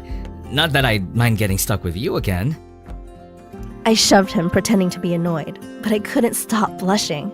The next day at school, I was still replaying the whole cat poop adventure in my head and low-key still blushing about how close Bryce's face was to mine, when suddenly the intercom buzzed. Would Latte and Bryce please report to the principal's office immediately? Uh-oh. I shot Bryce a panicked look across the hallway. He just gave me a tiny reassuring smile, and we both walked to the office together. When we walked in, I was surprised to see my parents there, and they looked furious, while the principal looked like she just sucked a dozen lemons. Sit down. I assume you both know why you're here. She turned the monitor around. There it was. Full HD footage of us pranking her precious car, plus even more clips of me setting up my other pranks. Care to explain this, you two? Especially you, Latte. Before I could even open my mouth, Bryce jumped in. It was me. I planned the whole thing. Latte didn't want to do it. I forced her. I was bored and I dragged her along. If anyone should be punished, it's me. My jaw dropped. Was he really trying to take all the blame for me? Wait, that's not true. Nice try, son. But you clearly don't know our daughter. You chose the wrong triplet to cover for. Latte is the queen of trouble around here. Marie is the genius, Princess is the angel, and Latte's the one always causing chaos. Honestly, you should stay away from her. She's a bad influence. Seriously? I've spent my whole life trying to be good, helping out, doing everything for you guys to notice and love me. And the second I mess up, that's all you see? Ugh, don't be so dramatic. We're just telling it like it is. Maybe if you continued to behave, things would be different. I fought back my tears and tried to defend Bryce, but they weren't having it. Enough. I don't care whose idea it was. Both of you broke the rules and vandalized school property. You're both suspended for a week. I hope you use this time to think about your choices. I even tried to speak up about her corruption and the missing donation funds, but everyone just stared at me like I was making it up. Oh, please. You don't even have any proof. Bryce and I left the office super frustrated. I'm really sorry for all of this, Bryce. You got in trouble because of me. Hey, don't worry about it. I've got your back. His words comforted me, and before I knew it, I broke down and told him everything. How my family never saw me, how I tried so hard to be good, invisible, even a little rebellious, and none of it mattered. Nothing worked. I was just done. That was when I made my decision. I was moving out for good. Bryce offered to let me stay at his place for a while. Honestly, I wanted to say no. I didn't want to be a burden. But what choice did I have? I had nowhere else to go. So I left. No more trying to fit in or waiting to be noticed. I was finally choosing me. When I showed up at their house, I tried to act chill, but his mom saw right through me. She pulled me into a warm hug and handed me a tissue. You're always welcome here, Latte, as long as you want. And if you're hungry, dinner's in 10. Bryce's dad gave me a fist bump and told me not to worry about anything. I helped set the table, did the dishes, and even tried folding laundry. Every little thing I did, someone actually noticed. And then there was the coffee. I started making it for everyone. Bryce, his parents, even their neighbors, and they all loved it, like actual compliments. This is the best cup I've had all year. You put all the coffee shops to shame, kiddo. One morning, Bryce's dad announced that his boss was coming over for a super important meeting. The whole house felt like it was prepping for royalty. I noticed there were like 6 new bags of fancy coffee beans in the kitchen, but I didn't think much of it. When the boss finally arrived, Bryce's parents asked me if I could make coffee for everyone. I happily obliged and made my best